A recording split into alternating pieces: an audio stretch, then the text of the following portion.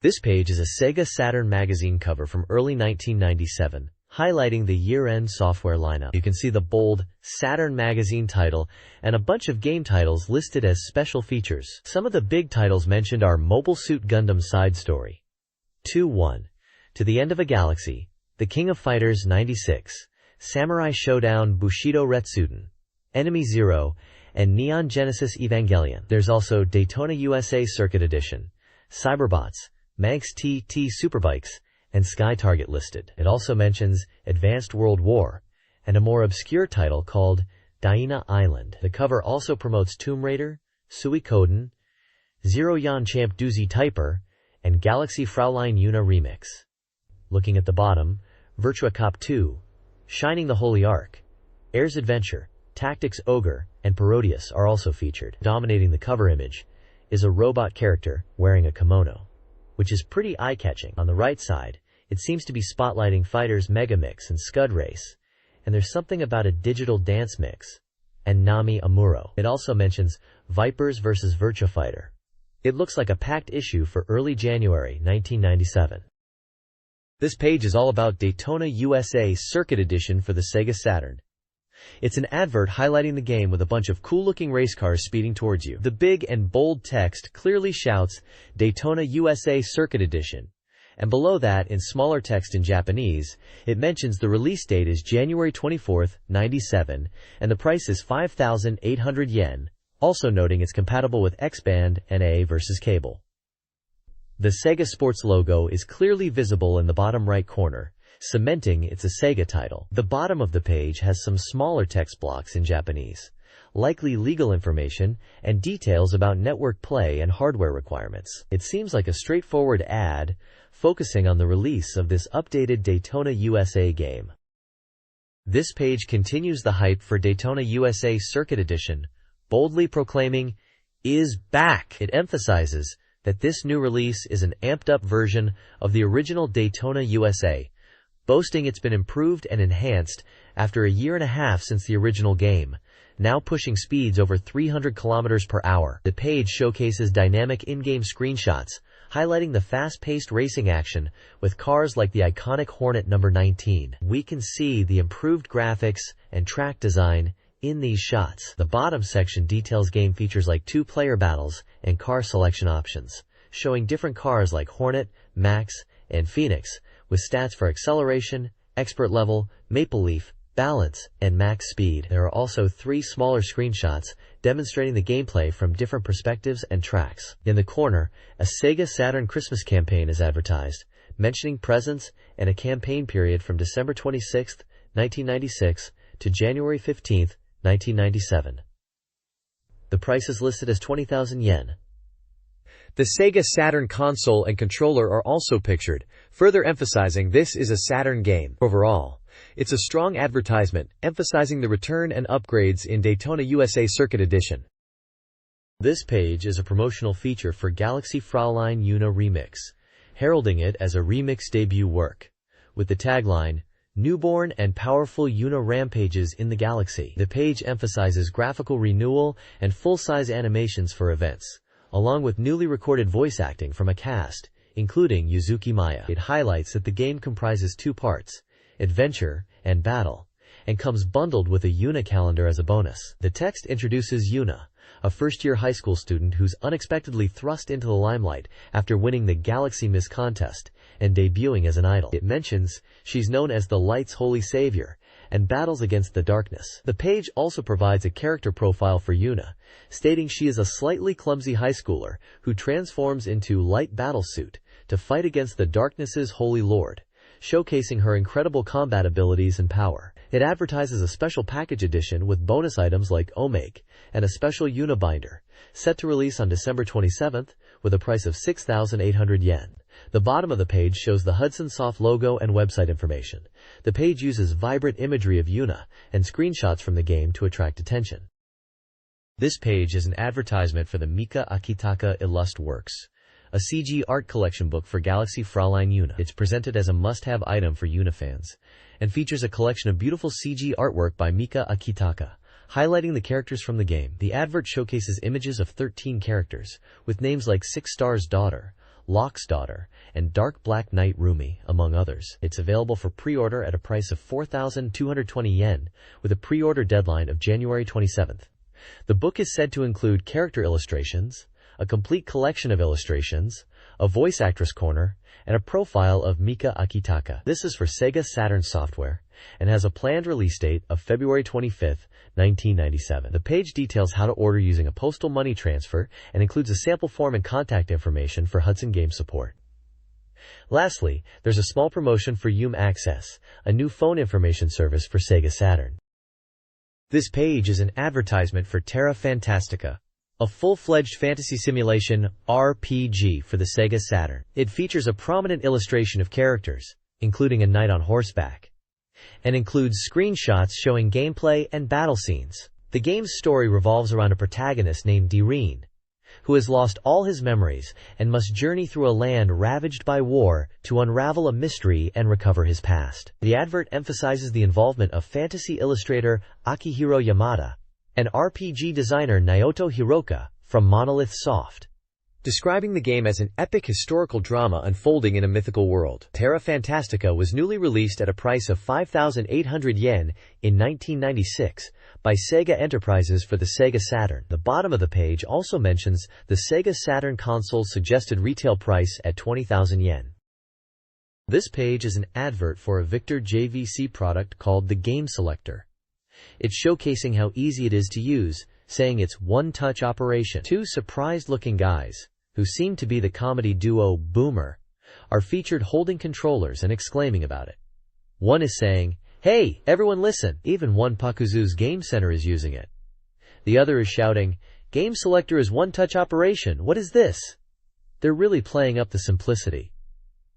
The advert describes the Game Selector as allowing you to switch games easily, without needing to change connections or power. And it's all done with a simple touch. There are 4 different models advertised: the JXS8, JX6, JX5, and JX3, each designed for different connection types and numbers of devices. The JXS8 handles video and can connect up to 6 devices. The JX6 is an AB selector with large buttons for easy switching, also supporting 4 devices. The JX5 is designed to match modern game consoles with a focus on design and color, connecting 3 devices. Finally, the JX3 is a compact AB selector for 2 devices, ideal for tight spaces. They all come with standard prices listed, ranging from 5,000 yen down to 2,300 yen, before tax. Essentially, it's a device to easily switch between multiple consoles connected to your TV. This page seems to be showcasing the non-stop action of Tomb Raider. The page shouts out the action with big Japanese text exclaiming, "Run!" and "Swim!" emphasizing the core gameplay elements. The headline boasts, "Astonishing non-stop action for Tomb Raid," which is clearly referring to Tomb Raider, as shown by the screenshots of Lara Croft exploring ancient locations, running and jumping through ruins, and swimming underwater. The layout highlights the varied gameplay within Tomb Raiders, showcasing the different environments and actions players can take. It's a visually driven page, focusing on the excitement and adventure of playing as Lara Croft in Tomb Raiders. This page continues the exploration theme, this time showcasing the Sega Saturn title, MBE Curse Raiders, which is clearly Tomb Raiders. The page is filled with action-packed imagery and Japanese text shouting, "Shoot!" and "Jump!" really getting across the dynamic gameplay. We see screenshots of the main character, who is referred to as Adventurer Layla Croft, exploring ancient ruins, battling wolves, and navigating trap-filled environments, heavily inspired by Inca settings. It highlights the game's focus on ancient mysteries, dangerous traps, and thrilling adventures. The page also reveals a release date of January 24th and a price point of 5,800 yen, and is published by Victor Interactive Software. It's all about highlighting the exciting, action-adventure gameplay in this Tomb Raider-esque title for the Sega Saturn. This page is all about high-speed racing action, spotlighting a Sega Saturn game that celebrates the legendary Nissan Skyline GT-R.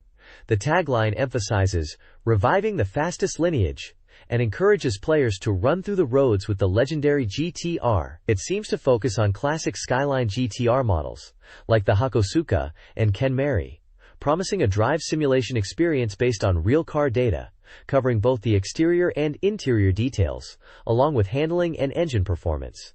The page highlights a premium pack for the first edition, which includes an S20 engine special keyholder. There are also screenshots showcasing in-game racing, complete with speedometers and race positions. It mentions that a total of 8 famous Japanese sports cars appear in the game, listing Skyline GT Hakosuka, Kenmari, R32, R33, Fairlady Z, 240ZG, 300ZX, Sylvia, and 180SX, giving players a wide selection of iconic vehicles to choose from. The game is already on sale for 6,200 yen. This page is revved up for Nissan over Drive-In GTR. And it's not just about the game. Electronic Arts Victor is giving away a real Skyline GTR in a special quiz contest. To win this dream car, you need to answer a simple question.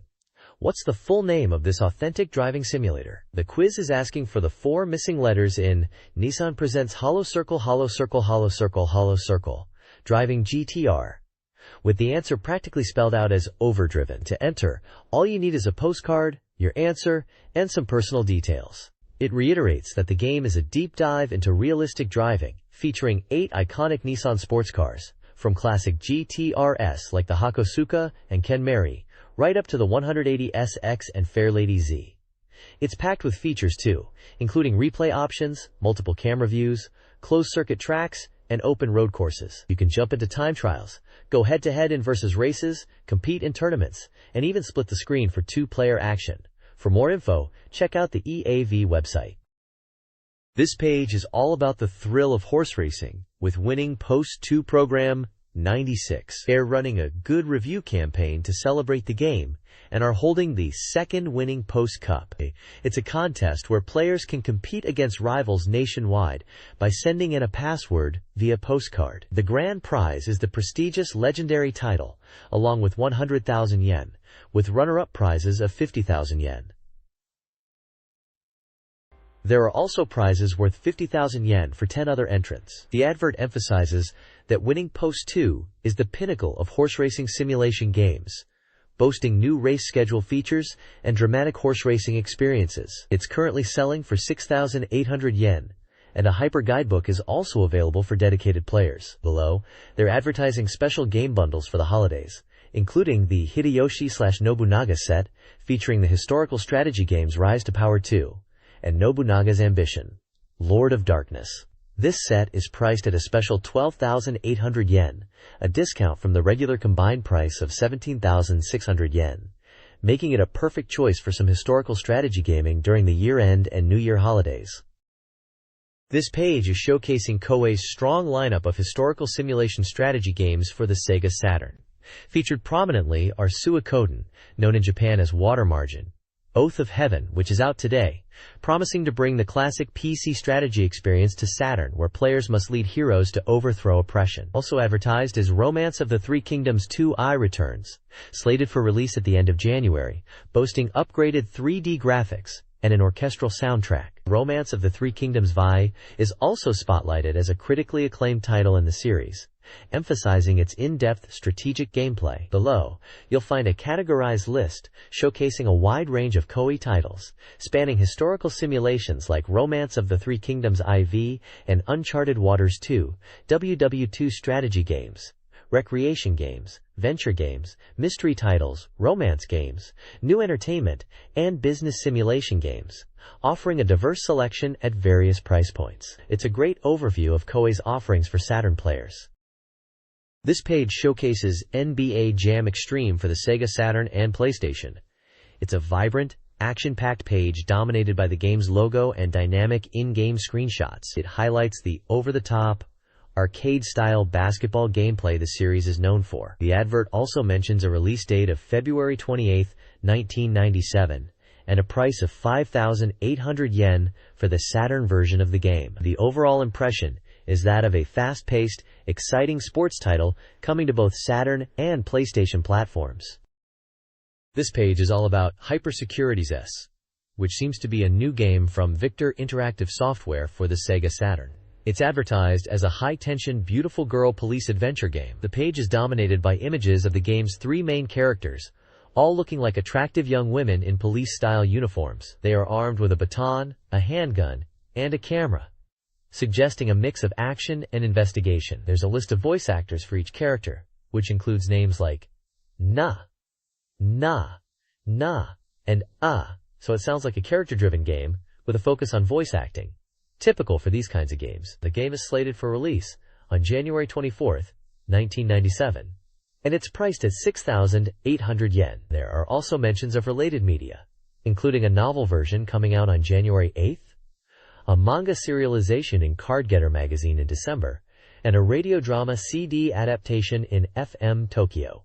It looks like they are pushing this game hard with multimedia tie-ins. There are also some small screenshots showing in-game scenes and a car, giving a glimpse of the game's visual style. The bottom section provides company contact details and mentions Windows 95 compatibility, hinting at a possible PC version down the line. Overall, it's a pretty standard game advert page for a visual novel-style adventure game aimed at the SEGA Saturn audience.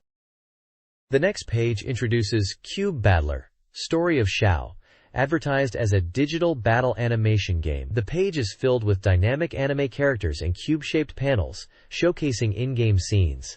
It seems to be aiming to surpass OVAs in animation quality for a game. The text mentions the game is a Street Gamer debugger battle, implying some kind of street fighting or competition theme. It highlights that Cube Battle national tournaments are becoming popular, and your character's battles are part of this story. It talks about experiencing events and animations in a way that wasn't possible before, promising a new kind of digital battle animation experience. The bottom section lists the voice cast, which includes well-known names such as Ishikawa Akira, Komori Manami, Takada Yumi, Nakamura Dai, Hiramatsu Akiko, Takamori Yoshino, Yasuhara Reiko, and others, suggesting a strong emphasis on voice acting. The release date is set for February 1997. The publisher is listed as Yanoman, and there's contact information including an internet address. Overall, it's promoting Cube Battler as a visually impressive and story-driven battle animation game with a focus on digital entertainment. This page is an advert for Advanced Daisen Ryaku Strong Style. For the Sega Saturn, you can see the GZ logo prominently displayed. The page features a large image of tanks in action, really setting the military tone, and includes the bold text, "This is not a drill," to emphasize the serious nature of the game. The text highlights that this Sega Saturn title is the first of the Daisen Ryaku series to be released on the system, and is described as a war simulation game that merges elements from the console versions of Advanced Daisen Ryaku IV and modern Daisen Ryaku X. They're aiming to create a deep and immersive experience, while also being accessible to newcomers with an easy-to-understand mode. For series veterans, they've included a map editor feature, allowing players to create their own original scenarios. The game is slated for release on February 14, 1997, and the standard price is listed as 6,800 yen. The publisher is credited as Oz Club, whose logo and contact information are at the bottom of the page. This page is all about the Race Queen and Race Queen FG product for the Sega Saturn, which is being promoted as a virtual disc. It seems to be a database featuring Japanese race queens from Formula Nippon, GT, and JTCC racing series. The advert highlights that you can search through the database for information on these race queens, even including details like their measurements and blood types. They describe it as a treasure trove of master secrets, implying it's got a lot of interesting content for fans. Race Queen F is already on sale, while Race Queen G is coming out on January 31, 1997, with a price of 3,800 yen before tax. This page is showcasing the Sega Saturn release of Elevator Action Returns 2. It's an action game where you're part of a special anti-terrorist team fighting against terrorists who are targeting high-rise buildings and airports. The page highlights the intense action and the need to quickly deal with bombs set by the terrorists. You can see screenshots of the gameplay and characters in action. The game is scheduled for release on February 14th and will cost 5,800 yen, excluding tax. It's published by Zeving and licensed from Taito Corporation. This page showcases a romance simulation game for the Sega Saturn called M. The tagline emphasizes unspoken feelings and encourages players to understand the characters' hearts. The game is described as a heart-pounding exchange diary simulation. The page features artwork of 3 anime-style schoolgirls who are presumably the main characters. It mentions the story is set in autumn of the second year of high school, focusing on characters like Takenokoji Kaori, Kamiya Takami, and Harita Miyuki, and revolves around deepening love through exchanging diaries over 85 days, with the promise of a happy ending. The bottom of the page lists the cast, including voice actors like Sakamoto Maya, Satu Taaki, Miyakawa Miho, and Yamaguchi Yuriko. The game is priced at 5,800 yen. It is published by Nexus Interact and developed by the Game Development Staff Recruitment Division of Nexus Interact. This page introduces Nightruth. Explanation of the Paranormal Maria, the sequel to Nightruth, on SEGA Saturn. The tagline hints at a story about inexplicable paranormal events set in Europe, focusing on mysteries and the character Maria. It's advertised as a popular series, and they are holding a private event for fans.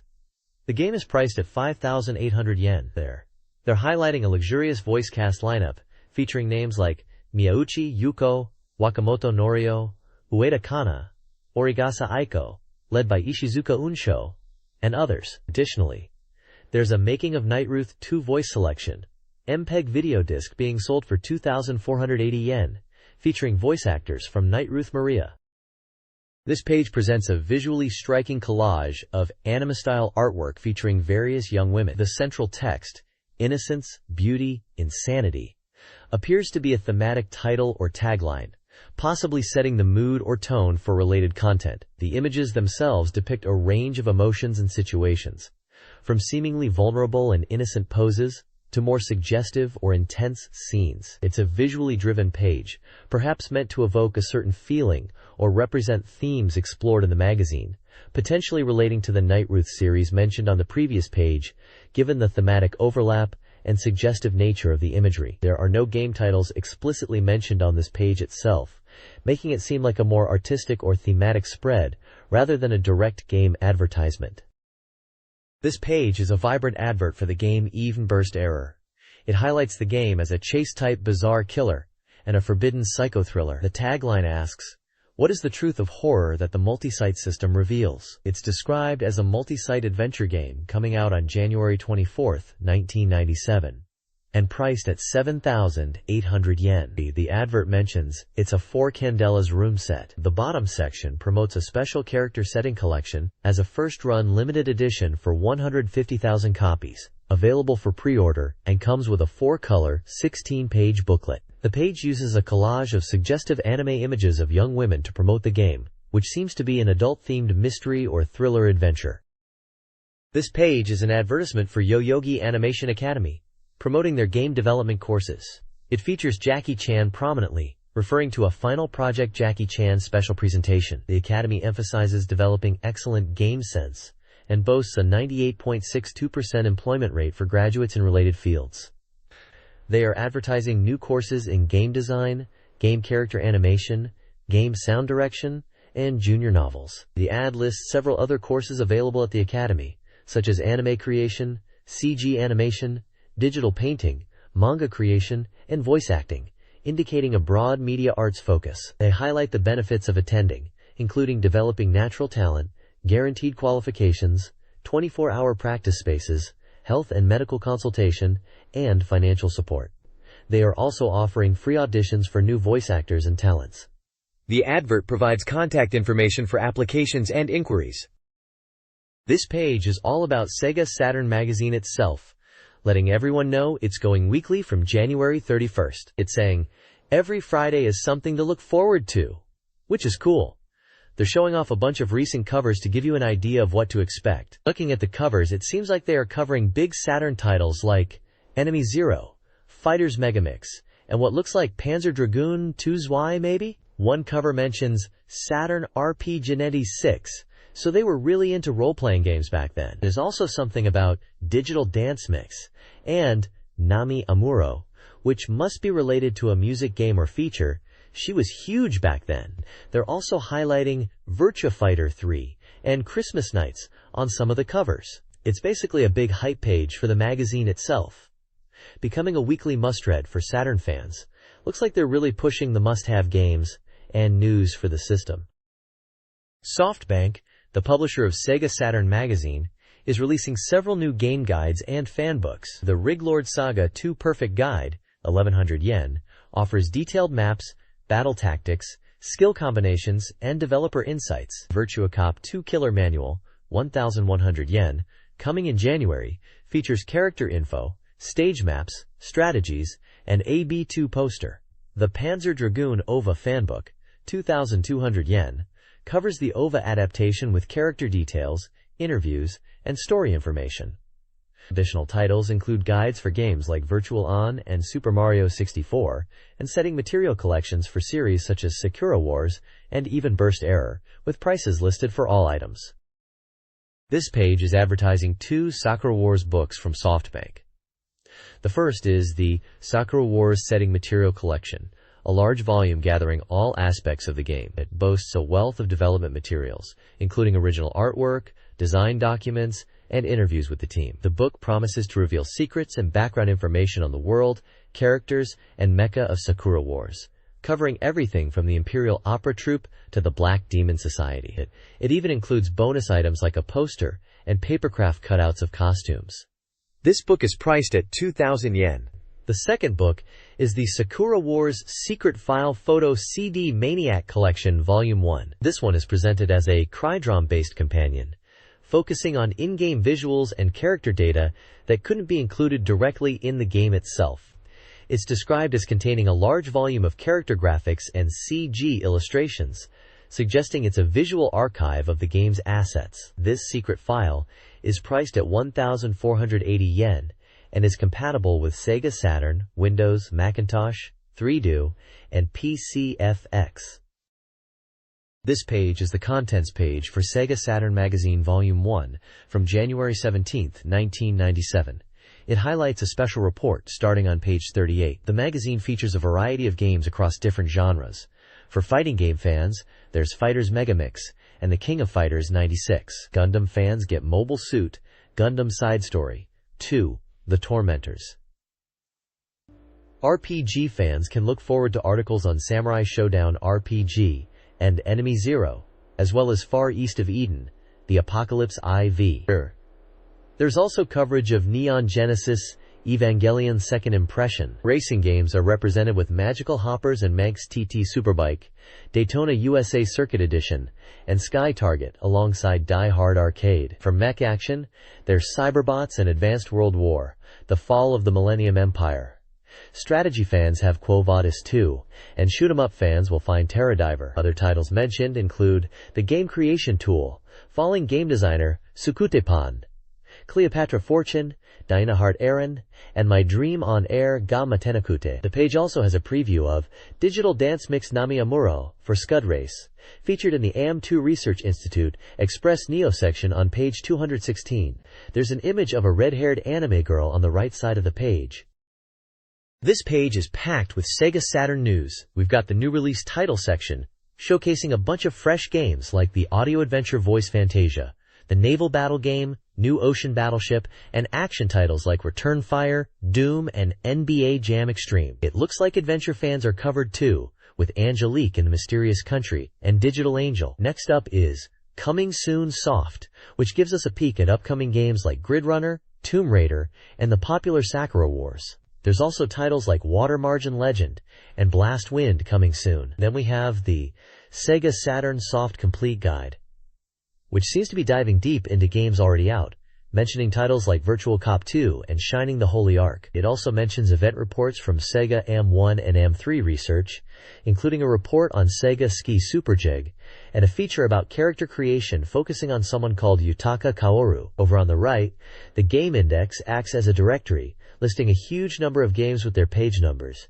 for easy navigation around the magazine for titles like Air Adventure, NBA Jam Extreme, Enemy Zero, and heaps more. It's a really handy way to find info fast. This page spotlights the Sega Saturn game, Gege no Kitaro, Gentu Kaitan, a text adventure. The game plunges you into a winter mystery in a remote mountain village, filled with eerie incidents and supernatural creatures. It emphasizes a dark and atmospheric experience, heightened by the RSS, or Real Sound System, For immersive audio, you can see a few screenshots hinting at the spooky vibe and characters you'll encounter. The advert mentions it's coming out on December 27th, priced at 6,800 yen.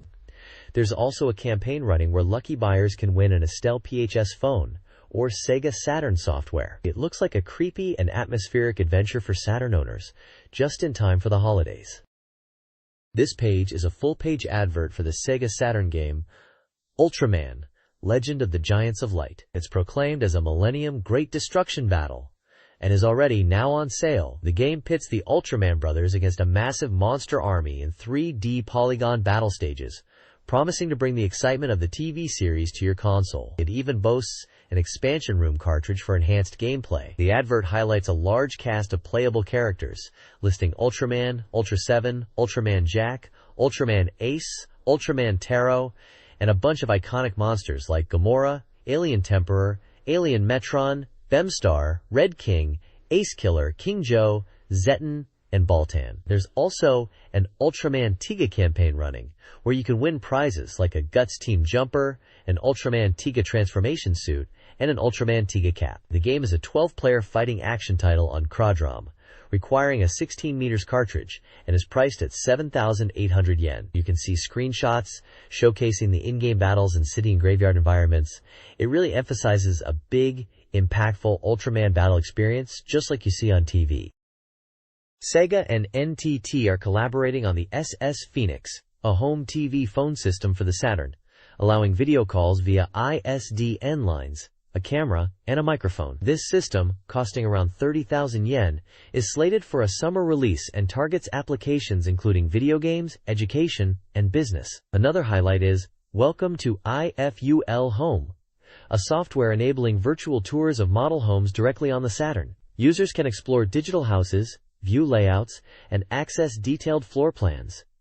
SEGA is also releasing a gift catalog video showcasing over 20 Saturn titles. Viewers can request gifts by sending a postcard application by January 20th. The page includes screenshots of the TV phone system, model home interiors, and a racing game, hinting at the catalog's content. SEGA Saturn fans have a lot to look forward to. The 97 SEGA Saturn Blowout Festival on January 15th features a Puyo Puyo Arm Wrestling Master Tournament. For multiplayer action, Hyper 3D Battle G-Bockers and Daytona USA Circuit Edition promote their battle cable. SEGA Ski Super G is highlighted, featuring 3D graphics and real-world brands. Yokohama will host a new Neo Geo Bowl opening December 20th. AHG Ultraman 6 body set giveaway accompanies the Ultraman Light Giant Legend. Music releases include Avex Trax's Vanity, Miyuki Nakayama's Ballads 2, Manami Komori's Yell, and the Regload Saga 2 original soundtrack. Additional CD releases include Spinning, The Wizard soundtrack, and Month and a Half Memory No. 6. This page showcases the SEGA Saturn magazine's data station, focusing on the top-selling SEGA Saturn software and arcade games. Kicking off with the Saturn Software Top 10, Enemy Zero takes the #1 spot as a new entry, praised for its high-quality limited edition and sound. Following closely is Mobile Suit Gundam Side Story 2. Blue Destiny, another new entry, appealing to fans of the series, highlighting its twin-stick compatibility and deep scenario. Virtua Cop drops to 3rd place, still popular thanks to the X-Band version. Other notable games in the top 10 include Galaxy Force 2, Tactics Ogre, Virtua Cop 2, Steep Slope Sliders, Victory Goal, and Super Puzzle Fighter 2X. Rounding out the top 10 is Merit Racer Silver Girl Police 2086. Moving to the arcade scene, the top 5 video games are led by Virtua Fighter 3, followed by Dead or Alive. The page mentions a popularity check for new arcade games and highlights AM2's new work, Scud Race, anticipating its release with 4 courses to enjoy. It also teases upcoming Model 3 titles, suggesting further arcade advancements are on the horizon. The bottom of the page relists the top 6 arcade games in a table format: Virtua Fighter 3, Virtua Cop 2, Dead or Alive, Samurai Spirits, Amakusa Kurin, and Tokyo Wars. This page from SEGA Saturn magazine presents 2 user data rankings. The first is Want to Convert Top 20, which lists games fans want to see ported to the SEGA Saturn. Taking the top spot is Biohazard, known internationally as Resident Evil. with a significant point lead. Dragon Quest series comes in second, followed by Final Fantasy series. Other notable games in the top 10 include Super Robot Wars series, Samurai Spirits, Amakusa Kurin, Samurai Showdown IV, Amakusa's Revenge, and My God Osamas. The page highlights Samurai Spirits, Amakusa Kurin, noting its high realization score and asking if now is the time for a Saturn port. Another highlighted title is Quiz Nanero Dreams, Nijirocho no Kiseki, with a lower realization score but a note about its cute characters and event scenes. The second ranking is Hopeful New Soft Top 15, showcasing anticipated new SEGA Saturn software. Leading the charge is Virtua Fighter 3, generating a massive 466 points, with comments about pushing the Saturn's limits and fan expectations. Grandia is second, described as a major RPG with impressive visuals and gameplay. X-Men vs. Street Fighter is third, praised as the ultimate tag team fighting game, with its 2D fighting and fast-paced action fitting perfectly on the Saturn. Other games in the top 15 include Last Bronx, The King of Fighters 96, and Daytona USA Circuit Edition. The page generally expresses excitement for the upcoming software lineup and the potential of the SEGA Saturn in the coming year. This page from SEGA Saturn Magazine continues with reader polls, presenting the Opozu Saturn ranking, which seems to be the current top games as voted by readers. At the top of the list is Sakura Wars, followed by Christmas Nights, and then 2, which is likely Virtua Cop 2 in English. Nights into Dreams is also high on the list. The ranking spans many games, but it gives a general overview of popular Saturn titles among readers at the time. Moving on, the page highlights New Arrival Horses, focusing on 2 new games. First is Christmas Nights, which is described as a special winter limited edition. Reviewer comments praise its unique atmosphere and gentle, warm feeling. The game received high scores with an overall average of 9.5227. The second highlighted game is Denpa Zatsumu Senki Baracharan, likely related to Virtual On. It's described as a 2D fighting game using polygons and large characters. Reviewer comments mention that it feels a bit like playing an arcade game, and that the controls are responsive. It scored an overall average of 9.3947. There's a section titled, This Corner's Perspective, explaining how the ranking system works, emphasizing that it's based on reader votes and average scores, acting as a guide for game purchases. Finally, at the bottom, there's a little aside joking about how long readers have been reading the magazine, and how some might even be passing away from old age, in a light-hearted, self-deprecating way, typical of these magazines. This page continues the New Arrival Horse game introductions, and then moves into the Odds Table Saturn B rankings. In the New Arrival Horse section, we have Battle Blade, which is described as a fighting game with polygon models and anime-style characters. Reviewers noted its high-quality visuals and solid gameplay, though some felt it was a bit generic. It scored a very high 9.0909 average. Next is Girl Students After School, Bunpaka, which seems to be a puzzle and shooting game.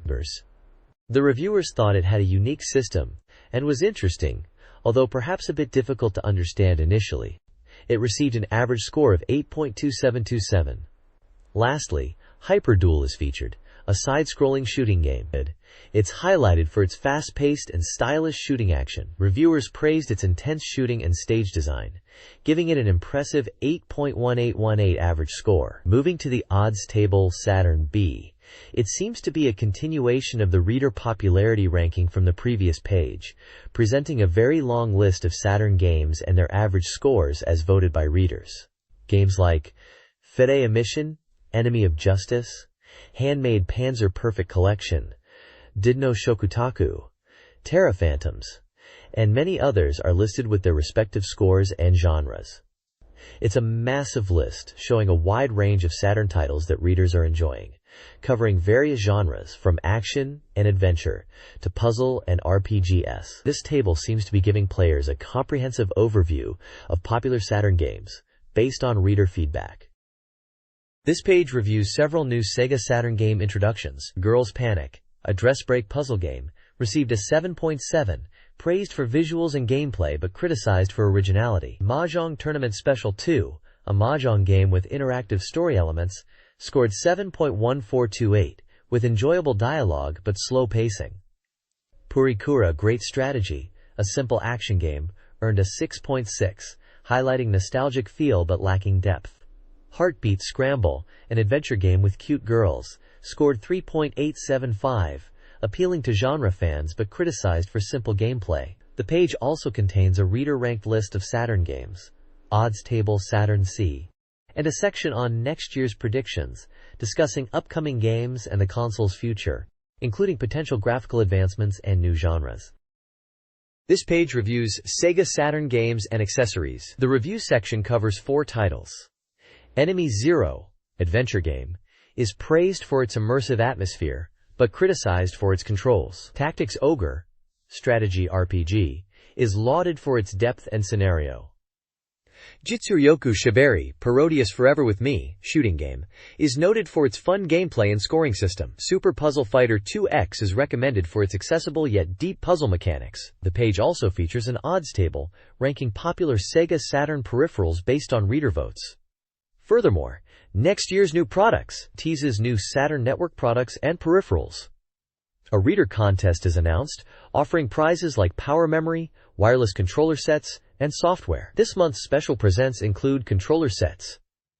Readers are encouraged to enter the competition by submitting game predictions and opinions. This page is a cover feature dedicated to Fighters Megamix. It's highlighting secrets and hidden characters within the game, urging players to search for hidden characters. It starts by talking about the impressive in-game movie, likely referring to attract mode demos or maybe character endings. There's a section explaining how to unlock hidden characters, mentioning that you can access them after clearing a course in 1P mode. It also details how to select the same character for 3 and 4 player versus mode, using specific button combinations with the X, Y, and Z buttons. A funny section focuses on the character Pupil Honey and her dazzling white pants, pointing out her cute outfit and schoolgirl style, with her backpack and socks being highlighted as stylish. There's even a comment section from an AM2 designer, who talks about creating Pupil Honey as an original character for Fighting Vipers, then bringing her into Fighters Megamix. They mentioned she was designed with a schoolgirl image in mind, and they focused on her socks and armor breaking for extra detail, hoping players would appreciate these touches. They seemed quite proud and excited about her inclusion in the game, and how she turned out. This page continues the focus on Fighters Megamix, and introduces the character Sheba, the Arabian fighter. The page highlights Sheba as a phantom character from AM2 research, suggesting he was almost cut from the game but made it in. He's described as a VF1 type character, emphasizing defense and unpredictable mid-range attacks. It also details Sheba's stage, the desert, from Virtua Fighter 3, emphasizing its atmosphere. The page offers fighting tips, recommending players learn Sheba's strong first hit and reversal throws, along with his combo attacks. A key checkpoint section points out that Sheba's sword is breakable when using weapon attacks, impacting gameplay. This weapon-breaking mechanic applies to other weapon users like Raxel, Vicky, and Shun. There's also an explanation of the gag cancel mechanic and its uses. The page concludes with recommended combo techniques for beginners, intermediate, and advanced players, including move names and commands. Finally, there is a table listing various move names and command inputs for Sheba. This page introduces Akira Kids and Sarah Kids, both from Virtua Fighter Kids, continuing the character focus from the previous page. Akira Kids is highlighted as having shorter limbs compared to the original Akira, and uses almost all of Akira's moves from Virtua Fighter 3. His stage is the Kids' Iron Castle, described as cuter with different colors than the standard stage. The designers at AM2 note that Akira Kids is designed to appeal to children with his deformed style. They point out his headbutt is a key move, used frequently by the computer AI. Move tips include using his rising step kick, leaning, lower sweep and throwdown, alongside recommended combos like round kick into dash upper joint. Moving on to Sarah Kids, she's presented as a shrunk-down version of the adult Sarah, with her stage being the VF1 Sarasara stage, featuring Mega Mix lettering and a disco theme. AM2's designers mention her moonsault being a default move, aiming for a cute, mature, and growing character. A key point for Sarah Kids is her backwards turning kick, another move the computer AI apparently uses often. Recommended combos for Sarah Kids are listed as a simple punch combo, hat, and summer moves. The winning poses and phrases for both characters are also mentioned as being in line with their kid versions, with Akira's being a boasting pose and Sarah's a more mature pose that is considered unexpected and cute. This page is all about Akira Yuki from Virtua Fighter, diving deep into his techniques and strategies, especially for Virtua Fighter 3. It's written by someone calling themselves Akira Yamato. The page highlights the differences in Akira's fighting style between Virtua Fighter 2 and 3, emphasizing the new Shiniki techniques in VF3 that allow for more aggressive play. There are sections detailing key moves to remember, like the Hetsuzanku, shoulder charge, and armor break techniques, which are described as very effective. It also recommends combo techniques, focusing on moves to use after countering with the Okisuji, sweeping. A large portion of the page is dedicated to Akira's move list, but instead of listing them all, it's better to say it provides a detailed technique list with commands. There's a section on G and A techniques, which are guard and attack options, pointing out their usefulness. Another section discusses floating techniques, explaining how to follow up after launching an opponent into the air for more damage. It also mentions the importance of timing when receiving and countering these techniques. The page then focuses on the Shurahao Kukazan, Demon King's Mount Hua, combo, highlighting its effectiveness after an armor break. Lastly, it touches upon Akira's winning poses and lines, and includes comments from the AM2 designers about Akira's polygonal design, mentioning adjustments they made to his arms, and overall look, aiming for a good feel in-game. This page provides a character guide for Bon from Virtua Fighter 3, written by Daiwa Yamato No. 1. Bon is portrayed as a powerful character, excelling in wall damage combos. The guide emphasizes new moves, like the Makoto Suha and Kihu Hoshinkyaku, and also includes carried-over techniques from previous games. It recommends using the Kihu Hoshinkyaku after throws, and suggests a basic combo involving a crouching punch, rising kick, and then the Kihu Hoshinkyaku. The page also covers floating techniques, explaining both offensive juggle tactics and defensive counter strategies. The guide stresses that Bon's strength lies in his strikes, not just throws, particularly the Satsujin Otoshi.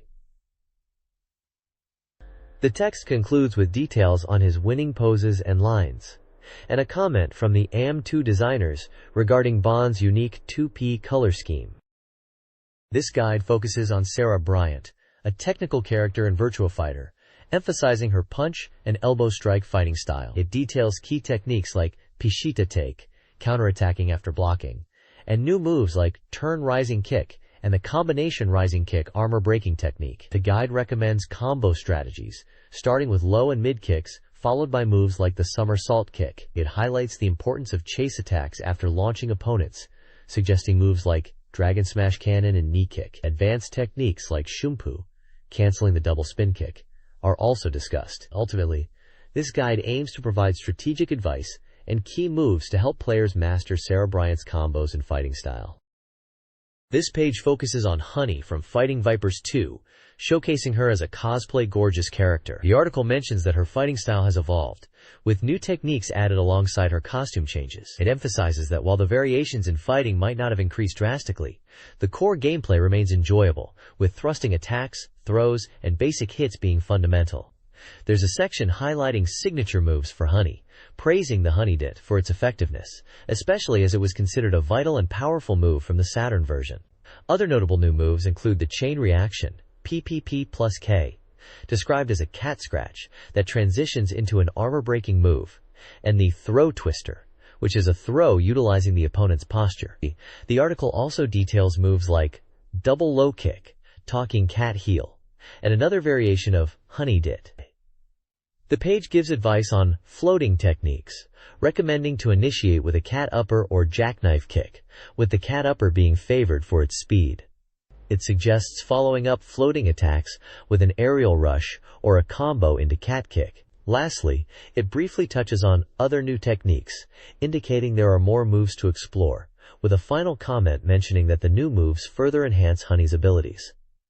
The page also shows Honey's 1P and 2P color variations in red and yellow, with the designer's note explaining the yellow color choice was specifically for Honey.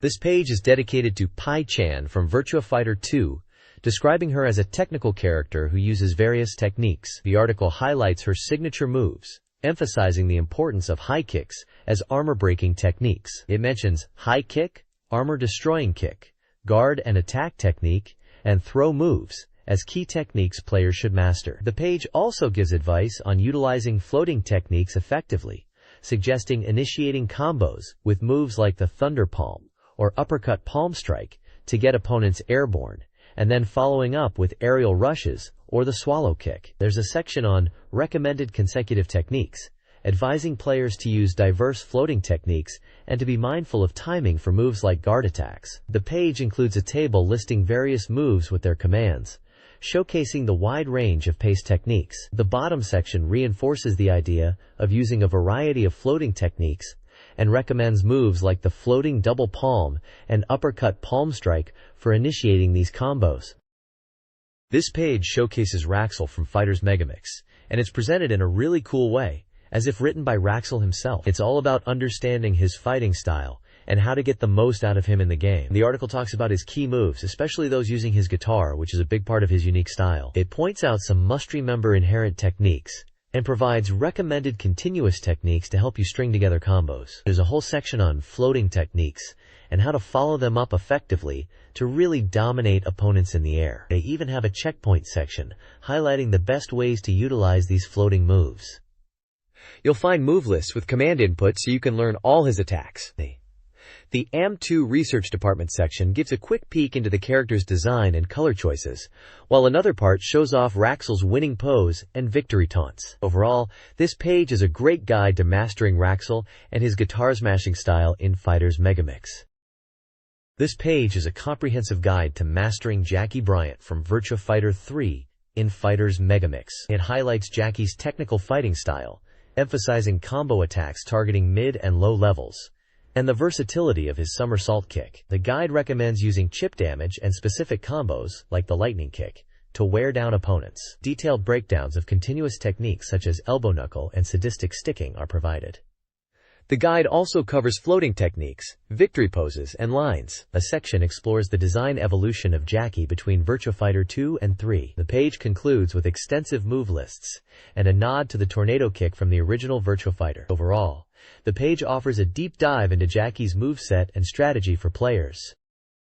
This page is all about Justice Viper Tokyo from Fighters Megamix, giving you the lowdown on how to fight like him. Tokyo is described as a fighter with a long reach, perfect for hit-and-run tactics, where you keep your opponent at bay. The guide highlights that Tokyo has received some upgrades, including more powerful attacks and new techniques, specifically mentioning Viper Blows and Armbreaker moves. It goes into some key techniques to master, like the Starlight Dancer, Open Elbow, Belly Flap Punch, and Neck Slashing, each with explanations of their use. For combos, the guide suggests mixing up your attacks and making good use of the belly flap and grabbing moves. A key strategy is using floating techniques, especially the open uppercut, to launch opponents into the air, followed up by moves like the belly flap kick. Countering is also emphasized, with the open roll being a good defensive move to guard against attacks and set up your own offense. The page includes a massive list of Tokyo's moves with their commands, showing just how many options he has. There's also a little note from the designers at M Research about choosing Tokyo's 1P and 2P colors, settling on orange and blue. Finally, it even describes Tokyo's winning pose and victory phrase. Overall, this page is a solid breakdown of how to get the most out of playing as Justice Viper Tokyo.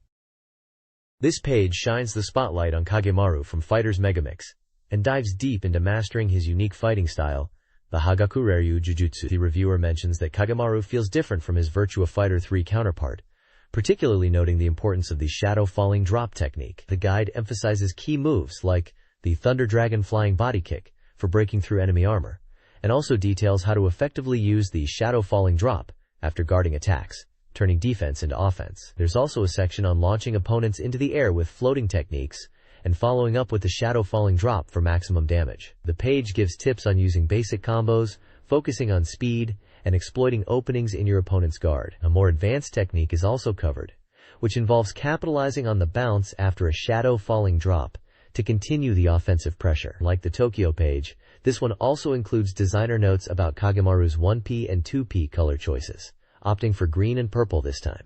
It even describes Kagemaru's winning poses and victory quotes.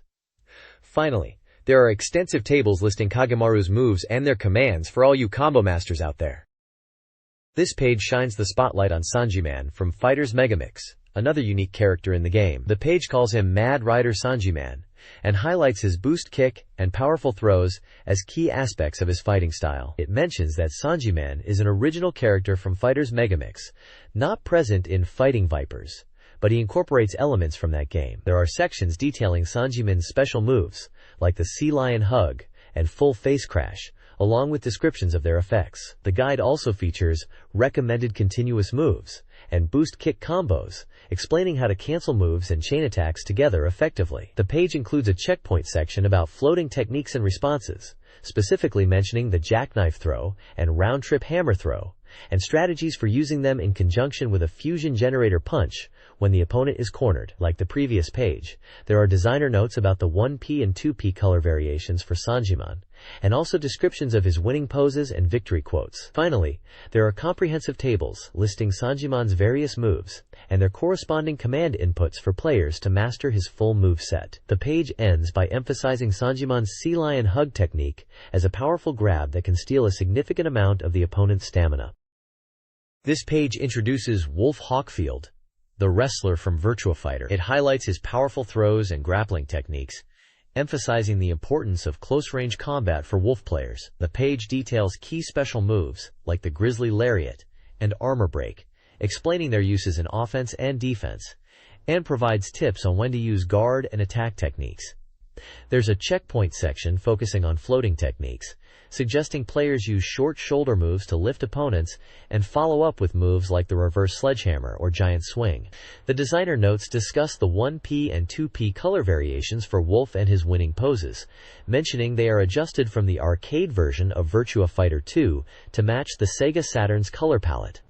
The page includes comprehensive move lists with commands, detailing a wide range of Wolf's attacks including throws, strikes, and grappling moves. It also gives advice on how to use throws effectively to control space and pressure opponents, recommending to vary throw types and mix them with strikes for a balanced approach. This page introduces Picky, the skateboard fighter from Fighters Megamix. The page describes Picky as a tricky character who uses his skateboard for attacks, recommending players to use jump attacks and keep opponents guessing. It highlights that while he might seem weak, he has surprising strength. There's a section on must-remember special moves, detailing techniques like the skipping knee, which is performed with forward and guard buttons, and floating throw, a command throw. Other special moves shown are air grab and space throw, showcasing his aerial combat abilities. The combination technique section focuses on using jump attacks in the air to pressure opponents. The checkpoint section discusses floating techniques using knee kicks to launch opponents into the air, allowing for follow-up attacks. There's a designer comment noting that Picky's 1P and 2P colors were adjusted, with the 2P color ending up as a melon green. Move lists are shown, but instead of listing them all, it's worth noting they cover a wide range of attacks for Picky, including various punches, kicks, throws, and skateboard moves. Finally, there's a section on a good-feeling new technique, which is described as a breakdance-like move using low stance attacks, highlighting its effectiveness against standing opponents. The next page introduces Leon Rafal from Virtua Fighter, specifically focusing on his Virtua Fighter 3 incarnation. The page states that Leon in VF3 is based on his VF2 moveset, but with significant enhancements.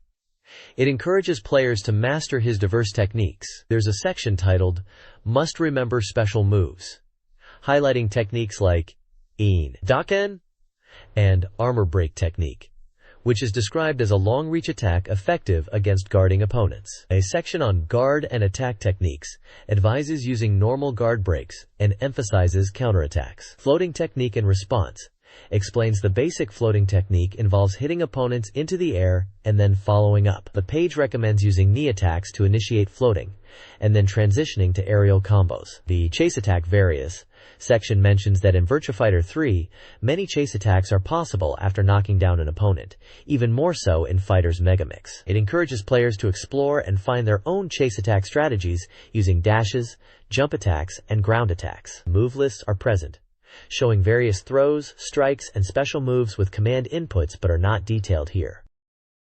This page introduces Skate Queen Grace from Fighters Megamix. It's written from the perspective of Cheese Grace, likely a playful nod to her in-game persona, discussing how Grace has evolved her fighting style to be more aggressive and offensively focused, emphasizing throws and special moves. The page highlights key techniques, including shoulder tackle as an armor break technique, effective for breaking guards. It mentions blockbuster as a guard and attack technique. There's a new side attack P+G technique and a cross-step launch from the FV system, which allows for evasive maneuvers and attacks. Similar to the previous page, floating technique and response is discussed, advising players to use attacks that launch opponents into the air for follow-up combos. The page points out that in Fighter's Megamix, there are even more chase attack options after a knockdown, encouraging players to experiment with dashes, jumps, and ground attacks to create their own combos. There are sections detailing Grace's move lists, categorized by technique types, with commands and comments, but these are presented as tables for players to reference rather than lengthy descriptions. It also touches upon Grace's victory poses and quotes, adding some character detail. The page concludes by mentioning that FVs or Fighter's Virus moves can lead to quick knockdowns, opening up combo opportunities, particularly after moves like the camel spin cutter. This page introduces Lao Chan, also known as Lao Chen in some regions, from Fighter's Megamix. It describes him as a character who excels at floating opponents in the air to set up powerful combos and finishing moves. The page highlights his Tiger Palm as a key technique, mentioning it's an armor break technique that's effective for breaking through guards and landing hits. There's a section about LeFayo's color variations and a comment from the AM2 developers on his character design and color choices. It also details his victory pose and a quote. The page points out a new card and attack technique, emphasizing it's useful for breaking through opponents' defenses. A checkpoint section focuses on floating techniques, advising players to use moves that lift opponents into the air to create combo opportunities.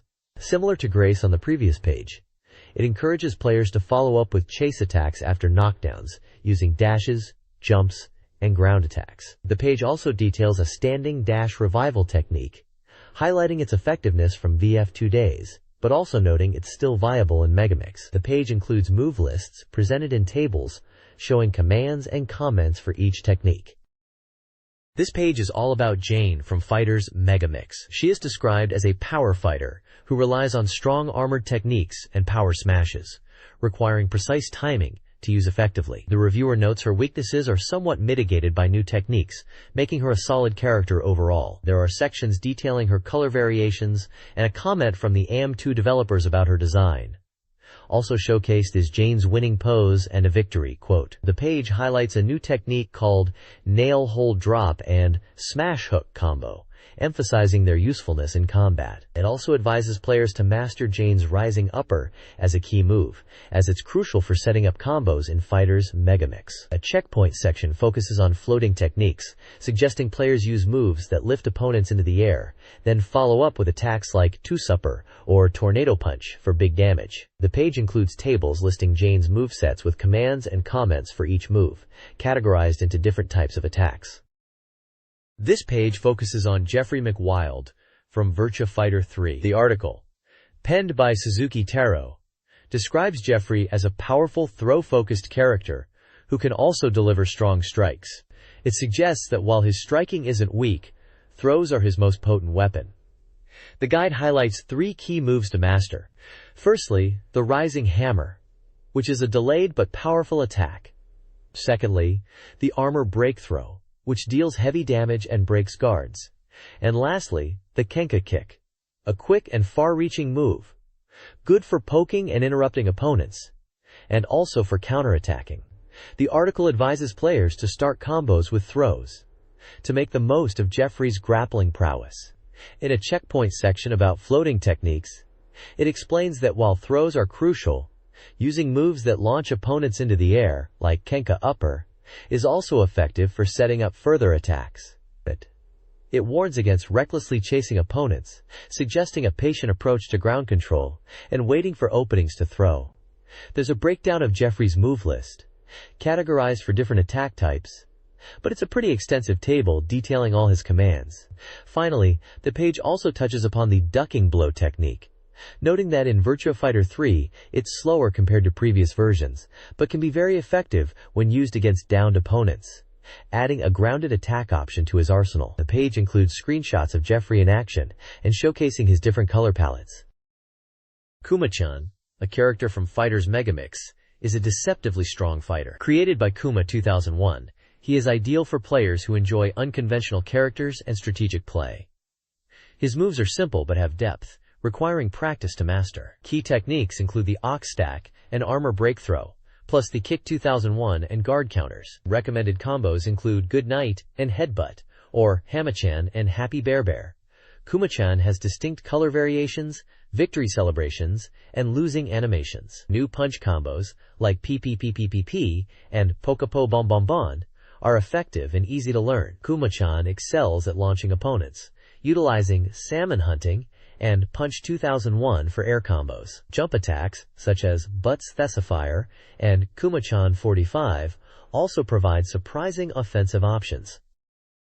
The next page spotlights Shun Dai from Virtua Fighter in Fighter's Megamix, highlighting him as a drunken fistmaster. The article describes Shun Dai as a character who excels at mix-up tactics, using both guard breaks and attack moves effectively to keep opponents guessing and on the defensive. The author mentions that mastering guard and attack techniques is crucial for Shun Dai players. There's a section detailing Shun Dai's color variations and victory poses, with a humorous comment from the designer about how Shun Dai's appearance changes with age and drinking. The page also includes gameplay tips, breaking down essential techniques like guard and attack techniques, drunken techniques, and a powerful move called Dragon Tail. It emphasizes using floating techniques to follow up with further attacks. A significant portion of the page is dedicated to move lists, categorizing various attacks and their commands. But instead of listing them all, it's better to just note that there are detailed move lists for players to explore. Finally, there's a section titled, "Is it useful? This move?" which seems to analyze a specific move in a gameplay scenario. Essentially, this page provides a comprehensive character guide for Shun Dai in Fighter's Megamix, focusing on his unique fighting style and strategic gameplay. This page focuses on Big Mauler from Fighter's Megamix, calling him the Mayor of Armstrong City. The article introduces Big Mauler as a character with a unique appearance and strong fighting style, emphasizing his signature BM attack and overall powerful presence. It shows his 1P and 2P color variations and victory pose, with a comment from the designer about his look. Gameplay tips highlight essential techniques like guard and attack techniques, and special moves such as Blockbuster, Angle Cross, and Extreme Despair. It recommends using floating techniques to create openings for powerful combos, particularly the Ankle Cross. The page emphasizes that button mashing can be surprisingly effective with Big Mauler, especially when utilizing his BM attack. Detailed move lists are included for players to explore his full command set and master his techniques. Screenshots throughout the page illustrate various moves and gameplay scenarios, giving visual examples of Big Maulers in action. This page spotlights Dural from Fighter's Megamix, portraying her as a mysterious being of metal with incredible strength. The reviewer notes her fighting style is adaptable and fluid, highlighting her signature move, the Combo Boiler Summer Soul Kick, as being particularly powerful. The Keep in Mind section emphasizes the importance of Dural's unique moves, especially the Combo Boiler Summer Soul Kick and Armor Break skill, suggesting they are key to winning. It advises that if you master these, victory is almost assured, even against tougher opponents. The Recommended Continuous Attacks section suggests utilizing combos, particularly mentioning the Giant Swing, as part of a dreamlike combo sequence involving a flurry of attacks. The page also touches on Dural's victory pose and provides gameplay advice focusing on float technique and response. This section advises players to use floating attacks to create openings, especially with high kicks, as they are highly effective and predictable for opponents to counter, making them ideal for initiating further attacks. A detailed move list for Dural is also included for players to explore her full range of techniques. This page is dedicated to Mauler, an unknown character in Fighter's Megamix, described as a hidden character who is quite strong despite being overshadowed. The reviewer highlights that winning with Mauler is down to the player's skill. The page emphasizes key techniques to remember, particularly powerful combos and an armor break skill, noting that Mauler might be less robust defensively, but compensates with strong offensive capabilities. There's a section on new moves, showcasing a throw and a black hole attack, suggesting these are notable additions to Mahler's arsenal and offer strategic depth. The checkpoints section focuses on float technique and response, advising players to master launching opponents into the air to maximize damage, particularly with moves like the low double combination upper. The page recommends using strong upper attacks after floating the opponent, demonstrating a key offensive strategy. The page also touches upon the unique characteristic that guard and attack are useless, seemingly suggesting Mahler has guard-breaking or unblockable attacks, making him a character who can bypass conventional defensive tactics. Move lists are provided for players looking to delve deeper into Mahler's full moveset. This page is a special report focusing on Mobile Suit Gundam Side Story 2-1, Threads That Await Me, highlighting it as a dramatic shooting game for the SEGA Saturn. It mentions that the story involving the exam system, which was hinted at in parts 1 and 2, is reaching its climax, with the stage moving to space. The article poses questions about Dr. Krust's intentions and the nature of the exam system, suggesting the mysteries will be revealed in this installment. Two key points are emphasized in separate boxes. The first one, labeled First Machine, reveals that the Blue Machine was just a test unit for data collection. It mentions that the exam system caused the pilot's head to be crushed, but this was intended from the beginning, as it was a test bed. The first unit was based on the GM mobile suit, while the second unit is based on the RX-79, a Gundam type, indicating it's the true form of the Blue Machine. The second box, Pursuing the Second Machine, describes the circumstances of the second unit's appearance. It explains that the second unit appears as an enemy in the game, operating with the exam system and causing havoc. Despite only 3 units being manufactured, the remaining second unit was deployed to the battlefield.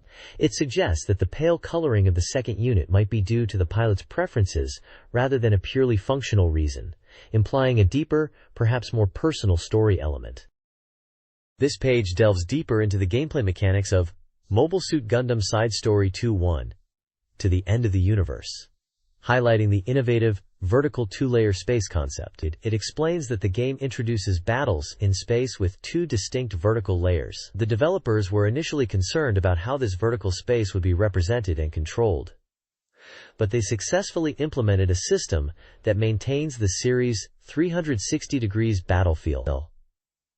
The article emphasizes how this vertical layering impacts gameplay. It describes how players can utilize vertical movement to evade enemy fire, adding a new dimension to dodging compared to traditional flat-plane combat. The Saber section explains that melee combat is also adapted to this vertical space, ensuring the Saber attacks are aligned with the different vertical levels. Another key announcement is the inclusion of the old Zaku as a playable mobile suit in Side Story 2I. This was apparently decided based on player feedback and requests, showing the developers are listening to their fans. The page also features a comment from Mr. Hirofumi Inagaki of Bandai Visual Media Business Department, who mentions that the Gundam development team is working hard to meet player expectations and capture the essence of Gundam. He mentions they are aiming for realistic depictions of Beam Naginata and Beam Saber combat, and are grateful for the player feedback received. The article delves into the vertical combat system of Mobile Suit Gundam Side Story 2-1, To the End of the Universe, showcasing vertical 2-layer space. Players can use vertical movement to evade attacks and outmaneuver enemies, utilizing strategies like diving. Melee combat, particularly saber attacks, is integrated into this system, adjusting to different height levels. The reviewer highlights the engaging nature of the battles, praising the scenario and direction. The article also introduces the IMS viewer, featuring the IMS 14A Gelgoog, allowing players to examine mobile suits from various angles. Finally, the article emphasizes that player performance directly impacts results. The Mission Complete screen displays rankings and stats, with the game emphasizing skill and approach affecting the ending. This page focuses on The King of Fighters 96, and it's a special report. It seems there was a slight delay in the release, pushed back to the 4th. But it's still hot news about KOF 96. The big news is that 2 characters who are usually CPU-controlled bosses, Chizuru Kagura and Geese-Howard, will be playable in the Saturn version of KOF 96. The page highlights Chizuru Kagura as a mid-boss character. There's a profile detailing her background, mentioning she's from the Yatta clan and a guardian of the Orochi seal. She's described as calm and collected. The article mentions her fighting style is unique, using the mirror of Yatta, and focusing on techniques that reflect attacks. The screenshots showcase her in action, demonstrating her special moves and fighting stance. The article suggests she's a very strong character to play as, especially good at defense, and mentions her mirror reflection techniques as being particularly powerful. The page also touches on the game's story context, with Chizuru seeking out strong fighters for a purpose related to the Orochi seal. In the King of Fighters 96 Saturn version, Gonitz, the powerful final boss, can be unlocked by holding start and inputting a specific button sequence at the character select screen. This priest of the Orochi clan, known as the Raging Wind, wields immense wind control abilities. He blinded Rugal Bernstein at age 18.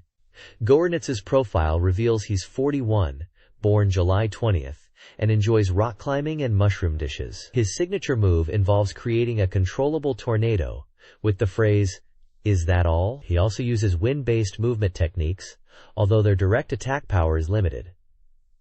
Screenshots showcase his moveset. The next issue will focus on strategy guides. This page is dedicated to move lists for The King of Fighters 96 on SEGA Saturn, focusing on several teams. It provides command inputs for special moves and super moves for various characters. The page details movesets for the main character team, featuring Kyo Kusanagi and Benimaru Nikaido and Goro Daimon. Next is the Dragon Tiger team, with Ryo Sakazaki, Robert Garcia, and Yuri Sakazaki. Then we have the new Rage team, including Leona, Ralph Jones, and Clark Steele. Following this is the Iron Wolf Legend team, made up of Terry Bogard, Andy Bogard, and Joe Higashi. Lastly, the new Female Fighters team is featured with Kasumi Todo, Mai Shiranui, and King. The information is presented in tables, listing character names, move names in Japanese, and the corresponding button combinations. The page is a practical guide for players wanting to learn the moves of these teams in King of Fighters 96. This page continues providing move lists for King of Fighters 96 on SEGA Saturn. It details the special and super moves for several more teams and bosses. First up is the Psycho Soldier team, featuring Athena Asamiya, Seikensu, and Chin Gensai. Then we have the Boss team, with Geese Howard, Wolfgang Krauser, and Mr. Big. The Kim team is next, showcasing Kim Kafwan, Chang Kohan, and Choi Bounge. Finally, the Yagami team features Yori Yagami, Mature, and Vice.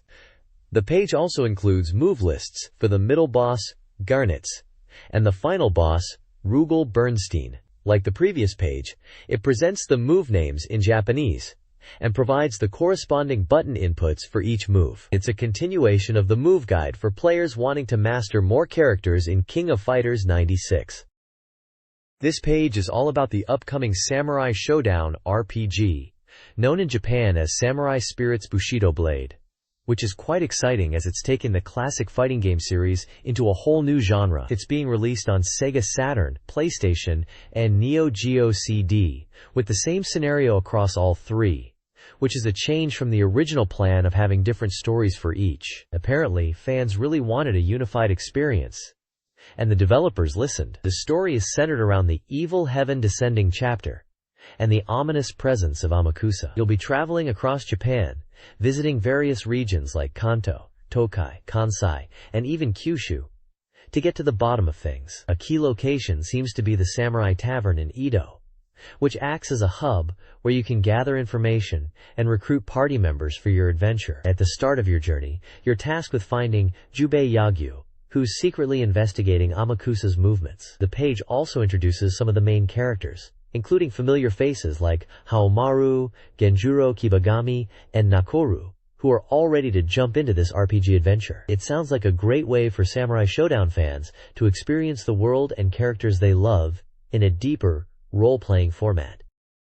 The next page details the Yokohana Dokoku no Shao chapter of the Samurai Showdown RPG, promising a dark story involving a bewitching flower. The game emphasizes its RPG elements, aiming to capture the true face of Bushido spirit and character drama. Players can freely form their party. Combat utilizes a command-based system with fighting game input integration for special moves. The game boasts high production values, including voice acting by notable actors, over 100 BGM tracks, and 4 hours of voice data. A significant element is the giant dungeon Demon Street, a vast dungeon connecting locations like Kyushu, Kyoto, Beijing, Paris, and San Francisco, pivotal to the antagonist's ambition. The game also highlights key locations, like the Izumo Grand Shrine and Samurai Tavern. Familiar Samurai Showdown characters, including Cham Cham, Galford, Yagyu Jubei, and Hanzo Hattori, are featured.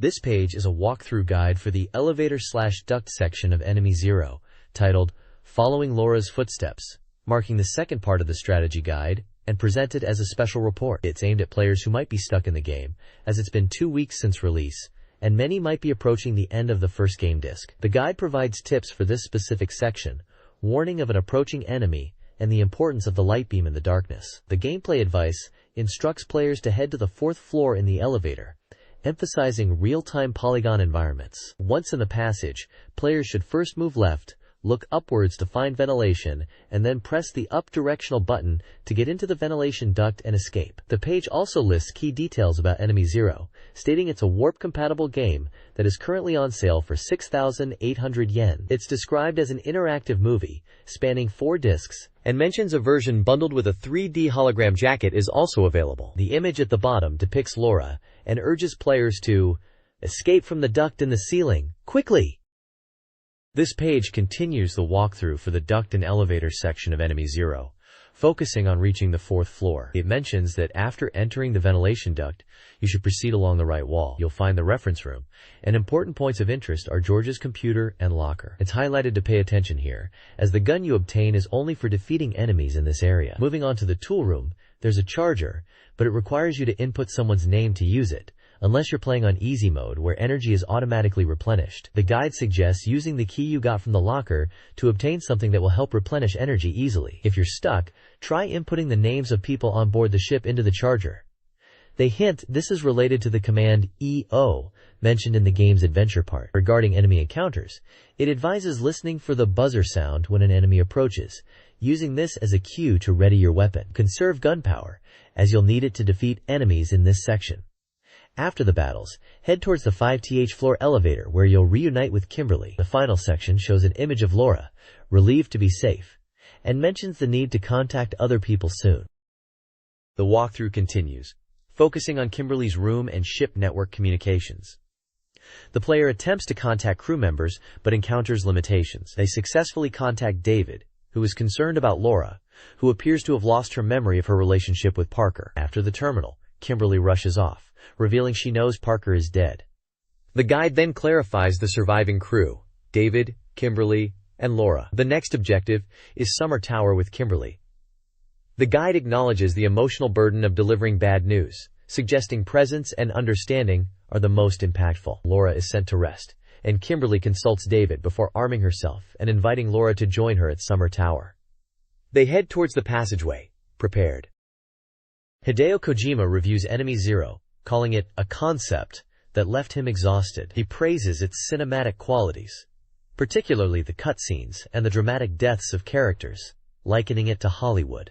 He highlights the intentional difficulty, the unique save system, and the feeling of playing a game from the past.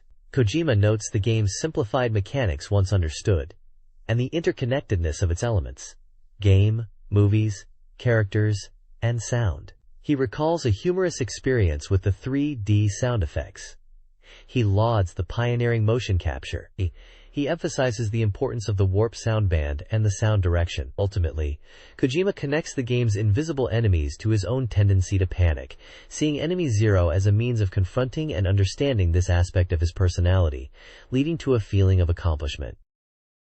This page is all about the upcoming release of Tengai Makyo Dayon no Mokushiroku, The Apocalypse, IV. It's hyped as a massive RPG, with a story set in America, filled with robot anime influences and minigames, alongside the main quest. The article emphasizes the exciting robot combination scenes, and the use of theme songs. There's an interview section from Hudson Soft in Sapporo with 2 key figures, Mr. Ryuji Takebe, the producer, and Mr. Toshiyuki Sasakawa, responsible for sound and music. Takebe discusses the concept of crying and laughing in the story, and the brainstorming process involving 56 people.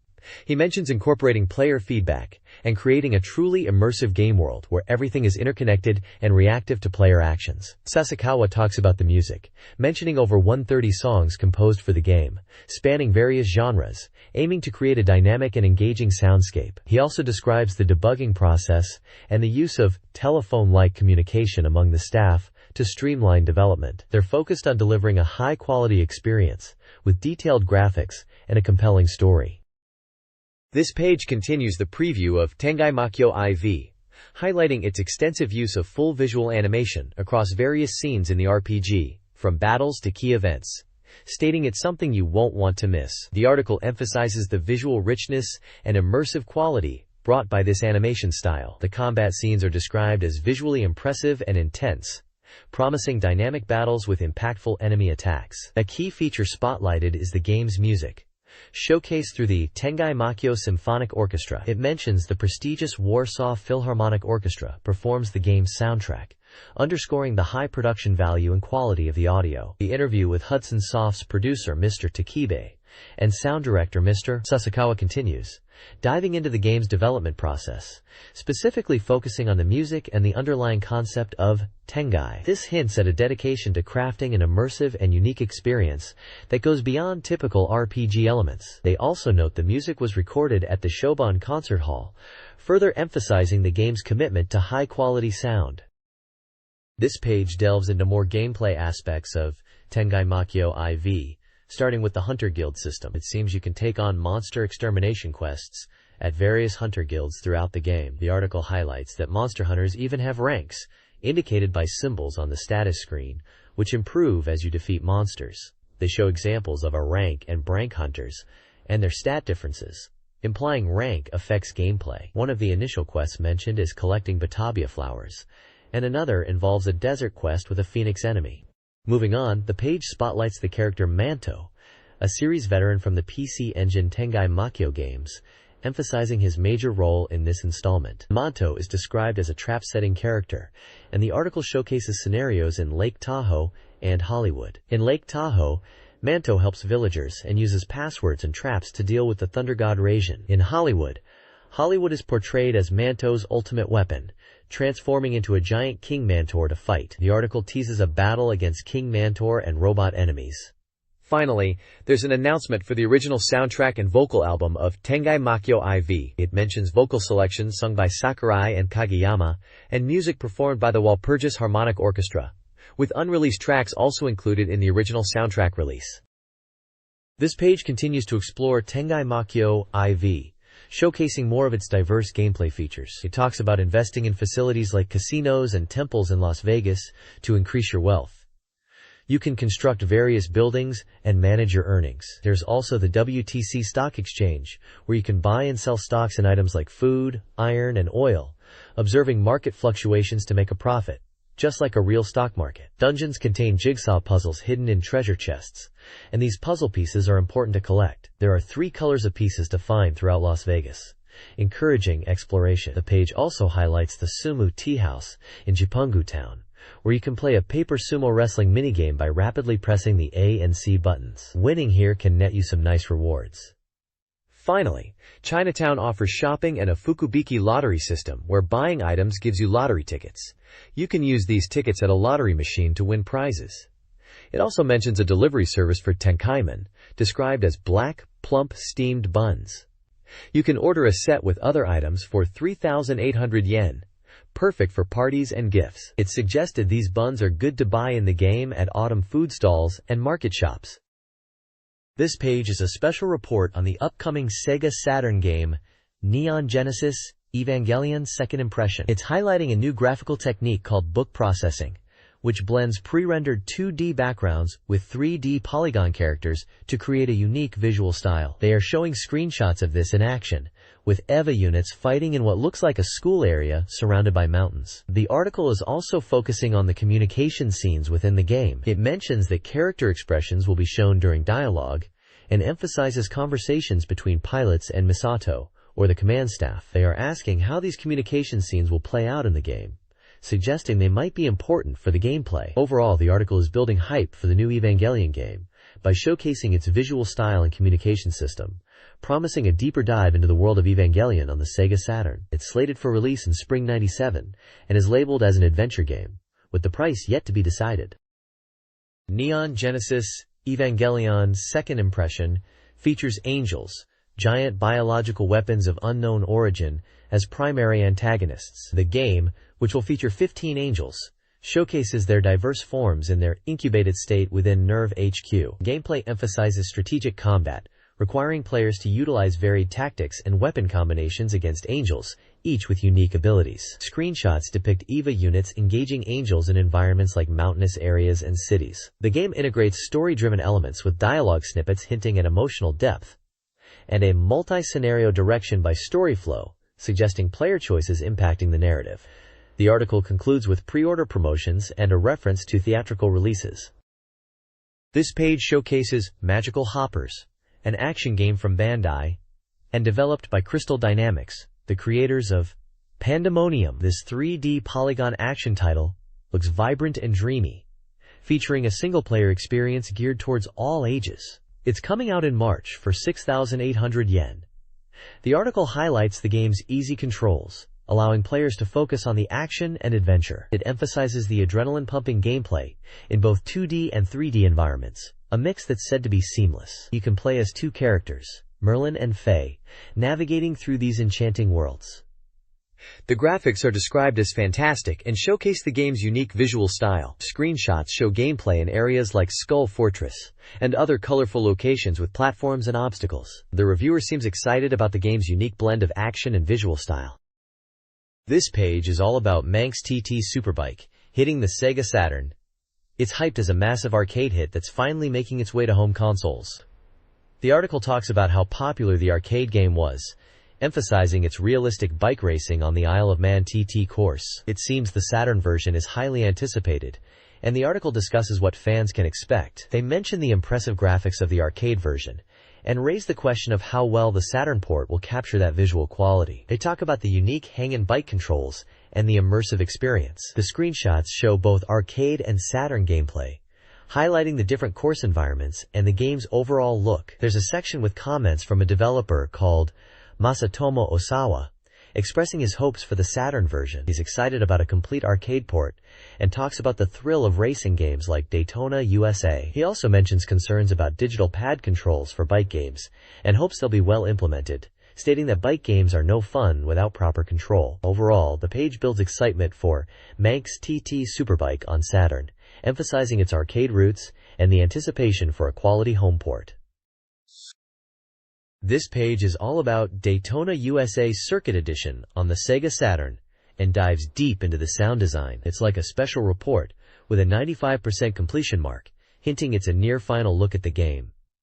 The page highlights an interview called Dream Sound Showdown, featuring Hikoshi Hashimoto, a sound creator from Sega AM2. The interview focuses on the new sound of Daytona USA Circuit Edition, with Hashimoto explaining how they aim to enhance the Daytona sound, making it feel even more American and cool. He talks about creating a powerful and upgraded sound that goes beyond just being a standard racing game. He mentions that initially, he wasn't sure about including songs, but it seems he changed his mind and is happy with how the music turned out, even joking about his initial doubts.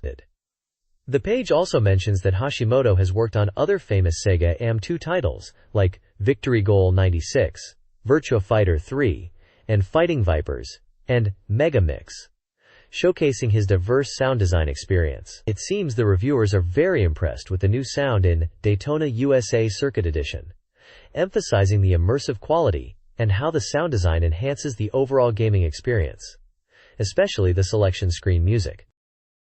The next page dives deeper into the sound of Daytona USA Circuit Edition, with a special interview called Dream Sound Showdown. This time we hear from Naoki Horita, the sound director, and Jun Senue, the sound creator, both from Sega CS Development. Horita talks about enhancing the sound effects, like the engine noises and ambient sounds, making them even better than the original game. He mentions the volume dynamically changing depending on the player's viewpoint, adding depth.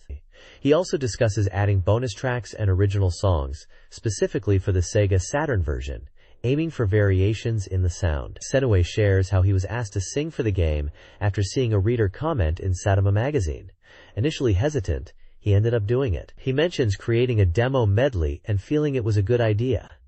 He also talks about fan expectations and wanting to provide a service through the sound, implying they're aiming to please the fans. Both sound creators seem very confident about their work, especially the medleys they've created, encouraging players to listen to it. There's even a bold claim at the bottom declaring, "Next year's music award will be ours." The page features screenshots from Daytona USA Circuit Edition, showcasing the racing action. It seems they're really excited about the sound improvements and additions in this version of Daytona USA.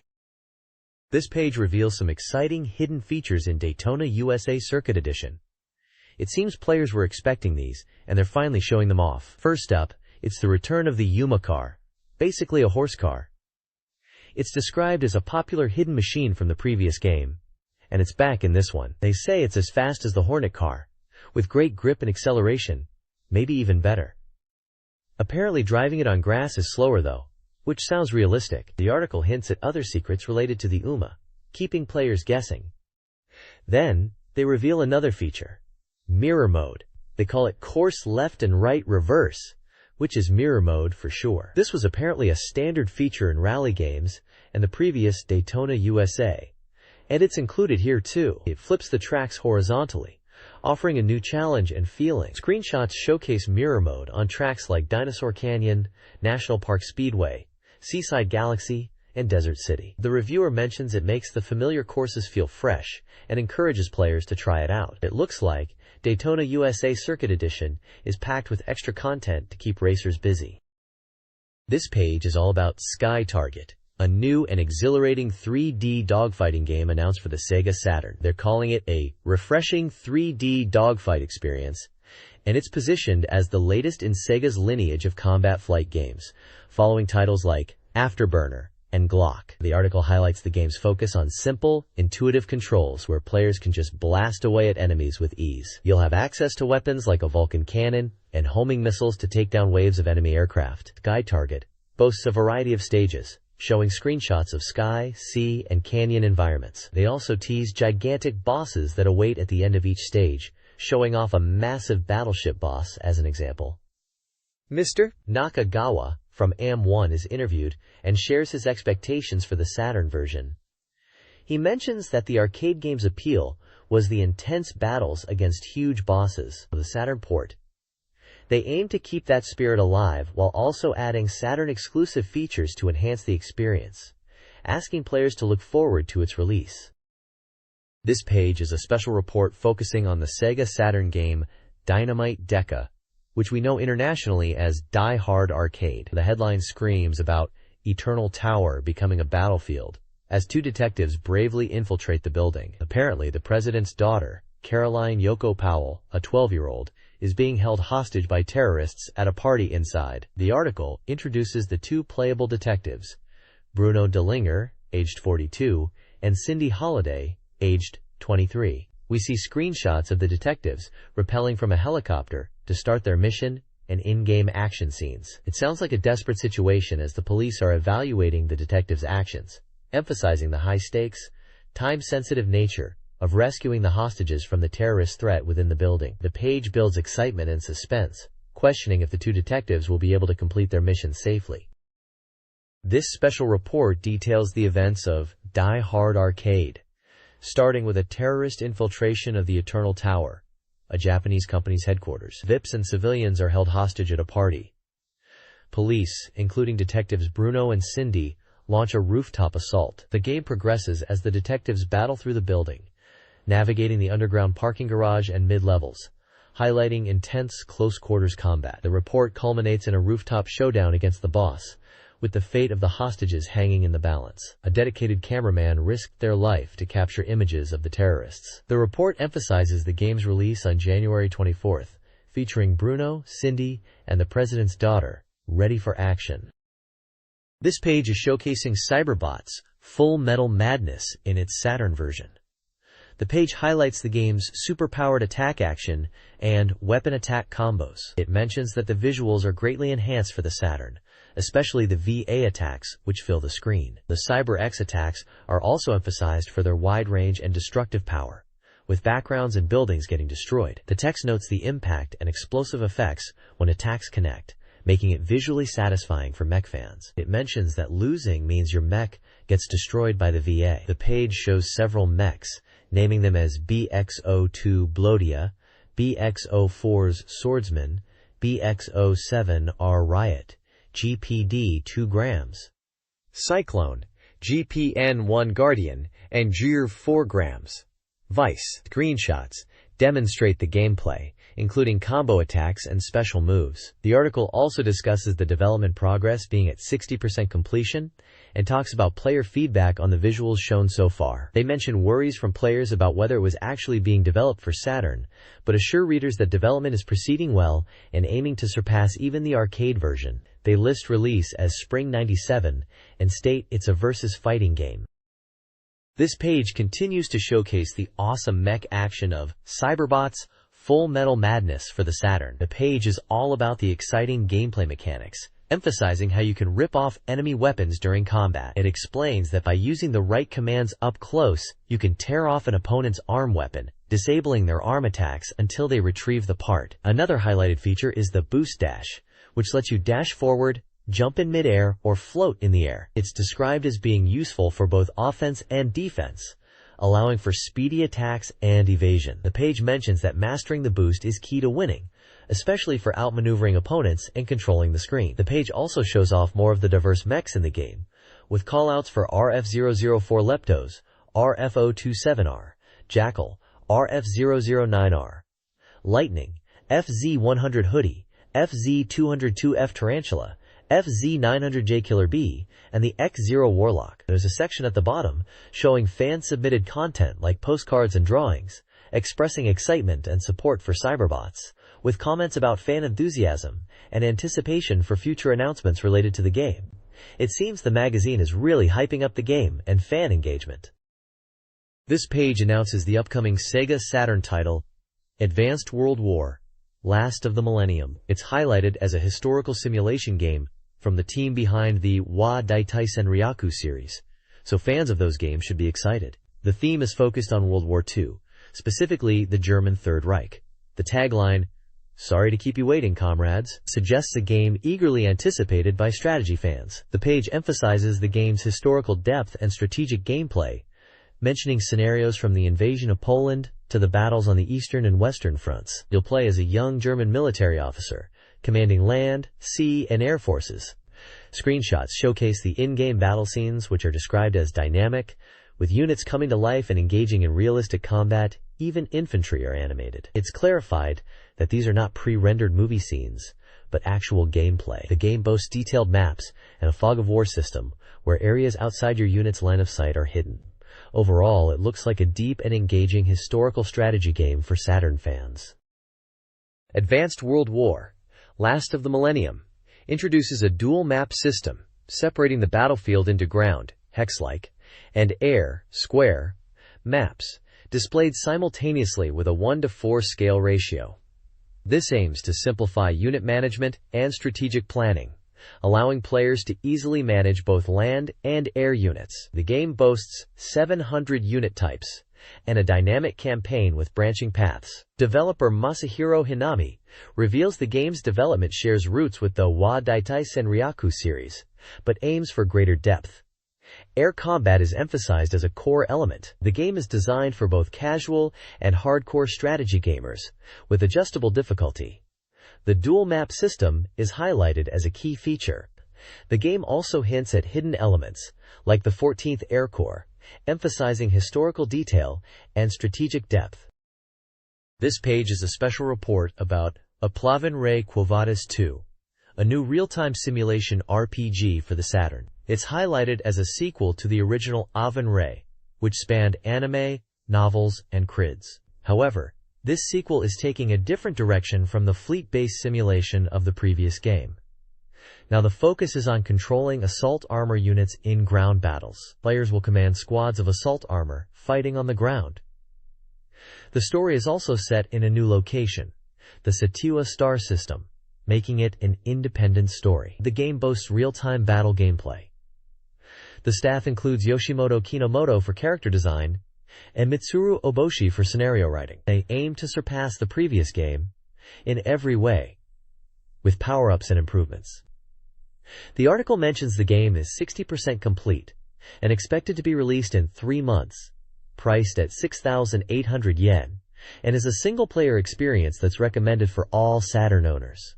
The page emphasizes the shifting gameplay to ground-based combat and the enhanced features of Quo Vadis 2. It also gives a quick backstory of the protagonist, a Graven Ray, who was once an elite soldier but became branded a terrorist and sought refuge, leading to the events of the game. This page continues detailing the gameplay flow of Graven Ray Quo Vadis 2. It breaks down the mission structure, starting with confirming mission objectives and map details. It then moves on to unit setup, showing screens for customizing assault armor units like the AGF-4 Felon, and selecting pilots and equipment. The page highlights the strategic element of choosing the right gear for each unit. Next, it explains how to issue commands to units, focusing on movement, speed, tactics, and weapon selection. The game seems to use a command system, where players give general orders, and the AI handles the specifics in battles. It also mentions that movement is a frequently used command, where you draw a line on the map to set a unit's path. The page then talks about the start of battles, emphasizing real-time communication and coordination. It describes battles as mostly automated, but players can use support attacks to enhance efficiency, especially when using multiple units together. It mentions that battles become automatic once enemies are detected within range. Finally, it points out the battle window, which displays the current situation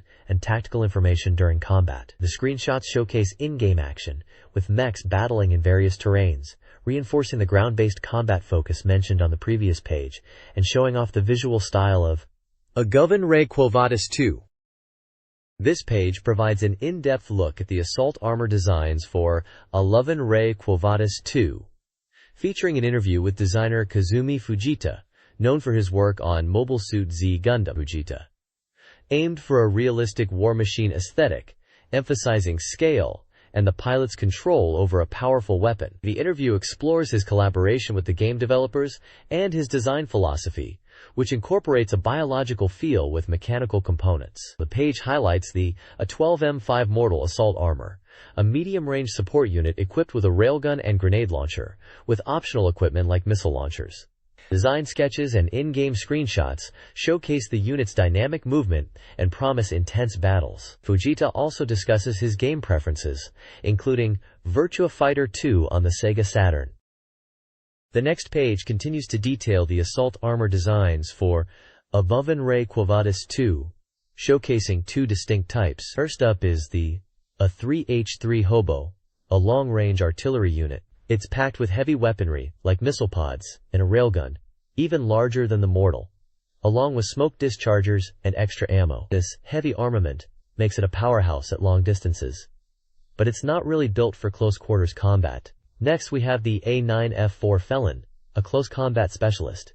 While designed for melee, it's still capable in mid-range engagements to close the distance. A key feature of the Felon is a pile bunker hidden in its lower abdomen, ready to deploy when things get up close and personal. The designer, Fujita, mentions that while design principles remain consistent, game design requires a certain lightness. He explains that these assault armors use organic materials in their reactors and actuators to achieve a biological feel, but they are still purely machines, reflecting his long-standing design theme. There are other variations of the assault armor, some possibly more inhuman in appearance, while the initially shown type is focused on close combat, equipped with minimal melee weaponry for likely scenarios. Fujita expresses great anticipation for seeing the assault armor, animated digitally by director Ichiro Itano, whom he trusts completely. He also shares that this project is a serious, no-compromises effort for him, potentially representing the peak of his design style, even if it's proving to be a challenging endeavor. This page is a special report announcing Terra Diver, which was originally known in Japan as Tsukyu Gurentai, the newest shooting game from Raising. It's coming to SEGA Saturn with 2 modes, the arcade version and a new practice mode. This is exciting news for shooting game fans, as Reisenizing are well known for their high-quality, challenging games like Sorcerer Striker and Battle Garega. The article highlights that Terra Diver boasts impressive graphics and characters, keeping up Reising's reputation for quality. The Saturn version, published by Electronic Arts Victor, is based on the STV arcade hardware, promising a faithful conversion. They're even adding a practice mode where you can select stages, which will be great for mastering the game. The game is slated for release in spring, though the price is still undecided, and it's reportedly 90% complete. It will support two-player gameplay and is aimed at all ages. The article ends with a statement hyping up 1997 as a big year for SEGA Saturn shooting games, building anticipation for Terra Diver and the genre in general. There's also a character portrait shown of Rika Kunimura, who is described as a SOO-10 pilot and chief of the Space Combat Brigade's Operations Unit from Limited, Hoshigira Industry and Defense Headquarters. This page continues the feature on Terra Diver, originally known as Tsukyu Gurentai. It introduces us to the JDF Dangerous Pilots, highlighting three characters who pilot the game's mechs. First up is Yeta Dokoro Kaoru, pilot of the Dragon, who is in charge of maintenance. Then there's Hyde Ryota, a rookie pilot of the Fang. We also see Kunimura Rika again, who we learned about on the previous page, piloting the Tooth and leading operations. The page then dives into a key gameplay mechanic called the web system. Apparently, in Terra Diver, you can use this web to accurately target and attack enemies that are difficult to hit with normal shots. By holding down a shot button, a wireframe attack range appears, and when enemies enter this area, they are locked on. Releasing the button then unleashes guided shots for a powerful attack. The maximum number of lock-ons and the range vary depending on your mech. The page also gives us a peek at 3 stages in Terra Diver. Stage 1, Black Fortress, is a night aerial battle with ground-to-air combat. Stage 2, Deep Rift, starts on the ground and ends with an aerial battle. Stage 3, Craters, is a ground-based stage that eventually takes you underground. Each stage description hints at different environments and combat scenarios, adding to the anticipation for the game's release. It all sounds like Terra Diver is shaping up to be an intense and engaging shooting experience on the SEGA Saturn. This page introduces Falling Game Designer Pawn, which sounds like a really interesting construction tool for the Saturn. Basically, you can design your own falling block puzzle games from the ground up. They're calling it a construction tool because you can literally build your puzzle game from scratch, customizing everything from the title screen and background graphics to the sound effects and even the game rules themselves. It's designed to be easy to use, so even if you're not an artist, you can still create something cool. The page highlights that you can tweak things like backgrounds, title and ending screens, and all sorts of graphics. You can even set the sound effects and background music. Plus, you can define the game rules themselves. They've even got a guide character to help you out. And she's designed by Akahori Satoru, who's known for the Princess Maker series. Apparently, they're even asking readers to suggest a name for this guide girl. We can see screenshots of the Easy Editor interface, and an example of a 2-player versus puzzle game you can create with it. Falling Game Designer Pawn is slated for release in the spring, will have a 2-player mode, and will be available to play in stores before release. Plus, it's rated for all ages. It sounds like a really neat way to create and share your own puzzle game ideas. Falling Game Designer Pawn is seeking player input for puzzle game ideas. The tool allows users to create their own games, and they encourage suggestions for game mechanics, graphics, music, including rap hip-hop, unique layouts, and even 4-player modes. To spark creativity, the creators suggest drawing inspiration from existing games, including name masterpieces, and provide screenshots of examples. Players are encouraged to consider what makes games fun and how to surpass existing titles. A game design contest is planned, with details announced around the tool's March release. Prizes await winners, judged by developers and magazine editors. Currently, they are also offering prizes for ideas regarding girl character names and overall game/tool suggestions, with a January 30th deadline. Contact information for submissions is provided. This page is a special report on the puzzle game Cleopatra Fortune. It's described as an arcade puzzle game where you use your head to chain combos. The unique aspect is having 2 methods of clearing blocks: encircle and erase, and arrange and erase. The game features falling blocks including mira, rocks, pyramid stones, jewels, and jars. The review explains the two ways to clear blocks in detail. Encircle and erase involves using rocks to surround jewels and jars to eliminate them, and arrange and erase is about lining up blocks horizontally. It points out that mirror blocks and jewel blocks can't be encircled together. There are two game modes highlighted: Mystery Mode, where you solve puzzle questions presented by a sphinx, and Arcade Mode, which seems to be a more endless block-clearing experience. The reviewer seems to be enjoying the chain combo aspect of the game. The page also shows gameplay screenshots for both modes and some character art.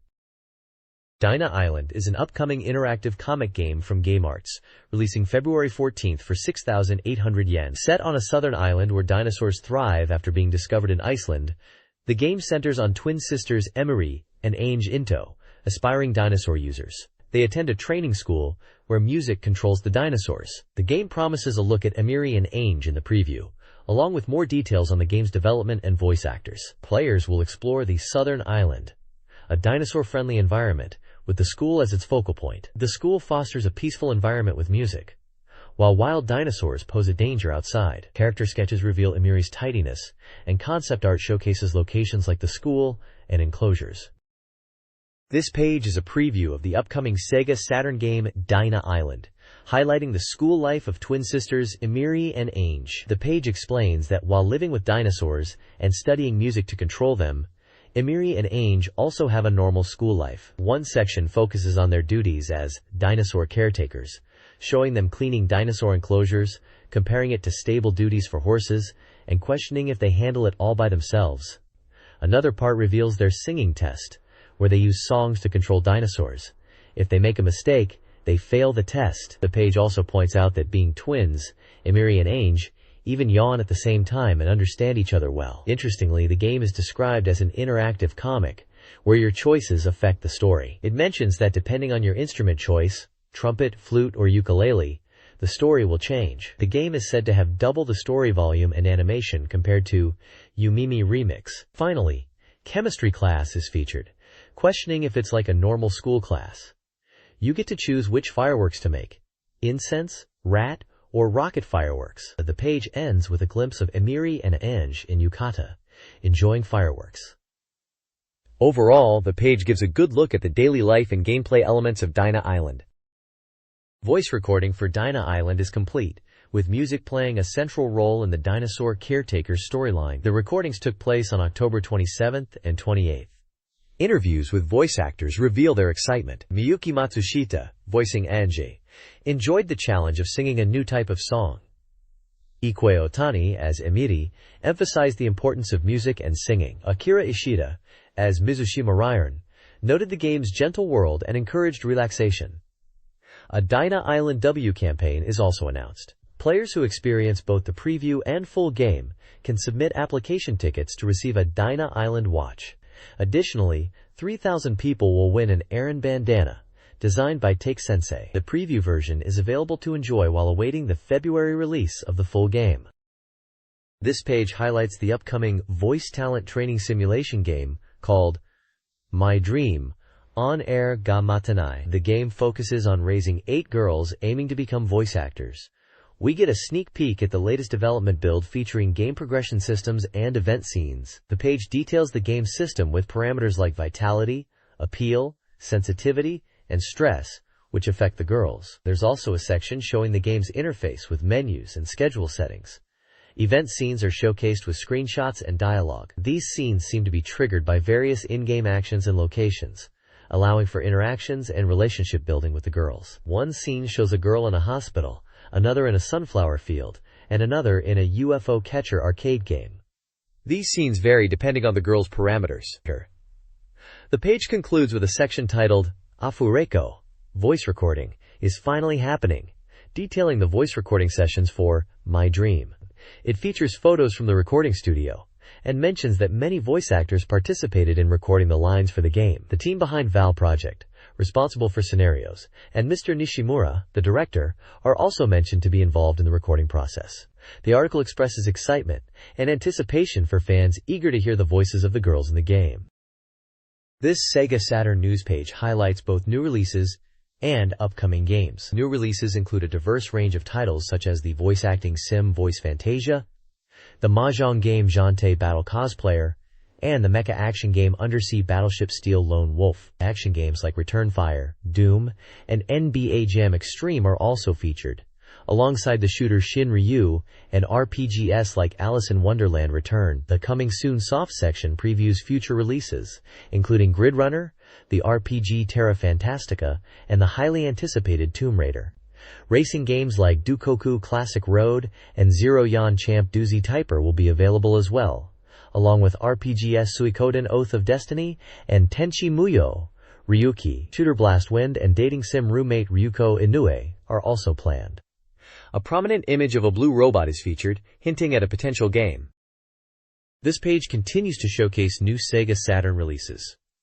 First up is Voice Fantasia, Lost Voice Power, an adventure game targeting voice actor fans. The game's story revolves around rescuing 3 voice actors who are trapped within a game world. We see screenshots showing both anime-style characters and live-action photos of the voice talent who lend their voices, including Chisa Yokoyama, Hiroko Kasahara, and Hiroko Konishi. The reviewer seems intrigued by the blend of anime and live-action presentation, giving it a solid 60%. Next is Jante Battle Cosplayer, a mahjong game with a unique twist.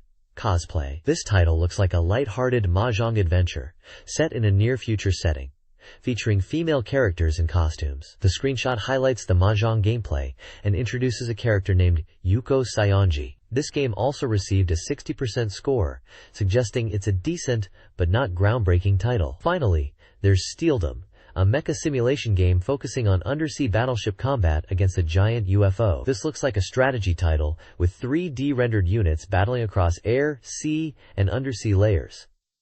The screenshots showcase the tactical map and combat scenes. The reviewer seems impressed, awarding it a high score of 80% and highlighting the engaging 3D visuals in the battle sequences. Overall, this page presents a diverse range of new releases, from adventure and mahjong to strategy titles for Saturn gamers. This page showcases even more exciting new releases for the SEGA Saturn. First up is Nightruth Voice Selection Radio Drama Edition, which seems to be aimed squarely at fans of voice actors. It's described as a variety software for voice enthusiasts and stars, a cast of popular voice actors from the Nightruth series. It looks like it features scenarios and radio drama content, and if you use a movie card, you can enjoy even better visuals. They've given this one a very high score of 95%. Next, we have Space Jam, the basketball game starring Michael Jordan and the Looney Tunes characters. It's described as a comical and lively basketball game, featuring 3-on-3 gameplay and various minigames. It looks like a fun and accessible sports title with familiar characters. The review score is a solid 90%. Moving on, there's Return Fire, an action simulation game where you command vehicles to destroy enemy headquarters and capture flags. You can play as helicopters, tanks, jeeps, and other vehicles, and it emphasizes strategy and efficiency. It looks like it has both single-player and 2-player modes. This title gets a 75% score. Finally, we have Doom, described as the ultimate 3D action game, featuring both Doom, id, and 2. It highlights the intense 3D dungeons, monster encounters, and auto-mapping features to help navigate. They emphasize it being perfect for beginners with its auto-map function. Doom receives a score of 80%. This announcement page highlights 4 new games. NBA Jam Extreme, a 3D polygon update to the arcade classic, boasts motion capture and over-the-top action, earning a 90% score. Persamix Adventures, an anime-style action RPG based on Greek mythology, allows players to choose from 3 characters. It emphasizes a comical art style and features over 40 stages. Its score is pending.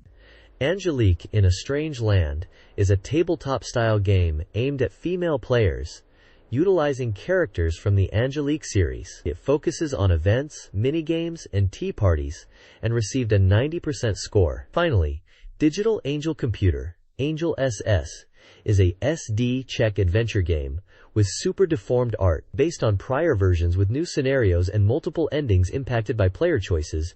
It features angels named Fall, Klee, Rhea, and Belle, but only received a score of 25%. This page features 2 new releases, and a new game information section. On the left we have Tenju no Kagato, or Celestial Castle Purple Cloud, an adventure game with live-action video and stills, set in a hot spring resort. You play as a detective solving various incidents. It boasts multiple scenarios and endings, with a focus on mystery. The reviewer gave it a 98% rating. On the right is Zikairong, which translates to Purple Flame Dragon, but is likely Panzer Dragoon 2 Zwei in English. This is a shooting game set to arrive soon on Saturn, after its arcade debut. It's described as an orthodox system, with exhilarating scrolling action, power-ups, and 3 types of shots to defeat enemies and giant bosses. It earned a 95% score. The new Game Scoop section highlights 3 more titles. First, Puzzloop from Banpresto, a puzzle game set for release in February '97 for both arcade and home consoles, promising addictive puzzle action with 5 game modes. Next is Voice Idol Maniac's Pool Bar Story from Detach East, a billiards game featuring 8 popular voice actors, creating a side pocket system, with a March '97 release. Finally, we see Panzer Dragoon 2 Zwei, again, mentioned as being bundled in a set with Tsuwaga Panzer Dragoon, likely Panzer Dragoon. This set, including both games, is priced at 5,800 yen. The text asks, why not take this opportunity to add masterpieces to your collection? This page showcases an advertisement for the game Graduation S, a training simulation title that is announced as coming soon. We can see a group of 5 anime-style girls in school uniforms in the main image at the top, suggesting they are the characters in the game. Below are smaller images depicting in-game scenes and character portraits with names beside them. The names listed seem to be characters in the game: Shimura Mami, Kato Mika, Arai Kiyomi, Nakamoto Shizuka, and Takagi Satoko. The screenshots hint at various scenarios, including winter sports, beach scenes, and classroom settings, typical of a simulation game focusing on school life and character development. The publisher is listed as NEC Interchannel. Reader Station Volume 16 features reader submissions. Diary includes a reader's winter break reflections, their enjoyment of Virtua Fighter games on a Model 3 compatible system, and a reference to an Outrigger Run event. A picture titled Munchi de Suikawari is also present. Dream is Different Show contains 2 stories, one about a brother wanting a robot, Muscle Brother, all power damage, and another about a surprising gift related to a PC-8801 MEMC computer and a Mumu Kurd card. Everyone's Corner features readers discussing the lack of a digital service cost in Sendai, and a 2-year-old daughter's emotional reaction to a Satama Mama anime rice advertisement. Finally, This Before briefly mentions buying hot tea at a convenience store. This page of Ars's Station is the free talk section where readers share their thoughts. One reader starts by talking about demo versions, specifically for Nights into Dreams. They recount calling repeatedly to get a Christmas Nights demo disc, and enjoying it so much they bought the full game used because it was hard to find new, realizing how fun Nights really was and felt they missed out. Another reader wishes for a Nights music education software, suggesting it would be great to learn music with Nights and Nightopian characters, especially with a keyboard controller, and Nights providing feedback for learning notes and rhythm. Moving on, another reader expresses their desire for more Gundam games, particularly wanting to see Gundam titles from different eras on the Saturn, mentioning they particularly love Gundam Ryu's story. Then there's a comment on game reviewers, where a reader agrees with another person's opinion in Volume 19 about game observers and their role in evaluating games, mentioning the need for fresh and insightful reviews rather than just focusing on existing games. Finally, we get to the Satama Gallery, which showcases reader-submitted artwork for various games. This time we have Shining the Holy Ark, Grandia, and Tactics Ogre art, including a piece featuring Ratchapowl from Tactics Ogre. These are the featured fantasy-themed games for this page. This RS Station page features reader opinions and artwork. A Tokyo reader praises SEGA, highlighting the bravery required to beat it after extensive practice and the appeal of overcoming seemingly impossible gaming challenges. Another reader from Chiba Prefecture questions Saturn software pricing, concerned that price increases from 5,800 to 6,800 yen make games too expensive, and suggesting more reasonable price points. A Fukuoka reader expresses excitement for the Sonic Drift Saturn port, yet worries that its arcade roots and emphasis on visuals over gameplay may not resonate, questioning its suitability for the platform. The page also includes Christmas-themed reader artwork featuring Sonic and Nights into Dreams characters in festive settings. Virtual Yeah! On RS Station highlights diverse content. Virtual Nami Amuro discusses 3D character creation. A Saturn Magazine public questionnaire addresses reader inquiries, confirming scores, clarifying work conditions in Kanagawa, and addressing postcard comment omissions. It also confirms the Sakura Wars pre-release on PC Engine, and reassures about survey card handling. A reader's question about the editor-in-chief is answered with a firm denial of sexual violence. King's Ear covers laser-active Saturn releases, Sega Kara's Pro Baseball I Loved, and a humorous reference to Osumbra. Today's Dengana features games like Toshinden USA, Ellis, and Virtua Fighter 3, with commentary on characters and gameplay. Today's Imperial Opera Troupe presents screenshots and comments about Last Bronx and Tommy, along with reader-submitted images from various prefectures. This page of RS Station, titled Satamagakun, showcases reader contributions and opinions. The featured item column highlights a reader's favorite game, which is Mobile Suit Gundam, released in December '95. The reader praises it as the best Gundam game, even better than anime movies, and expresses hope for a sequel. The Koma manga section is filled with 4-panel manga comics submitted by readers from different prefectures. These comics touch on gaming experiences and jokes. For example, there are sections from Hiroshima, Kochi, Aichi, Miyagi, and Osaka prefectures. Topics range from fighting game rivalries, funny situations in game centers, and character preferences. One section humorously talks about game difficulty, while another focuses on character design. Furigal Zones shares a reader's experience of seeing boys in school uniforms at game stores after school, suggesting a common after-school activity. The information section discusses updates regarding reader submissions and prizes. It mentions that postcard submissions are being processed, and software presents are being announced. The section also encourages readers to submit illustrations and written content, noting that previously published content can still win prizes. The next issue's deadline and contents are also previewed, including a feature on Satamaga Gallery and a Christmas present campaign. The magazine highlights that the next issue will be a combined issue, suggesting it covers multiple weeks, and to look forward to future content.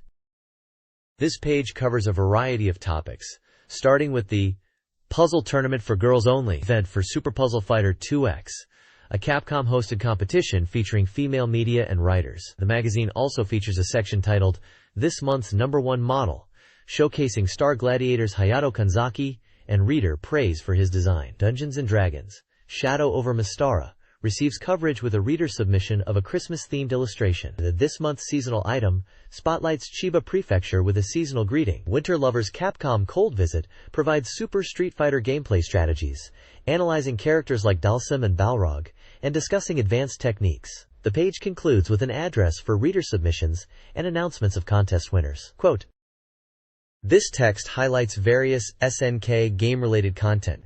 Umemoto AG's maker's comment focuses on the Saturn version of King of Fighters 96, including its December release, a double pack, and a pre-order recommendation.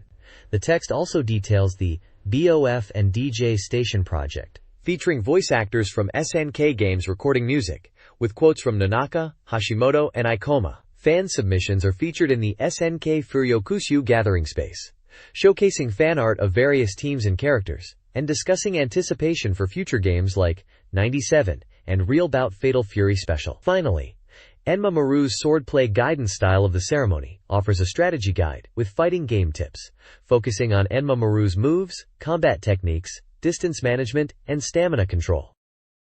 This page is a strategy guide section focusing on the game Kyan Kyan Bunny Premiere 2. It's presented as a data search strategy guide for players aiming to conquer all the girls in the game. The page opens with advice from the makers of the game, suggesting it's easy to capture one girl at a time, but doing multiple simultaneously can get tricky. The guide then breaks down into chapters, starting with a beginner's guide to avoid being disliked by the girls. It discusses the game's mechanics emphasizing dialogue choices and how they affect relationships, noting the importance of making the right choices and using save states wisely. The page also includes town information, giving hints about where girls appear in the game like arcades, parks, and boutiques, advising players to visit locations multiple times as events trigger after several encounters.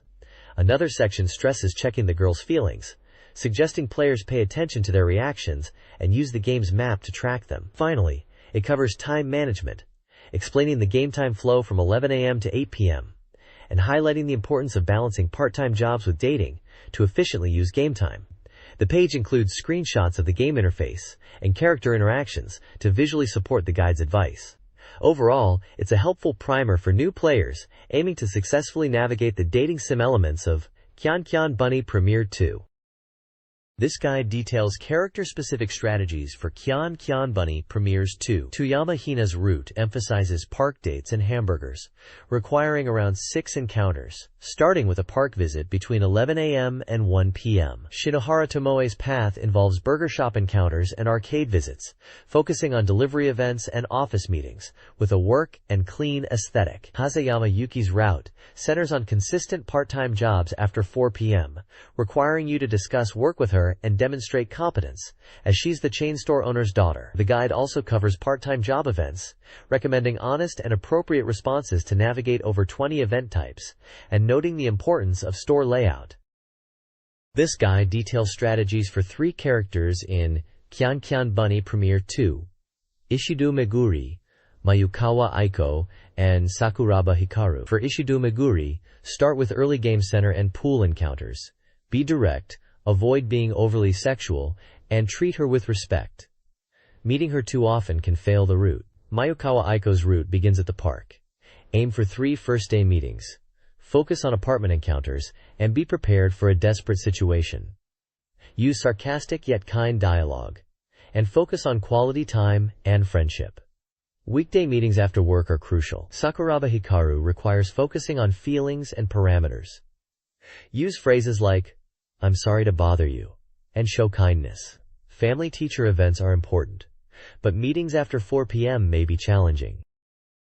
This page provides advanced tips for Kyan Kyan Bunny Premieres 2, aiming to all 6 girls simultaneously. It's designed for experienced players.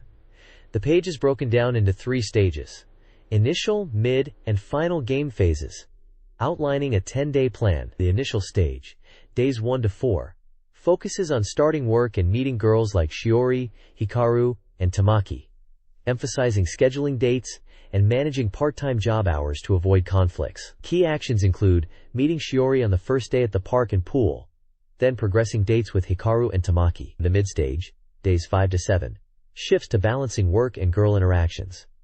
Prioritize visiting Tomoe's office, then focus on dates with Hikaru and Yuki. The goal is to get invited to a party by Tomoe on day 7. The final stage, days 8 to the final day, is about deepening relationships, especially with Hinao.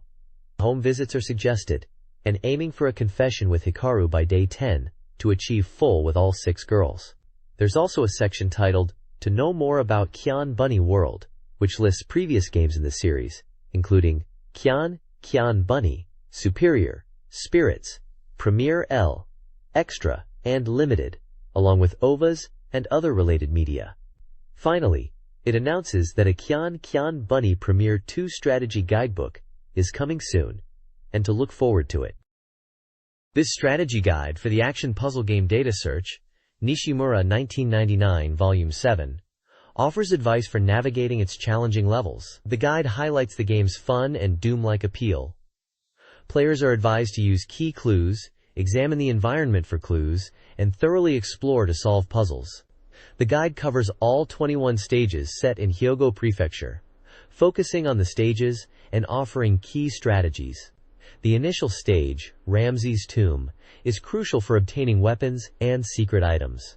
The guide then moves to Karnak, a crossroads area where players must acquire Ikpuptet's shoes and avoid Apophis enemies. The guide also covers the Sobek Shrine, where a mask is needed to reveal submerged waterways. Finally, the guide includes a flowchart outlining the level progression with stages like Kilimanjaro, Circuit's Tomb, and many more, showcasing the game's structure. The next page continues the strategy guide for data search. It dives into specific areas of the game, offering detailed walkthroughs to help players progress. The guide first tackles the Karnak Shrine, highlighting the need to obtain Ikpuptet's shoes for jumping. It mentions utilizing the war symbol and navigating the map carefully, especially noting areas where you can fall. Next up is Sobek's Path, where you need to grab the war symbol from a lava pool and use fire pillars to your advantage. The guide points out collapsing floors and how to navigate them to get the time symbol and a golden key. The Amun Mine section focuses on getting the area symbol and using the golden key. It mentions navigating watery areas and moving pillars, ultimately aiming for the symbol. Watch out for falling rocks in this area, according to the guide. Moving on to the Sobek Shrine, the guide details acquiring the war symbol initially. It then explains using switches to deal with traps, and emphasizes obtaining both the time symbol and another golden key. Finally, the guide covers Set's Gate, starting with switch activation. It describes navigating a maze of walls to acquire both the war symbol and time symbol. Players need to be wary of fireballs, and use a pushing wall to progress. Ultimately, to obtain communication device parts, the guide suggests collecting these communication parts to restore the communication function. This page continues the data search strategy guide, breaking down several more challenging areas. First up is the Set Arena, where the guide recommends grabbing all the power-ups available. The strategy here is to destroy all the set statues in the arena to proceed and grab Isgeis's shawl as a reward. Next, we move to the Nile Gorge, which involves riding elevators, collecting time symbols and golden doors, and ultimately obtaining the war symbol. The Death Cave section warns about fire pillars and directs players to seek out water symbols to progress towards the Nile Gorge exit. In Hecate, the guide advises navigating water hazards, collecting war symbols and area symbols. Finally, there's a section on machete combat technique, focusing on close quarters fighting with the machete weapon and advising on strategic use in different combat scenarios. There's also a small side note about Western 1999 Love Drama Theater 3, listing games like Graham Hancock's The Guardian of the Gods, Princess Rouge, and some games related to Egypt and ancient gods. This page continues the strategy guide, this time focusing on various challenging level areas. First up is the Water Palace, where the guide details navigating underwater sections, collecting time symbols, golden doors, and an Ares symbol. Keep an eye out for piranhas. Next is the Slave Camp, which involves grabbing power symbols, golden doors, time symbols, and an Ares symbol. This level features water pools and requires strategic switch activation. Moving on to Selkis's Road, a magma-themed stage, the guide advises collecting power symbols, golden doors, and war symbols. Players will need to navigate U-shaped magma sections, use floor switches, and perform well-timed jumps to avoid hazards and obtain an air symbol. There's also a section dedicated to advanced jumping techniques, referencing West 1999 and Jumping Flash as examples of games that utilize similar mechanics, emphasizing precise landings and controlled jumps. The guide then covers the Magma Field, a level filled with lava rings and jet coaster-like paths. Be wary of fire dragons and utilize switches to progress. Collect our symbols, health, and weapon power-ups while navigating sinking ground. Finally, Selkie's Den strategy emphasizes utilizing full power-ups and rapid-fire weaponry, encouraging players to stick to walls and use grenades effectively against enemies like Killmart. The page ends with a brief mention of Western 1999 Love Drama Theater 4, mentioning Esla and Good, which seems to be related to user feedback or game impressions. This guide details strategies for several challenging game stages.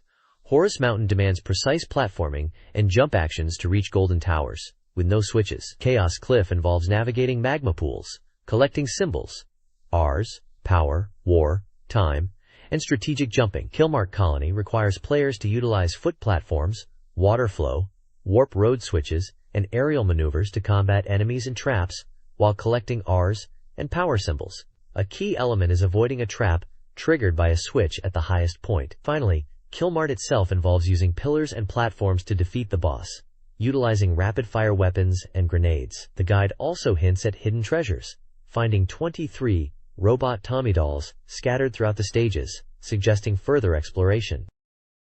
This page is an advertisement for the SEGA Saturn game Obelisk, Project Oscar.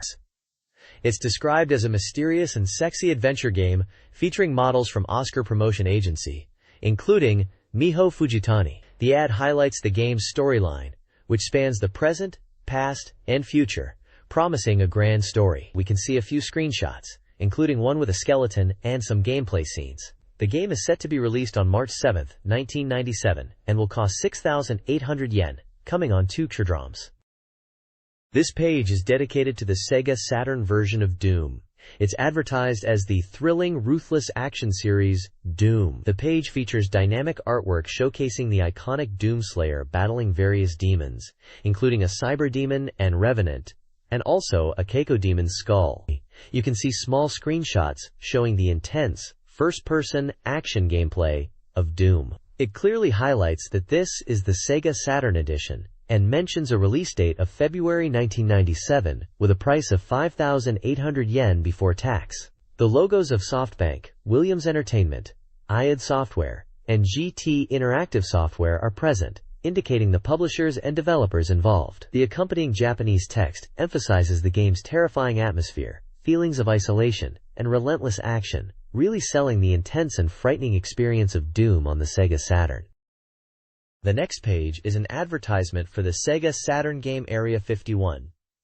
It's hyped as a thrilling alien shooting game. The page features screenshots showing the light gun gameplay, with targets on screen and the player shooting at enemies. The text emphasizes the immersive, realistic action as you battle invaders from Area 51. It highlights the full-motion, non-stop shooting action in unknown areas, encouraging players to shoot anything and anyone in their way. The price is listed as 5,800 yen before tax, and it's noted as compatible with light guns.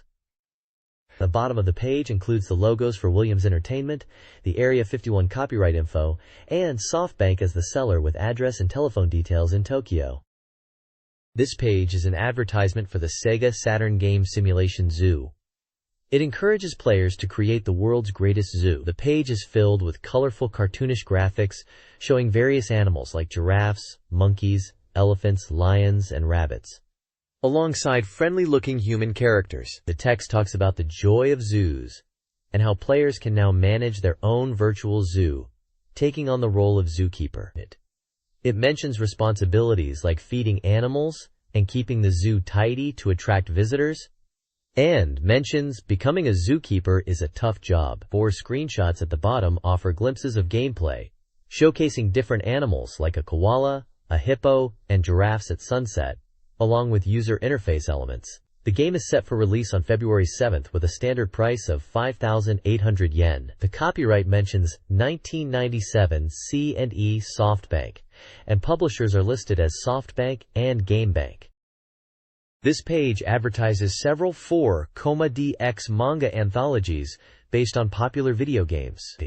These include Pocket Monsters 4,DX Pokemon, priced at 750 yen, and Toshinden 4,DX series, also 750 yen, both 136 pages. Other anthologies feature Kishin Dume, 880 yen 200 pages, Super Real Mahjong PV Paradise All-Stars 4-player anthology comic, 980 yen 240 pages, Kishin Dume 2, 980 yen 240 pages, Guketsuji Ichizoku 2, 980 yen 208 pages, and Vampire Hunter Darkstalker's Revenge Anthology Comic, 1,100 yen 224 pages. These anthologies present comics and illustrations created by various artists, offering comical interpretations of their respective game worlds and characters. The next page showcases 2 game novels published by SoftBank. The first one is Moonflower Illusion Ballad Toriko Side Story. It talks about Simon in a city of time, on a quest for the Moonflower to gain eternal happiness under the orders of the tyrant Gordon. He's searching for the entrance to the city while haunted by past memories, and his destination remains uncertain. The novel is described as fresh and thrilling, and is written by Takebe Kenji, priced at 880 yen. Below that, we have an advertisement for Overblood Those Who Transcend Species. This novel is set in the world of Overblood, and it's about Raz and Millie, who awaken from cold sleep in Shamim Lab, with lost memories, facing looming mysteries. The blurb highlights the Overblood project and the enigmatic observers. It mentions intense exploration in a research facility with blood flowing, and praises the author Ishida Takuichi's ability to write compelling stories even at age 19, surpassing veteran writers and conveying a unique sensitivity reminiscent of entertainment works like Overblood. The novel is written by Ishida Takuichi and priced at 980 yen. This page presents two interesting books. First up is Dungeon Rhapsody by Sakata Yasuko.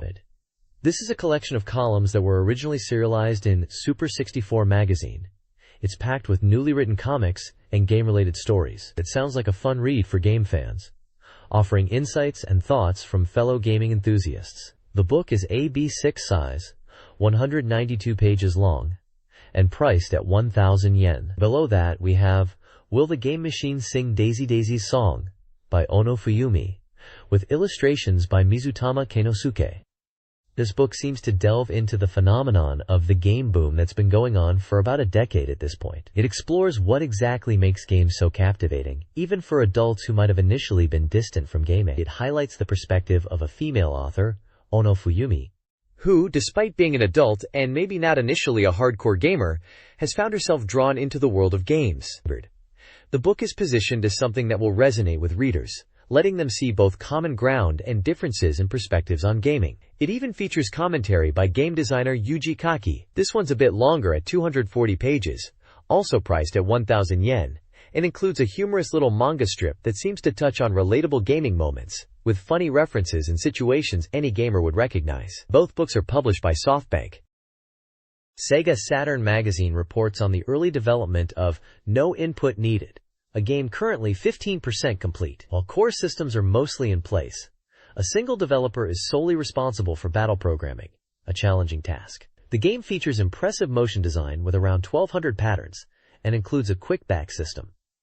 Player feedback on desired techniques is actively solicited via various contact methods. The magazine also previews upcoming Virtua Fighter 3 events scheduled in Hiroshima, Osaka, Fukuoka, and Kagoshima during December and January. Additionally, a report details a VF 300-person Kumite event held in Fuchu, Tokyo, with a high participation rate and lively atmosphere. An individual achieved 86 wins and 14 losses. Finally, a short column features Yukun's satisfaction with his new down jacket purchased at a flea market.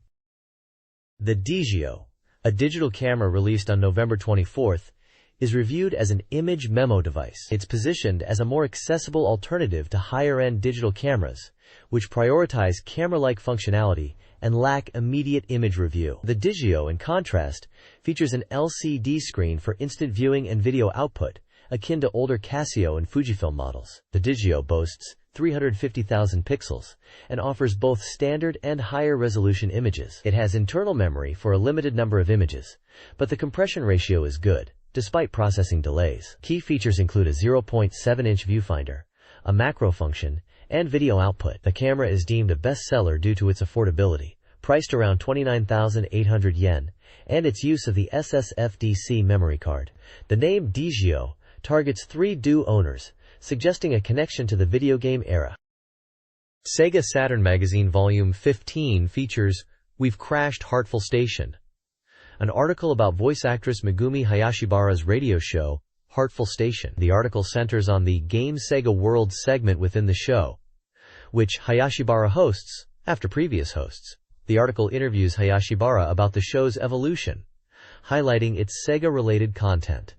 The article highlights Hayashibara's connection to Sega, including appearances in Satamaga magazine. Checkpoint sections spotlight her work, mentioning UFO catcher toys and the Saturn Evangelion game, where she voices Rei Ayanami.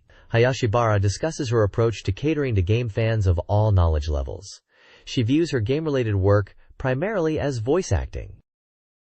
This page focuses on voice actress Megumi Hayashibara's love for Sega games, mentioning titles like Mansion of Hidden Souls and Nights into Dreams, as well as her anticipation for new Sonic games and her involvement with Sega prizes and the Saturn Evangelion game. Readers have a chance to win a signed autograph card by entering a postcard lottery. The page also provides latest Sega information, promoting the Sega Joy telephone and Sega Fax Club services for news updates. Advertisements highlight the Sega Saturn Video Magazine and Flash Sega Saturn CD-ROM Magazine, detailing content including game footage and demos of titles like Die Hard Arcade and Fighters Megamix. Finally, the Sega PC Network service is mentioned for Sega fan information exchange. This Sega Saturn news summary covers diverse topics. Sega is developing reader-friendly media and considering novel serialization in their magazine, noting demand for original game-related novels. They're planning Christmas-themed Sonic-themed goods, with discussions around sales and delivery. The report also highlights record-breaking overtime hours. Mr. Komukai recommends January's new prize goods from Sega's AM development department, including Sonic and Tails plushies, Virtua Fighter Kids figures, and Evangelion items. Taig-chan discusses revisiting skiing and buying more software. Columnists mention enjoying games like Dragon Force and Panzer Dragoon Y, and share other observations. Finally, the article concludes with a call for reader postcards and a Dragon Force t-shirt giveaway. This page delves into the digital pinball world, focusing on Necronomicon, a digital pinball game by Kazé. It's part of a high scorer training course and promises to teach players how to achieve high scores.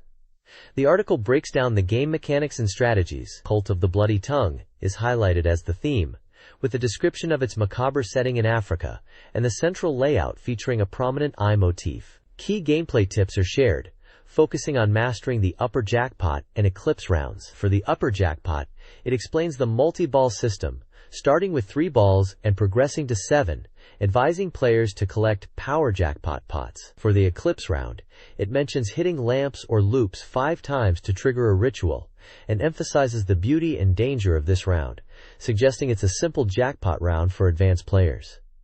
There's a section dedicated to Necronomicon's deeper appeal, describing it as a movie-like experience with enigmatic and symbolic object design, suggesting the game explores themes of mortality and eternal life. Finally, there's a digital pinball score-off petition section, with high score rankings for both Arkham and Cult of the Bloody Tongue. Pinball tables, listing player names and scores achieved on specific dates, encouraging players to participate in score competitions.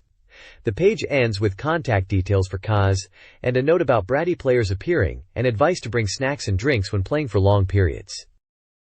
This page is a comprehensive Sega Saturn software database, covering games released from November 1994 up to December 1996. It's designed to be a go-to resource for Saturn owners wanting to know about the latest and greatest games available. The page lays out game titles alongside key details like release dates categorized by month, the game's developer or publisher, genre, price, and crucially, a review score out of 10 from magazine readers. It even notes the best controller type for each game, whether it's the standard pad, mouse, or specific controllers like a racing wheel or tap adapter. The scores are described as an average from reader surveys, and an X mark means the game wasn't recommended by reviewers. Games listed range across all genres, from Virtua Fighter 2 and Myst to racing games and shooters, providing a broad overview of the Saturn software library during that period. It's essentially a snapshot of what was available and how it was received by players and reviewers at the time.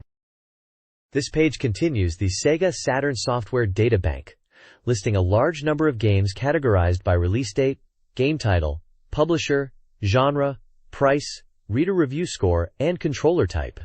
It covers games released in November and December of 1996, and some titles without specific dates. Looking through the list, we see a wide variety of genres available for the Saturn, from RPGs like Refrain Blue and Dragon Force, to action titles like Street Fighter 02 and Deep Fear. Puzzle games like Puzzle Bobble 2X and Columns 97 are also present. The page includes reader review scores, giving an insight into the popularity and reception of these games at the time. Many games score in the 7 and 8 range, suggesting a generally positive reception from Saturn owners. Some games receive an X mark, indicating they were not recommended by reviewers. Controller recommendations are provided, with the standard pad being common, but also mentions of mouse and multitap support for certain games like party games and Bomberman. The prices are listed in Japanese yen, giving an idea of the cost of these games back in the late 90s. Overall, this page is a snapshot of the Sega Saturn software library at the end of 1996, showcasing the breadth of games available and how they were rated by players in Japan. This page continues the Sega Saturn software databank, listing even more games released in November and December of 1996, plus some undated titles. You can see a mix of genres are still being released for the Saturn at this time. Games like Action Soccer, Unearthed Fantasy Stories, and Turf Win 96 are mentioned. There are also titles like Gameware, Volume 3, and Eternal Melody. On the right side of the page is the start of a games index, breaking down titles alphabetically. It seems to be a handy way to navigate the large number of games listed in the databank. The index appears to start with A and goes through Ka in Japanese alphabetical order, listing page numbers for each title. Examples from the A section include Aquazone series and Iron Man XO.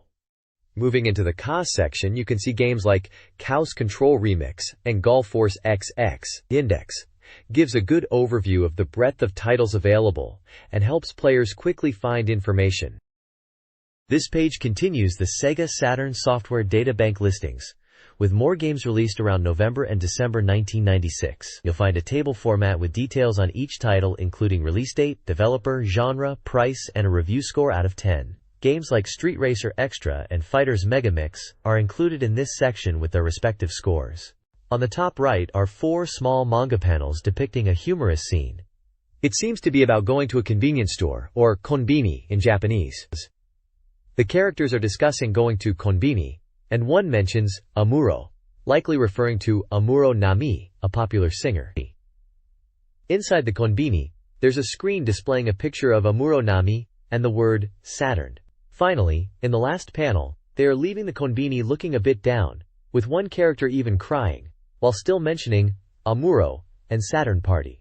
It might be a comic about fans, and a Saturn-related promotion featuring Amuro Nami at convenience stores. Below the comic, the page continues the alphabetical game index that started on the previous page. This section covers from the Sa to Wa sections of the Japanese alphabet, providing page numbers to quickly locate game information within the magazine. You can see games like Fighters Megamix listed again within this index. This page is all about upcoming and recently released SEGA Saturn software.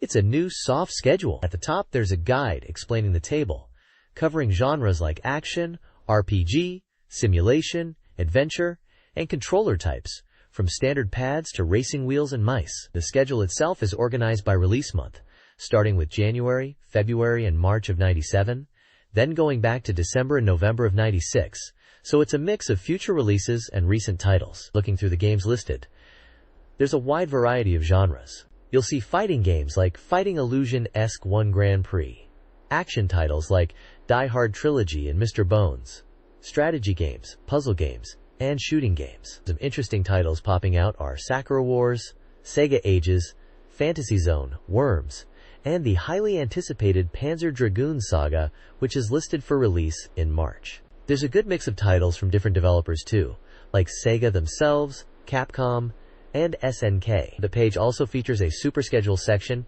and a this month listing, showcasing even more games and highlighting the current releases at the time.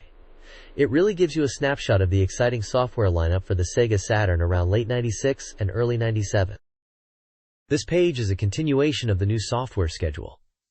It features a large table listing upcoming games for the SEGA Saturn, spanning a variety of genres. You can see a good mix of titles, including well-known games such as Sonic Jam, Virtua Fighter Kids, X-Men vs. Street Fighter, and Marvel Superheroes, along with Rayman 2. There are also RPGs like Lunar Eternal Blue and Panzer Dragoon: The Fish.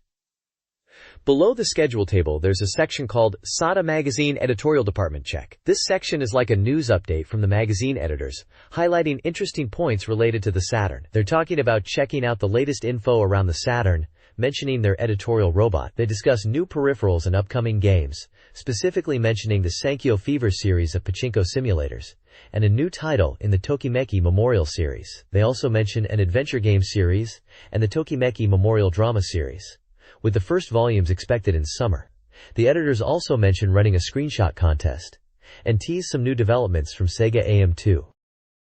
This magazine issue includes a reader survey collecting demographic data, SEGA Saturn ownership information, and feedback on the current issue's content. The survey gauges opinions on articles, hardware and software lists, cover design, and interest in X-Band online play. The issue features articles, including regular features like Landmark and SEGA Saturn Readers Letters, along with news, previews, and strategy guides for games. A comprehensive hardware list details SEGA Saturn consoles, add-ons, and accessories. The software list is extensive, showcasing a diverse range of SEGA Saturn games, spanning various genres and including both popular and niche titles. Grid Runner is a hyper-chase action game for the SEGA Saturn, where players, as Axel, must escape Queen Volgar's dark world. It's a life-or-death game of tag, featuring fast-paced gameplay focused on collecting flags while evading Oni enemies. Players utilize magic, with 6 types available, and must manage a magic meter while navigating the game screen. The game involves collecting flags, using magic to gain an advantage, and even becoming the Oni to tag enemies. Winning 3 rounds triggers a bonus round where players can power up Axel's abilities. Grid Runner is designed with simple controls suitable for casual and competitive play. The complete preview implies a finished product, priced at 5,800 yen, and supports up to 12 players. This page is a strategy guide preview for the upcoming SEGA Saturn tactical RPG, Terra Fantastica. It's announced as 100% complete and ready for release, priced at 5,800 yen. The page serves as an introductory lecture for new players, focusing on Chapter 2 and reviewing the game's systems. Terra Fantastica is set during a time when humans and monsters clash, with the story involving political elements at an international assembly, where player decisions and advisor choices are crucial. The game emphasizes character growth, influenced by dialogue choices and focusing on attributes like courage, virtue, wisdom, and intelligence. Battles in Terra Fantastica involve commanding units in tactical formations. The guide highlights key gameplay mechanics, such as command points, CP, used for actions, emphasizing strategic unit formations, battle methods, and managing Elan, which affects combat ability, and CP. A charge attack is powerful when Elan is high. The Tactical Map Key Points section details important elements to consider during gameplay. These include managing action points, AP for unit movements and actions, soldier points, SP, representing unit health, and Elan as a unit condition stat.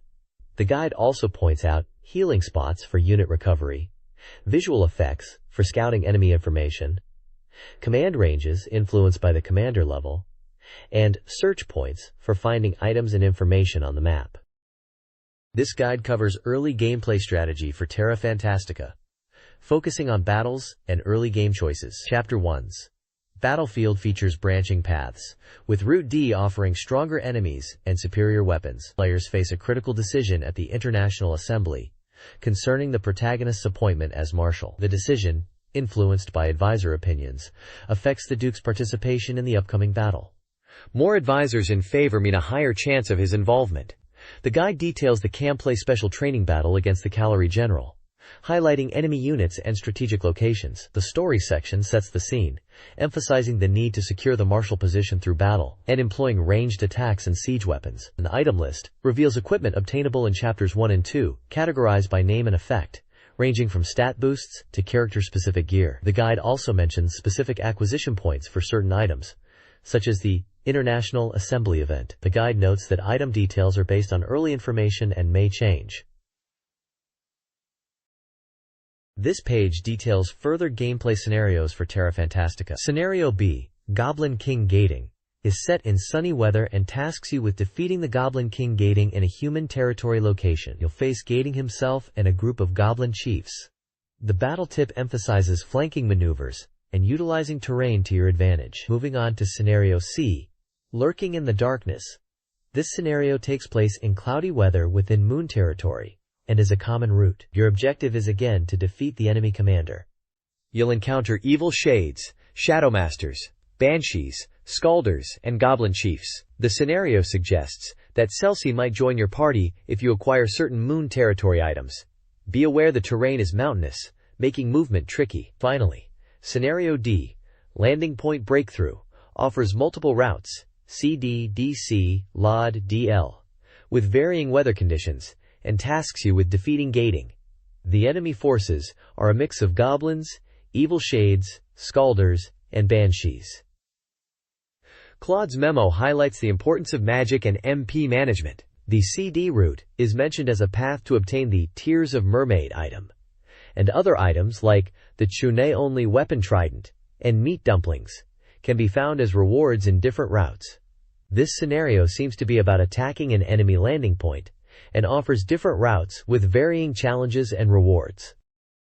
Scenario E of Terra Fantastica's Chapter 2, Dream Magic War, tasks players with preventing Alexis from advancing. Players deploy a commander and face enemies like ladies, shadow masters, and shadows, earning express and runes upon victory. The page highlights unit characteristics, including the protagonist, versatile, Marina, lunar magic, Tomlin, evasion, Alexis, potential ally, Jeannie and Gerald, fighters, Celsi, magic attacks, Pratt, support, and Chun-Li, water-based. Unit type recommendations include infantry for balanced combat, archers for ranged attacks, light infantry for scouting, magic units for offense, combat units for direct engagements, and water units for aquatic battles. Gerald's memo emphasizes strategic enemy engagement, terrain usage, and energy light for tactical advantages.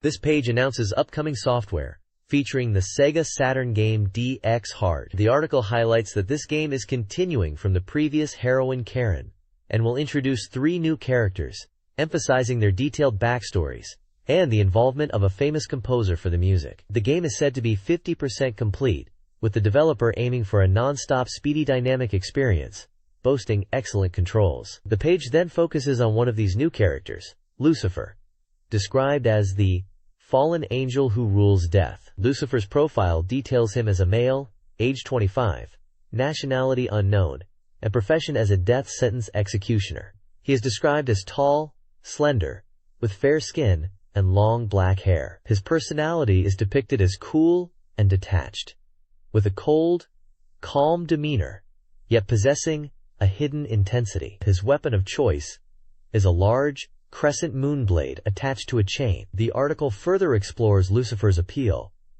suggesting he possesses a bewitching beauty akin to a woman, with a mysterious aura. He is presented as a complex character embodying both shadow and light, and his motives and true nature are hinted to be revealed later. He is described as a being born between humans and gods, knowing secrets, and dancing in the realm of life and death.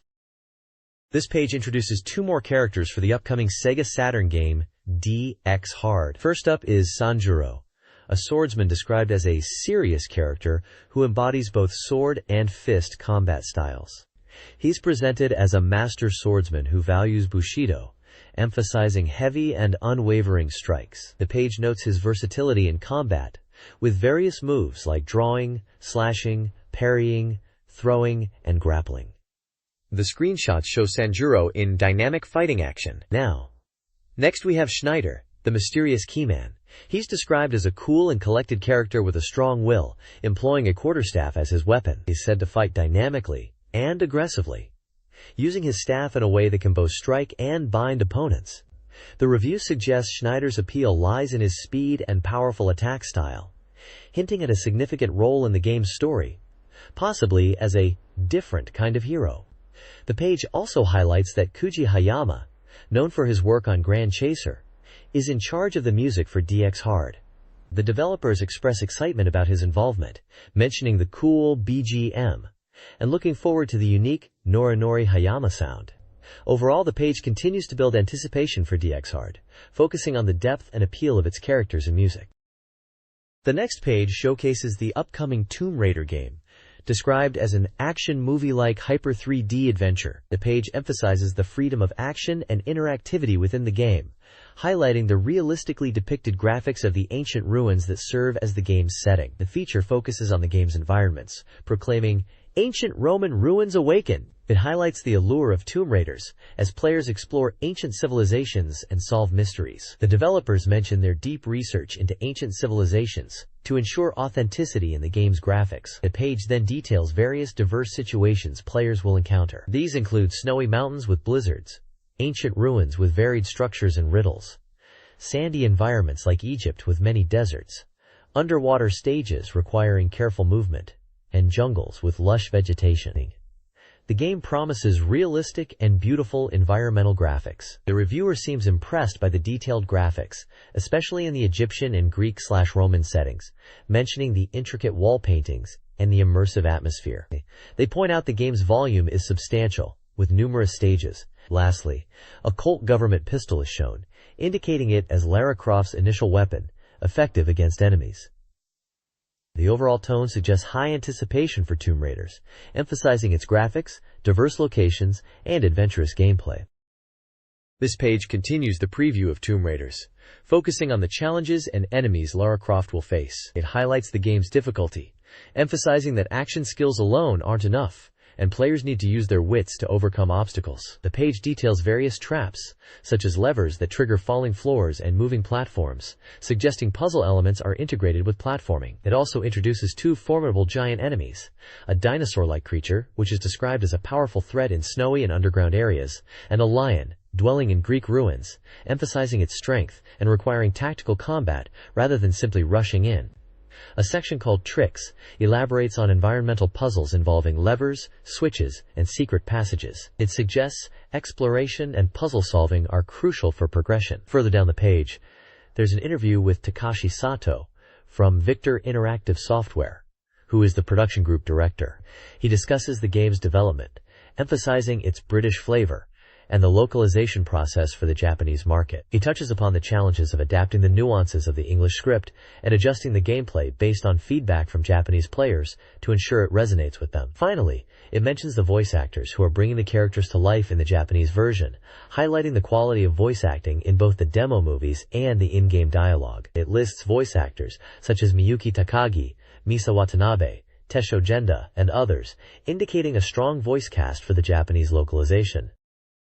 Yushun Classic Road, a new horse racing simulation game for the Saturn by Victor Interactive Software, is nearing its March 1997 release. The game, priced at 5,800 yen, is being touted as the definitive horse racing experience.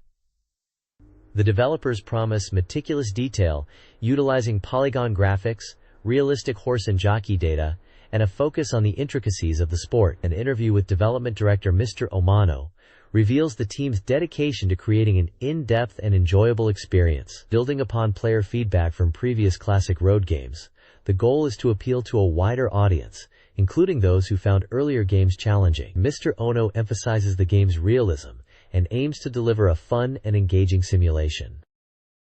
Yushun Classic Road for the SEGA Saturn is a horse racing simulation game centered around breeding, training, and racing. The breeding phase introduces advanced concepts like mix breeding and inbreeding to enhance horse strength. Players buy broodmares and select racehorses through draft selections. Training focuses on horse development, emphasizing observation of movement and utilizing training methods such as woodchip courses and hill courses. Players can also use race strategy instructions and horse gear effects like blinkers. The race phase puts 3-year-old horses into races, highlighting debut events and prestigious competitions with significant prize money. Players set race tactics before competing. Finally, the game includes secret modes like Super Horse Mode, featuring historical horses, and Famous Horse Mode, allowing races against legends. This page is showcasing Suikoden Oath of Heaven, an upcoming action-packed simulation game from Koei for the Sega Saturn. The game is described as a historical strategy title set in China, similar in genre to the Romance of the Three Kingdoms series, but with a different atmosphere. The main objective is to defeat corrupt officials and powerful ministers. The page highlights that the game is based on the famous Chinese picaresque novel Suikoden, Water Margin, emphasizing its unique and sometimes violent story. It mentions the game will feature a cast of unique characters, including notable female figures and some gritty scenes. The release date is set for December 27th, priced at 5,800 yen, and is a strategy simulation game playable by 12 players. The core gameplay loop seems to revolve around starting as a fugitive, establishing a base, building up your nation, expanding territory, gathering heroes and popularity, and ultimately receiving imperial orders to attack and defeat the corrupt ministers. The page emphasizes that the final boss is a powerful minister, and you'll need to gain authority to even confront him. Screenshots show a game map, a battle scene, and close-up portraits of some of the unique characters you'll encounter in this intriguing strategy title. Suikoden Oath of Heaven demands strategic nation building. Success hinges on recruiting heroes with varying stats like affinity, influencing their performance and integration.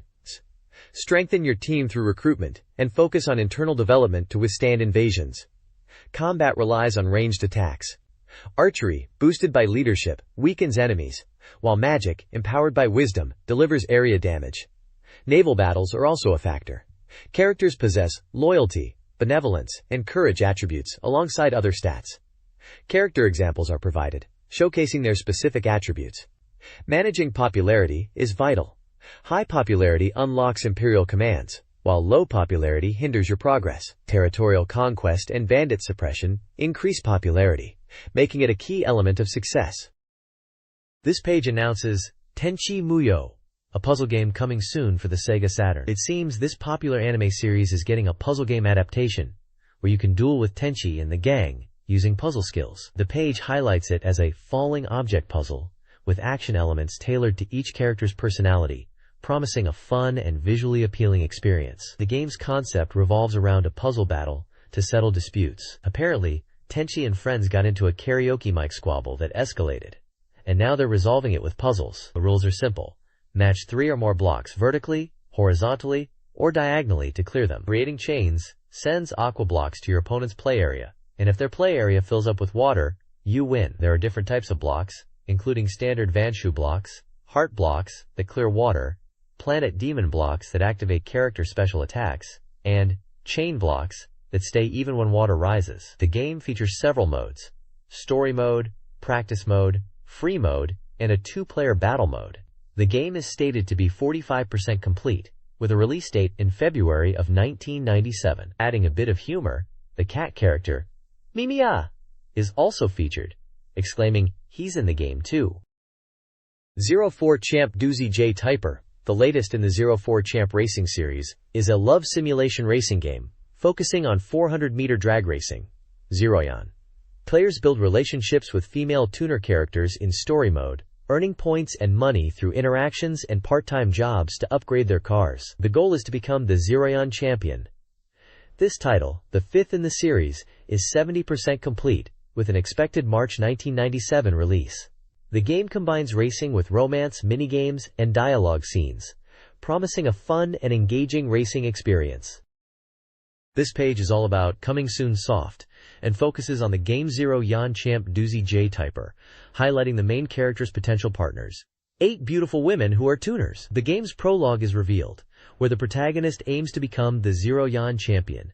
You start by choosing a tuner partner who will help set up your machine. You can deepen your relationship with your chosen partner to get better tuning advice. Each girl has her own area of expertise. For example, there's Wendy, the cheerful childhood friend, and Elemi, a genius college girl. The story mode involves encountering these girls and aiming to become the Zeroyan champion. The game begins with finding a machine tuner partner, buying and tuning a car, and entering races. The page also touches upon the Zeroyan Champ standard minigames. In these minigames, which happen during part-time jobs and events, you earn money to buy machine parts. There are various minigames, like fishing and street basketball, adding another layer of gameplay beyond just racing. It emphasizes the abundance of these minigames being a key feature of the game, providing fun outside of the main races. This page is all about showcasing more of Zeroyan Champ Doozy J Typer. It emphasizes the unique characters that appear in the game, alongside the racing elements. The page confirms that racing is a core part of the game, but the main focus is still on the Zeroyan drag racing aspect. Tuning your car is done in 2 ways, by replacing parts and by chassis tuning. You buy parts at the shop, while chassis tuning is entrusted to your partner tuner girl. Interestingly, these girls' tuning skills improve alongside the protagonist as you progress and build relationships with them. The page highlights different gameplay modes. First, there are grass races where you can test your skills. Then there are more serious races where you can rank up. Beyond racing, there are various minigames. There's a fighting minigame described as a popular betting sport in America, where winning increases your prize money. You can also bet on horse races or car races, similar to Toto Calcio, football pools. Casino games like slots, Keno, and blackjack are also available as minigames. Finally, there's even a classic RPG-style minigame in the mix, although the reviewer humorously laments its simplistic graphics compared to the upcoming new RPG releases. Essentially, this game is packed with diverse gameplay, beyond just racing and character interactions. This page is all about Blast Wind, a horizontal scrolling shooter. It looks like a preview or game introduction in the magazine. The page starts with a dramatic title and tagline about fierce wind unraveling.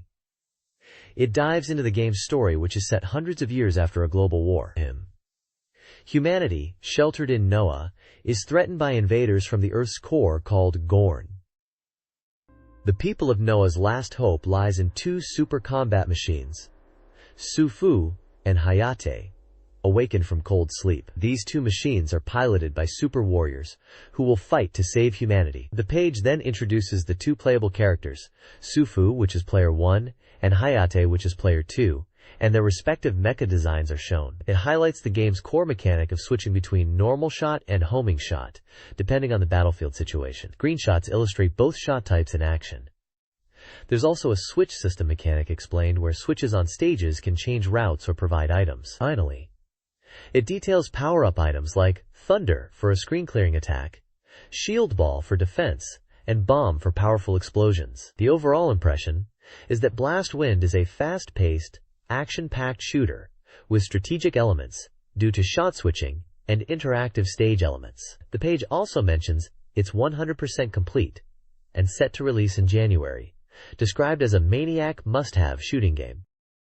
Blast Wind features a branching stage structure where players select routes between levels, affecting difficulty and boss encounters. Stage 1, Iron Skyscraper, introduces players to controls with routes A, B, and C, leading to different bosses. Stage 2, Atlantis, offers a push choice, with a right route providing a mid-boss battle. Routes A through E present varied boss encounters, with the right route described as exceptionally challenging.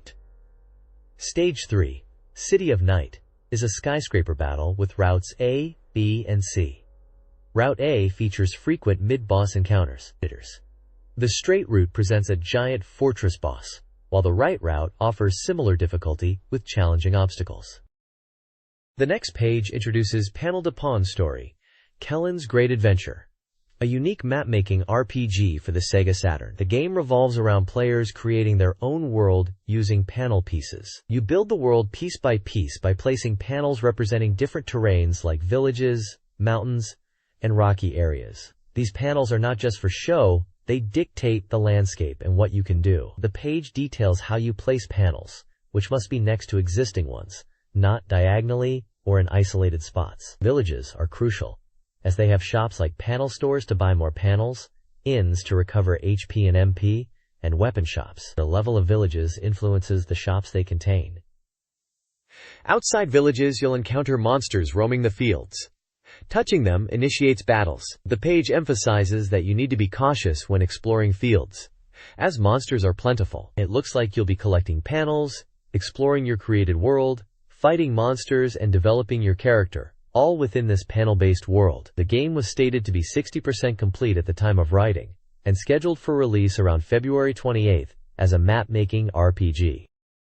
This page is all about the SEGA Saturn game Gege no Kitaro, Illusionary Winter Weird Tale, a text-adventure game aimed at adults. It dives into the story and setting, which is a village called Kajisawa Village, isolated by heavy snow and blizzards, described as a scary and atmospheric place where strange deaths are happening. The reviewer highlights the importance of sound in creating the horror atmosphere, mentioning 3D sound effects and scary sounds like creaking and groaning to immerse the player in the spooky setting. The visuals also aim to recreate the unique Kitaro art style, emphasizing the unsettling and eerie aspects. The game offers different visual modes like normal, monochrome, silhouette, and monochrome silhouette, allowing players to choose their preferred visual style for experiencing the adventure. There is also a section showing a live performance at a shrine celebrating the game's release, featuring musicians and people dressed as Kitaro characters, suggesting a promotional event. The reviewer seems impressed, indicating that the game is a must-have hit. This page showcases the upcoming SEGA Saturn release of Galaxy Fräulein Una Remix. It's all about a special package that players can get their hands on. The page highlights these special package contents, which are shown to be quite substantial, including things like a binder, binder sleeves, holder case, and a special calendar, all featuring remix artwork. They are really pushing the fact that everything in the package is exclusive to this remix edition and features newly drawn illustrations. The game itself is described as a full graphic renewal version of Galaxy Fräulein Yuna for the Saturn, boasting full voice acting and remixed background music, making it a very tempting upgrade for fans. They emphasize that it's only possible on Saturn due to the hardware capabilities. The game is labeled as an adventure title and is for one player. There's even a 100% completion graphic, suggesting it's ready to go. Screenshots are shown to illustrate the enhanced graphics compared to the previous versions. The page aims to create hype for this enhanced re-release, pointing out that it is a must-have for fans, especially those who missed out on the PC Engine version and want to experience it with all the new features on the Sega Saturn. This page is dedicated to the Sega Saturn game Galaxy Fräulein Yuna Remix and serves as a story introduction. It starts with Yuna, an idle contestant who ends up winning a contest. Suddenly, Elnar, the savior of light, appears and tells Yuna she is the savior of light. This sets off a grand adventure for Yuna, who needs to find 3 companions to travel to space. To get to space, Yuna tries to win a contest for a spaceship, but she loses her license. School doesn't help her get a license either, leading her to get a job at a TV station. At the TV station, she meets her manager and Elnar once again. The page also introduces a character called Ryudia, who is linked to ancient civilizations. Finally, the story progresses to the point where Yuna and her crew launch into space, where they immediately encounter enemies and meet Marie, the flower messenger. It seems there are even more enemies on the horizon, as the page teases the appearance of Yoko and hints at further battles. It's a page focused on setting up the game's storyline and introducing the main characters. This page focuses on Sakura Wars, announcing a special Flower Division News Bulletin, which is a digital fan book for the game. It mentions that the fan book is 60% complete and packed with content that fans will love. You can expect interviews with voice actors, including Saki Sudao, the voice actress for Sakura Shinguchi, alongside brand new voice recordings and scenarios. This digital fanbook is clearly aimed at Sakura Wars enthusiasts, offering a deeper dive into the game's world and characters. This page continues the Sakura Wars scoop, diving deeper into the Flower Division News Bulletin digital fanbook. It emphasizes the packed content aimed at fans, highlighting 2 main sections: Imperial Theater Company entry guide reading and compatibility fortune-telling with the Flower Division's 6 members. The entry guide reading section is described as a digital book experience where players can navigate through news and scenarios, clicking on various points to trigger different character dialogues and scenes. It promises a fun and engaging way to explore content and enjoy character interactions. Next up is the compatibility fortune-telling minigame. Here, players can test their compatibility with the 6 members of the Flower Division. By answering questions in a quiz-like format, they can discover which Flower Division member is their perfect match. The page even includes a flowchart showing the possible paths and outcomes of this compatibility test. Finally, the page teases video content accessible by going to the 2nd floor within the fanbook. This section features real-life interview footage with the voice actresses of the Flower Division, providing a behind-the-scenes look. The video is mentioned to be in MPEG softdeck format for clear visuals, and with a memory expansion cartridge, even smoother playback is possible. It sounds like this fanbook is aiming to be a comprehensive package for Sakura Wars devotees, offering a mix of in-game content, minigames, and real-world insights. The next page showcases 3D Baseball the Majors. It seems to be highlighting the realistic feel of the game, starting with a poetic tagline about fulfilling a childhood dream of being a baseball player on the major league ground. The page features screenshots showing the 3D graphics and gameplay, including a pitcher in action. The text details how the game aims for realism, emphasizing that even baseball novices can enjoy it. It mentions that in the game, you can play as a pitcher in the Pacific League, mirroring real-life baseball star Hideo Nomo's style when he played for the Kintetsu Buffaloes and then moved to the major leagues. The game boasts 700 actual baseball players and major leaguers registered within it. It also mentions that in January, the company name will change from BMG Victor to BMG Japan, and the BMG homepage will be revamped. The game was released on January 24th and priced at 5,800 yen, supporting 1 or 2 players. 3D Baseball. The Majors boasts accessible controls for quick gameplay. Pitching relies on player skills and pitch variety, while batting hinges on timing and aiming. The game emphasizes realistic visuals with 3D player models and motion capture for authentic animations. Players can enjoy multiple camera angles, mirroring a TV broadcast. A general manager mode offers deep team management, allowing players to adjust stats and rosters using real-world data. The game's review highlights impressive motion capture and smooth player movements, particularly in pitching and batting. The reviewer expresses genuine surprise at the game's fun and realism, showcasing its engaging gameplay.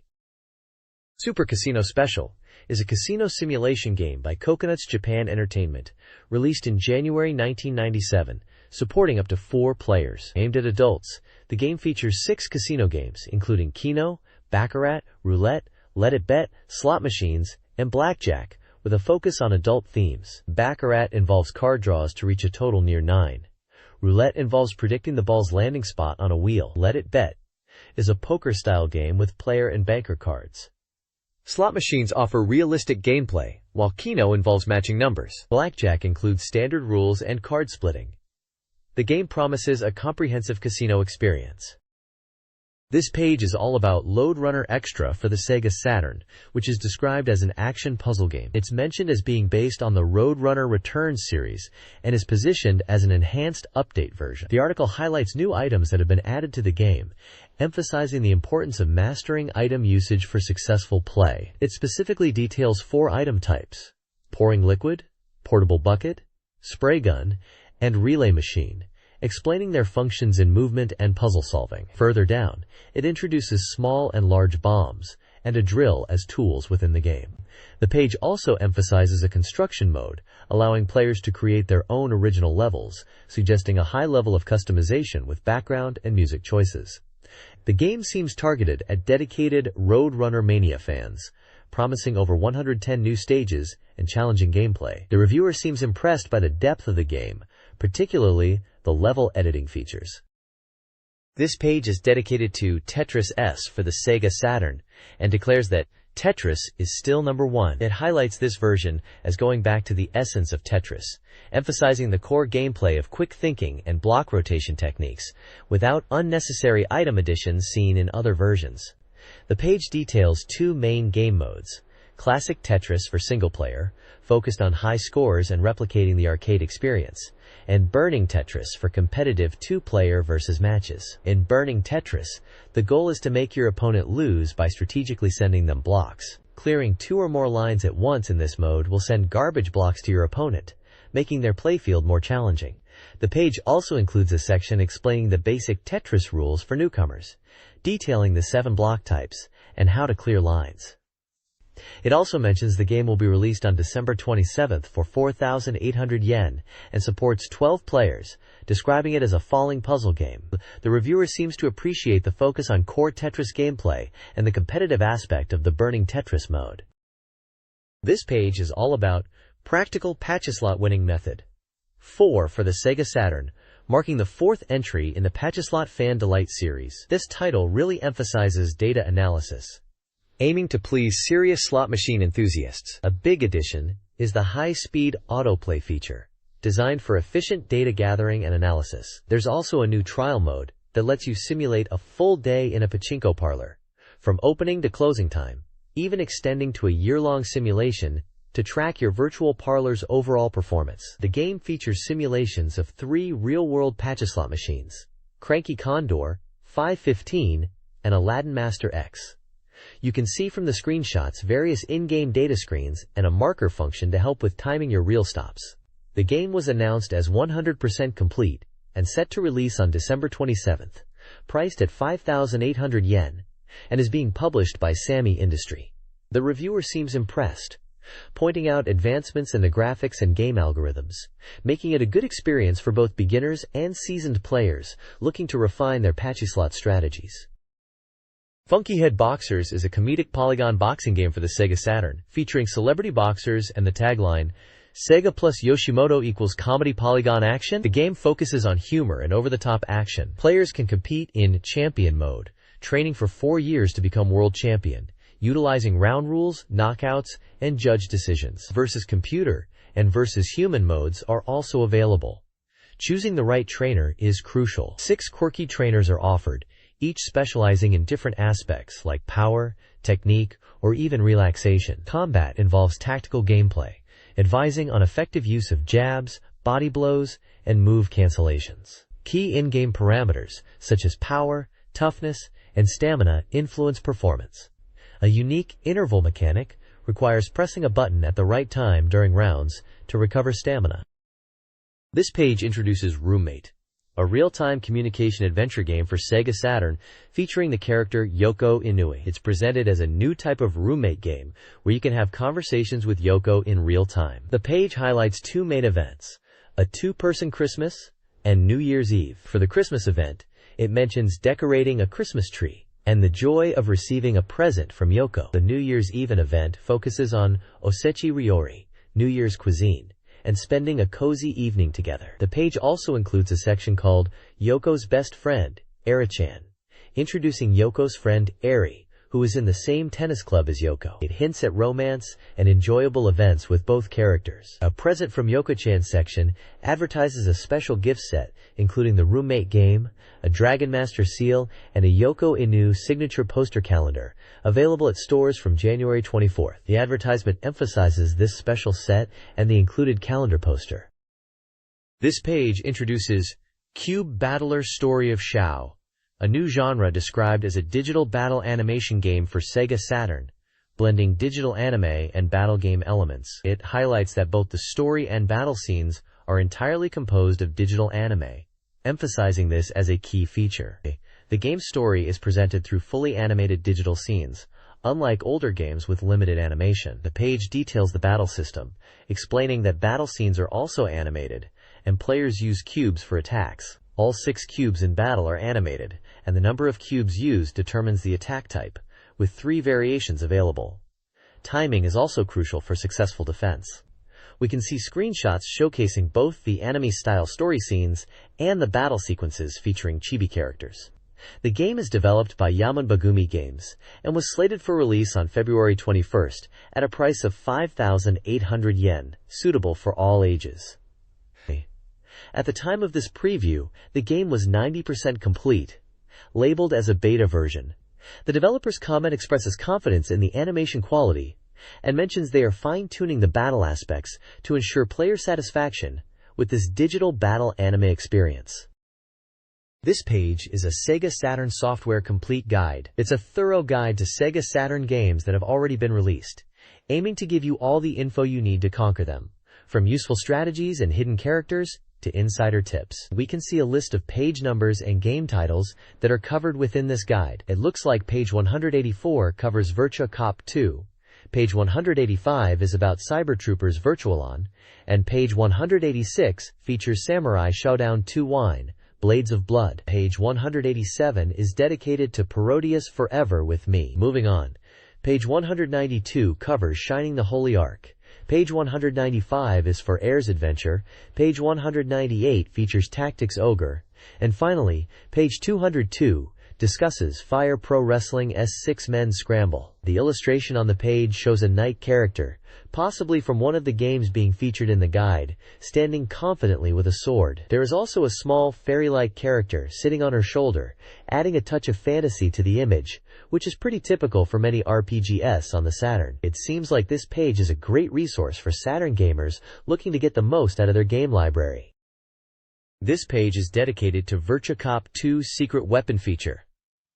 It reveals how to use special weapons by selecting your gun with a cheat code, unlocking a full autocannon. The page details a few special commands. The first one is about accessing a staff roll during the advertisement demo scene by pressing the button on controllers 1 and 2. Another command lets you cancel the opening screen by pressing the start button and shot button during the game's demo. There's also a command to view CG in the option screen by pressing L and R buttons simultaneously on page 1 of the option screen, which will display back CG. Finally, a command to erase pause screen display allows you to hide the pause text during pause mode by pressing the XYZ buttons together, and you can bring back the cursor with the L button. There's a comment from AM2R and D stating that special weapons were made more interesting and that the staff role in the advertisement demo is an AM2 tradition. Lastly, the page announces a Guardian of Virtuosity 2 high-score competition, inviting players to participate in stages 1 to 4 of the Virtua Cop 2 mode. It mentions normal settings, usage of continue and gun select being allowed, but pausing the screen to check the video output is not permitted. The deadline for submissions is January 31st. This page is all about unlocking 2 secret mecha in Cybertroopers Virtualon, the E6 Temjin and D Raiden. It explains how to use them by entering a command at the title screen, pressing start, and then repeatedly tapping the left and right triggers on controller 1. These are described as hidden units, with different performance characteristics compared to the standard mecha. The page then goes into detail about each mecha type. The E6 Temjin is presented as having high mobility, suitable for close combat but with lower basic performance, excelling in dash attacks and beam sword range. Dr. Watari's explanation mentions it's a prototype Temjin, with a blade-type beam launcher, initially designed for ranking CG demonstrations, emphasizing white blade battles and close combat, but it didn't become a regular machine. The D Raiden is described as a super machine, specializing in laser strength. It excels in long-range laser attacks, with a powerful laser cannon that can penetrate opponents, but its charge time is longer. Dr. Watari explains this Raiden is also a prototype, developed in the early stages, focused on powerful lasers for support and defense. He notes that the current Raiden was developed after this machine. Both mecha types are shown in screenshots and compared to standard versions, highlighting their unique abilities and combat styles. The page is aimed at players wanting to try out these special units and experience a different style of gameplay in Virtualon. An illustration contest for Samurai Showdown 2 was judged by SNK staff, Ume and Satama. The grand prize, awarded to Osamu Kimura of Tokyo, was praised for its impact and skill, winning a SNK calendar and goods. 2 artists, Nozomi Zohoho and Hayodoken Torimaru, received the SNK prize, each getting character goods and calendars. The Ume Hon Izumi prize, chosen by Ume and Hon Izumi, honored 3 artists, Hos, Osakafu Kokoro no Tabibito, and Tokyoto Ate Mi, with prizes including a tapestry and calendar. The Satama Prize, for cute and beautiful entries, went to Hiroshimaken Marupan, Saitamaken Udo Suzuki, and Hokkaido Saika Hyoko. Basaran of Shizuoka won the weekly Young Magazine Prize. The page concluded with a promotion for KOF 96. The next page begins the strategy guide for Shining the Holy Ark, starting right after you escape from the Dizakeya mine. The focus now shifts to Apollion's mansion, your next destination, where you'll encounter Garam. This issue introduces Dragon Warrior Butts, a new ally who will join your party. The guide outlines the game's progression through areas like the Forest Cave, Mountain Cave, Fairy Ease Village, and South Burrow. Following Apollion's mansion, a key part of this section details the underground passages linking the forest graveyard at Apollion's mansion. It even provides a step-by-step guide on how to unlock a door in the graveyard, which involves using holy water, difficult books, and manipulating a clock mechanism. To help you navigate, the page includes maps for the first and second floors of Apollion's mansion and the forest graveyard's underground area. This guide continues the Shining the Holy Ark walkthrough, starting after Apollion's mansion. It details hidden passages in the mansion revealed by pushing against walls containing valuable items. The guide then directs players to the Mountain Cave, warning of the 3-headed tail viper boss, with stronger versions in B1. Maps are provided for the cave's floors. The guide emphasizes the icy fields on the first floor, where movement is slippery and requires careful planning to avoid pitfalls, using maps of the ice fields. Players are then advised to visit Far East Village to stock up on supplies before entering the South Burrow. Lastly, the guide discusses the class change system, available at level 20, which enhances character abilities, using Arthur as an example. The guide also includes lists of obtainable items and pixies found in the mentioned areas. The South Burrow dungeon in Shining the Holy Ark is a complex, spatially distorted area, with twisting paths and ceiling as floor sections on the first floor and first basement levels. Navigation requires adapting to this distortion, sometimes involving falling into holes and avoiding rolling boulders by switching between floor and ceiling traversal. Breakable walls reveal hidden areas, particularly on the second basement, where valuable items and mimic monsters await. Obtaining the Holy Sword requires solving a mathematical puzzle involving 2 gods and 7 types of treasure stones. The guide provides maps and lists obtainable items like the Magic Matic and Dragon Orb, along with consumable items such as Drop of Wisdom and Bread of Vitality. Players can also recruit pixies, including Incubus, Cyrene, Leprechaun, and Tanpi, as allies within this dungeon. This page focuses on the Sega Saturn game Jikyu Oshibari Parodius Forever With Me. It's a shooting game from Konami, currently on sale for 4,800 yen and supports 2 players. The headline humorously says, "The more you know, the worse it gets. Real pero good story," hinting at the game's over-the-top nature. The article describes the first stage, called Soul, as being flashy and original, different from later stages that borrow elements from other games. The first boss, Shoot and Marrow, is similar to Anna Pavlova and Marrow from Gokuju Parodius, featuring pandas with parasites. The stage is broken down into sections like Air Battle, with Moai head enemies and syringe projectiles, and Disco Inside, featuring DJ penguins throwing records, and Colonel Sanders-like characters alongside monkeys as enemies. The boss battle includes dodging glass shards from a mirror ball and musical notes from the panda boss, suggesting headshots are effective at close range. A more section mentions risque backgrounds with a 70s disco theme and even a Travolta impersonator. The development staff listed include programmers Hiru Saito and Yuji Shibata, and director Kazutomo Terada. Jikyu Oshibari Parodius Forever With Me is previewed, focusing on stages 2, School, and 3, Field. School features air battles with Moai heads and syringe projectiles, classroom and hallway combat, and a gymnasium with vaulting box challenges. The boss utilizes option attacks. A hidden command unlocks a vocal version of the background music.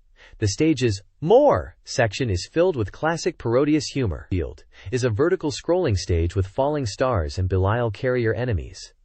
Land of Wonder features balloon and trump soldiers. The boss launches homing missiles, with a strategy focused on exploiting its weak points. The More section continues the comedic tone. Staff interviews reveal Terada-san's role in team management and boss character graphics, and Saito-san's programming work. They aimed for a real Parodius experience, their first Saturn Codrom title. The game's self-parody is discussed, with the developers anticipating player reaction to the humor and references, hoping for an enjoyable experience akin to a Tokimeki Memorial parody. Jikyu Oshibari Parodius Forever With Me previews Stage 4, Edo. A Gradius-inspired level with Moai squadrons and umbrella platforms. The boss is a compact, bullet-firing enemy vulnerable after breaking, requiring 3 core hits. Stage 5, Sweetsland, offers a Parodius-esque experience, with slow aerial combat, challenging enemies, and a 2-stage boss using flying weapon attacks. Both stages feature More sections with chaotic Parodius elements. The interview highlights 2-player co-op play, thoroughly debugged for sound and graphics, and influenced by Time Bokan. Developers aimed for a balanced, challenging, and fun experience, especially in 2-player mode, seeking to replicate the quality of extreme Parodius on Saturn. This article reviews Jikyu Oshibari Parodius Forever With Me, focusing on specific stages and features. Stage 6, Highway, is a high-speed chase ending with a cat paw boss. Stage 7, Boss Rush, is a remix of bosses from previous games. A More section highlights a penguin character and introduces magic hand mechanics with items like Curse and Charm. The article then discusses the game's price and 2-player simultaneous play, with an option mode and extra mode. An interview with the developers touches upon the future of the Parodius series, expressing a desire for sequels, potentially with new graphical styles or game mechanics, acknowledging the extensive work invested in the game. The article is accompanied by gameplay screenshots and a photo of the development team. This page dives into the secret cheat codes and hidden features for Jikyu Oshibari Parodius Forever With Me. It's broken down into sections depending on where you input the codes, like at the menu, option screens, or even during the game itself when paused. There's a bunch of codes listed using button combinations, and these unlock cool stuff. For example, you can choose to play as the same character twice, unlock hidden characters, select any stage, change the game round number, get free play so you can't game over, become invincible, max out your credits to 9, max out your lives to 9, get a full power-up for your ship, and even trigger self-destruction on purpose. It looks like this page is designed to be a handy guide for players to discover all the hidden tricks and make the game even more fun, by giving them access to things like invincibility and level select to really explore the game. Azure Dream Adventure previews Azel, Panzer Dragoon RPG, presenting a story digest. The narrative begins with Henry and Colin, unlikely allies, tasked by the merchant SEGA to rescue Colin's ferry pack. Their quest leads to Sky High World and an encounter with Undine, a water spirit, who warns of an impending world crisis. They face a giant creature, Fenrir, and are swallowed. Inside, they discover orbs. Their attempt to retrieve a third triggers Fenrir's rampage, expelling them. They then rescue Flying Finn, learning about Undine's presence in Dew Town, which is key to understanding the looming threat. The story highlights Henry, the protagonist, and Colin, a queen with unique abilities. Screenshots showcase gameplay, including battles against creatures like Fenrir, alongside menus and in-game scenes featuring the main characters. This page continues the Azure Dreams Adventure preview, now focusing on the story shift to the historical world. It seems Demos has destroyed a wall, changing the stage. The Paraphrasor to the World Below section details how, with Demos' power, the upper and lower worlds have become connected, and the setting shifts to the historical world. Henry is following Undine's guidance, descending into this historical world. Apparently, the royal capital is reached, and Colin, who is royalty, heads towards the castle to meet her father. However, upon entering the castle, Colin is imprisoned by the king. Henry and Colin then encounter a third fairy called Kettle in the royal capital. Kettle is described as the third fairy, skilled in recovery magic, possessing considerable charm as a magical girl. There's also an interview section with someone named Nagano, titled, "I wanted to try moving characters that are like 2.5D. Nagano discusses the character animation style, emphasizing they aimed for something beyond a simple puppet show effect. They wanted to create characters with depth and a manga/anime feel in a 2.5D style, focusing on making the characters and world feel alive and expressive using animation." The screenshots throughout the page showcase various scenes, environments, and character interactions within the game. This page continues the Azure Dreams Adventure preview, focusing on the storyline shift and the rescue of Princess Corin. We see that Henry, driven by love for Corin, is on a mission to save her from the royal castle. It seems Corin, despite being royalty, has been imprisoned by her own father. Henry and Corin, guided by two fairies, now encounter a rival character named Segoe. Segoe seems to be a manipulative figure, aiming to seize Corin, employing dirty tactics in the city square. The article describes the confrontation with Segoe as a destined rivalry. Henry will acquire legendary weapons and seek a divine instrument in his quest. There's a prize giveaway for 2 lucky readers to win signed illustration paper featuring Henry and Corin.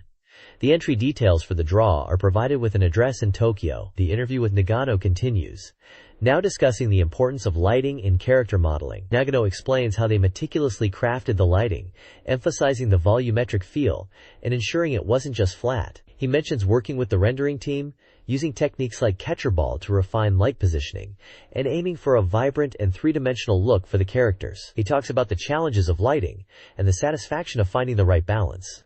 Finally, there's a profile section introducing Yukinaga Mamoru, born in 1960. He's credited with character and mechanic design, notably for Heavy Metal LGAIM and 5-Star Stories, highlighting his decade-long career in character design and art direction.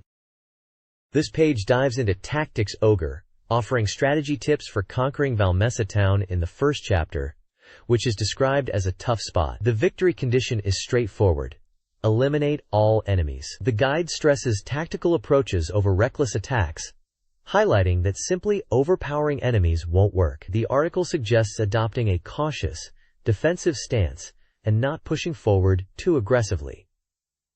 Conserving HP is crucial, especially for the later stages of the battle. A key piece of advice is to utilize high ground, as it provides a significant advantage for ranged attacks, increasing both range and hit probability. Another advanced technique mentioned is to always check the enemy's movement range before positioning your own units. This helps avoid unexpected attacks and allows for better strategic planning. Finally, There's a tactics trivia section discussing cards dropped by defeated enemies. These cards can boost stats like attack power and intelligence. While beneficial, the guide advises against becoming too focused on collecting cards. If it compromises your overall strategy or puts your units at risk, it's good to collect them when possible for stat boosts. This guide focuses on Chapter 1 of Tactics Ogre. Specifically, the critical choice at Valmessa Town. This decision dictates your Chapter 2 path. Follow Leonard or not, each offering unique story experiences. The guide details the challenging Valmessa Town battle, emphasizing careful positioning due to the initial layout. Utilize terrain, especially high ground, and consider training in Sword Soil Swamp if needed. Key tactical advice includes checking enemy equipment, long-reach weapons and powerful bows, focusing fire on single enemies, clerics first, and prioritizing rear support from healers. Keep clerics safe. Use cure leaves efficiently, and ensure they prioritize move actions to maintain healing effectiveness. This page continues the Tactics Ogre guide, now focusing on Chapter 2's challenging battles depending on the player's alignment choice from Chapter 1. It breaks down strategies for both the Chaos and Law routes. For the Chaos route, titled Selected Chaos Chapter 2, the world doesn't go as you wish, but I don't want to give up. The story moves to the Galgastan Mountain Stronghold area, near collapse. Denham, now a fugitive, after being framed and given money, hides in Port Town Ashton. The strategy for the Port Town Ashton battle emphasizes using the environment and buildings as cover to your advantage, while encircling and defeating the enemy forces, including the boss Aprosaru. It suggests using obstacles to your advantage to corner the enemy. On the other hand, for the Law route, Selected Low Chapter 2, No One Can Blame Me, the story heads towards Zoto Wetlands. The Duke's plans have failed, morale is high, and the Walsta forces are advancing. Denham is sent back to Balmamusa. The strategy for the Zoto Wetlands stage advises players to split their forces into two groups, utilize the terrain, and focus on eliminating the enemy boss Garba. It highlights the importance of positioning and balance within your team for this battle. This guide provides crucial combat tips for Tactics Ogre. Utilizing the unit list is essential for understanding turn order and planning strategically. The guide emphasizes focusing attacks to eliminate enemies one at a time, especially without powerful magic. Using clerics for healing, and strategically using the wait command to reduce turn delay is also vital. Projectile attacks are highlighted as a core element of battle strategy. Checking equipment before battle and considering action order are key for optimal performance. Minimizing healer movement to conserve MP is recommended. Finally, the guide mentions the Warren Report, a database that can unlock hidden stages and events based on specific information, particularly in the Other section. This page is all about WrestleMania, the arcade game on the SEGA Saturn, showcasing a match event between Human Likely magazine staff and SEGA AM3 research developers. The headline screams about an Iwagi fierce fighting. It seems to be a report on a wrestling game competition that took place on December 10th at Kichijoji and is scheduled for broadcast or publication on December 27th. The page features photos of excited magazine staff holding Saturn-related items like a Sonic plush and game boxes, suggesting they are fans. There are also screenshots from WrestleMania, the arcade game showing the over-the-top action, and digitized wrestlers. The article highlights the excitement and intensity of the matches, describing it as a real battle. It talks about the PWD, which likely refers to the professional wrestling department, and mentions the game's characters and special moves. The overall tone is enthusiastic, capturing the fun and competitive spirit of playing WrestleMania, the arcade game against game developers. It also mentions the concept of human vs. computer, and implies that the human team performed surprisingly well against the AM3 developers. This page continues the WrestleMania, the arcade game coverage, diving into the exciting six-man tag team match for the PWD World Championship. It was a real showdown, with the WA team consisting of Kaiser, X-Dragon, and Ranmaru, facing off against the PWD team of Nacho, Hunter, and Hayato, in a thrilling 30-minute, one-fall match.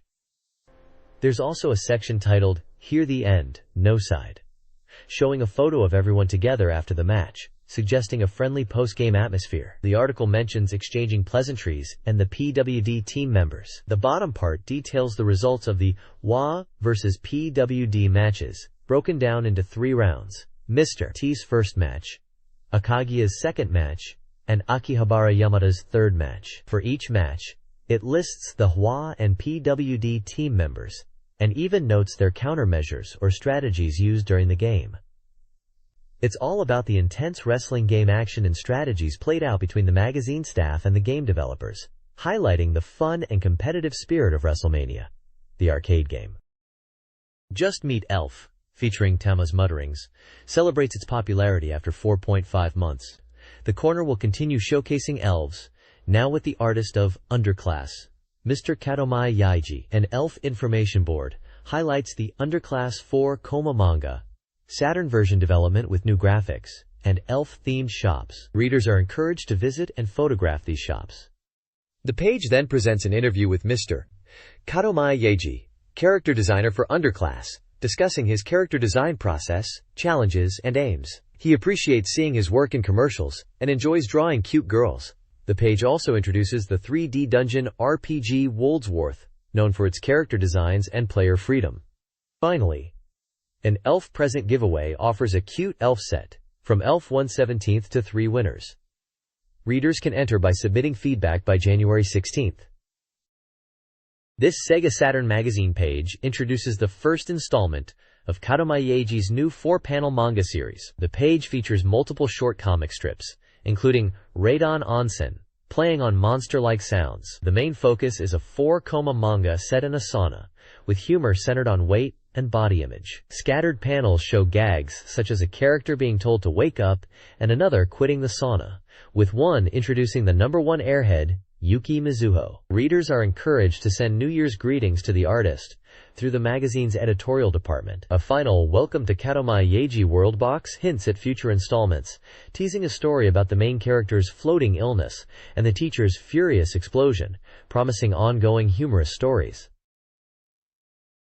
This page highlights a Policenauts Jumper Present campaign as a closeout promotion. It mentions that 100 winners were selected from software purchasers for a Policenauts Jumper, a promotional event held by Konami Computer Entertainment Japan. The page includes feedback from players who participated in a questionnaire. Many respondents expressed deep emotional responses and satisfaction with the game's ending, feeling it left a lasting impact. One player mentions the game's depth and realism, noting that it explores serious themes like medical issues and organ transplants. Another player enjoyed the detailed graphics and animation, particularly gun shooting and explosions, comparing it favorably to cinematic experiences. Some players specifically praised Karen, a character in the game, and her transparent way of life.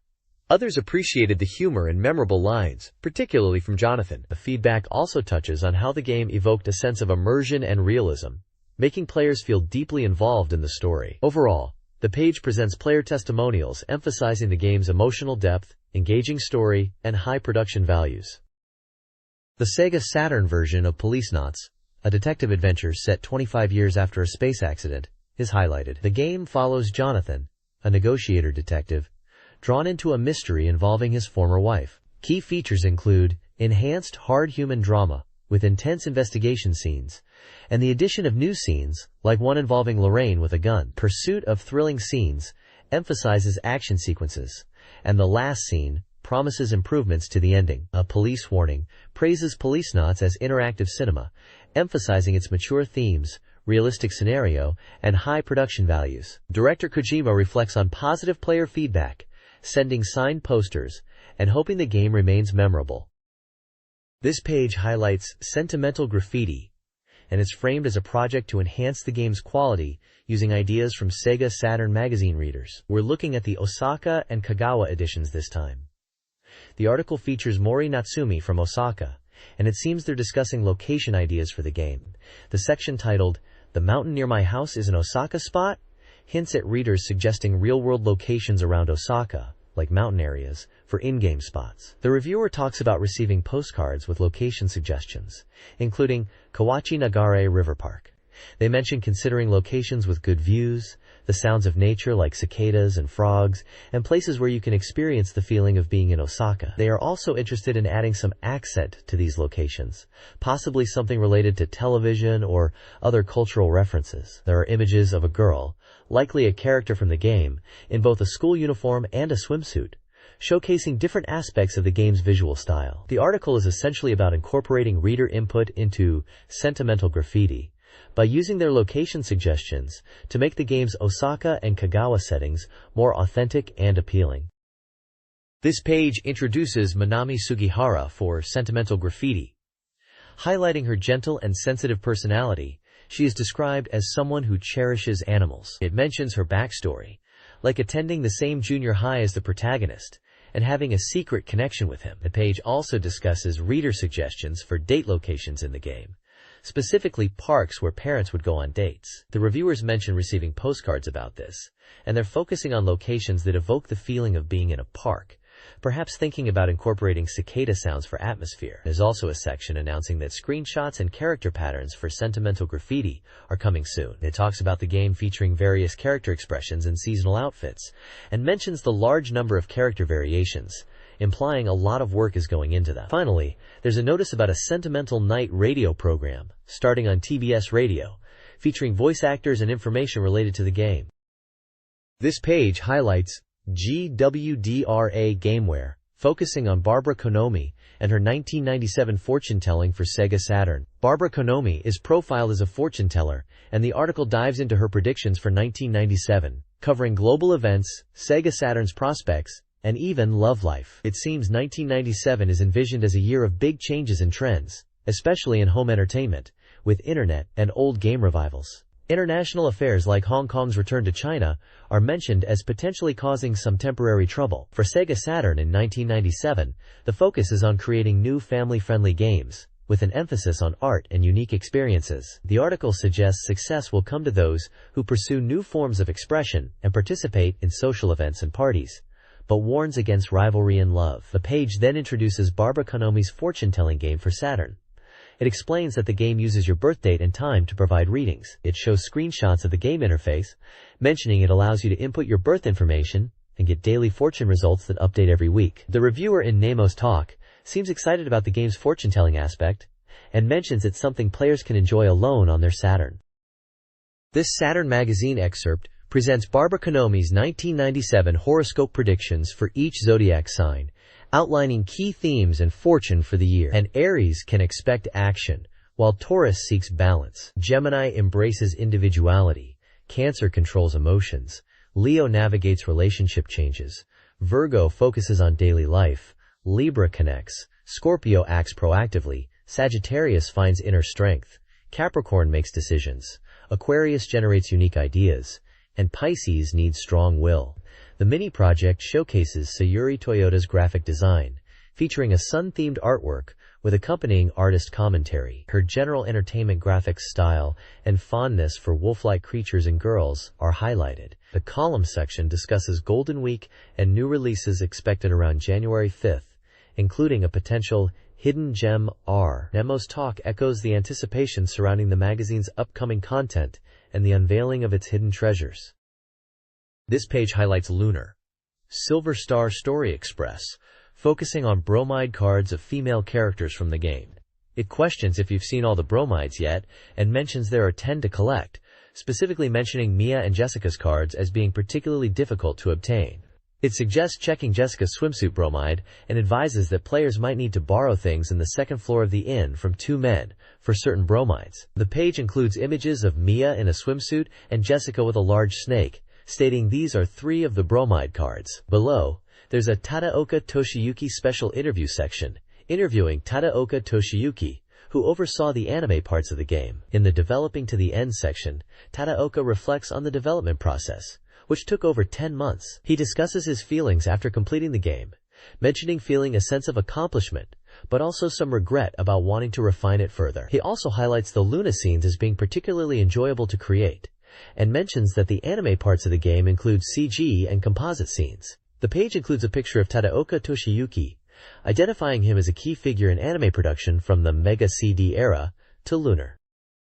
Mr. Kugaoka judged a Lunar, Silver Star Story illustration contest, highlighting the lively and enjoyable entries.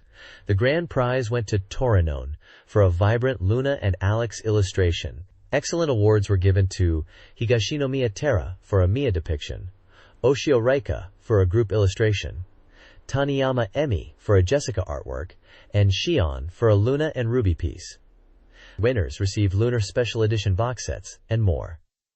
Tadaoka and Kubadoka also shared comments discussing the game's development. Tadaoka detailed the shift to CG models and digital animation, while Kubodoka reflected on the creative achievements despite Mega CD limitations and compared to Lunar 2. The next issue will take a break from the Lunar Enix series, hinting at future updates on Magic Academy Lunar.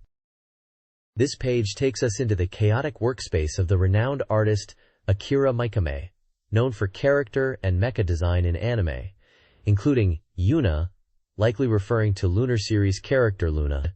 The page title proclaims, "Big Reveal!" This is Mr. Akira Mikame's workspace. It's a humorous look at the incredibly cluttered environment, with the reviewer marveling at how anyone can work there amidst piles of materials, pet supplies, and what seems like general chaos. The article describes a treasure hunt scenario where an editor named Echigoya infiltrates Mikame's workspace to find something. It seems Echigoya starts rummaging around, much to Mikame's initial annoyance, but eventually, the editor unearths Yuna's setting materials. There's a funny sequence where Mikame gets quite animated, wielding a bamboo sword, but it seems to be all in good fun. The page concludes with a promotion where readers can win a signed poster by Akira Mikame. The poster itself features the title, Silver Reflection Gale, Yuna, an artwork that looks very much in line with the Lunar series style. It emphasizes that the editor from SATURN Magazine was deeply impressed by Mikame's workspace. Essentially, it's a lighthearted and entertaining peek into the creative process, or at least the working environment, of a key figure in anime art. The next page is all about the SEGA Ski Super event held at Tokyo Joyopolis.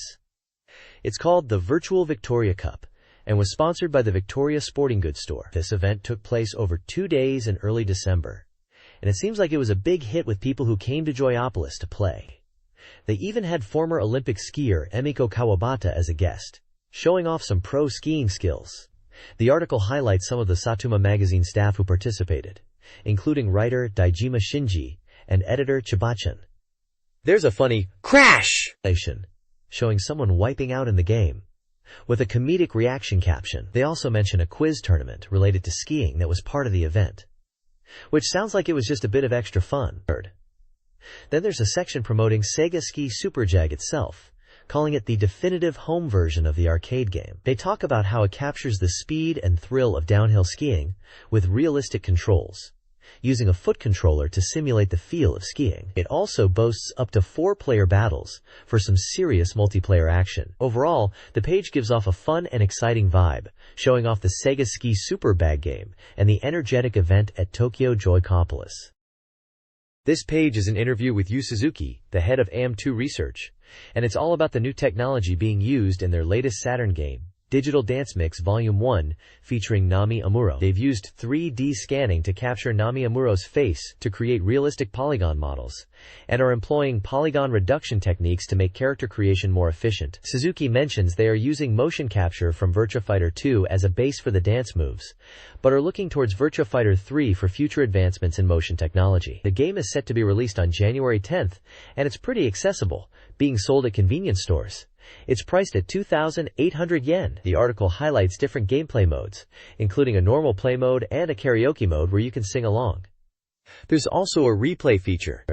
They showcase screenshots of gameplay, the box art, and even a sound test mode featuring Nami Amuro's voice. It seems like they are really pushing the Saturn's capabilities to bring realistic dance and character animation to home consoles with this title.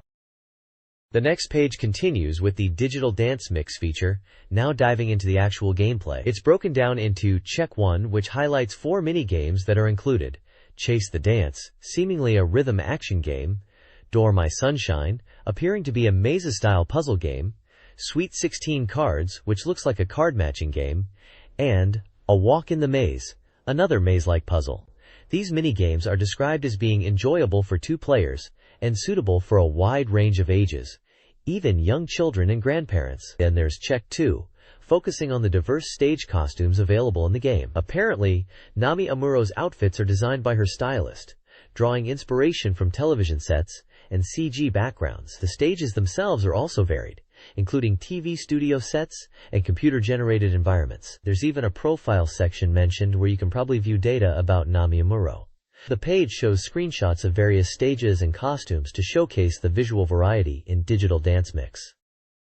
This page is all about Sega's new arcade racing game, Scud Race.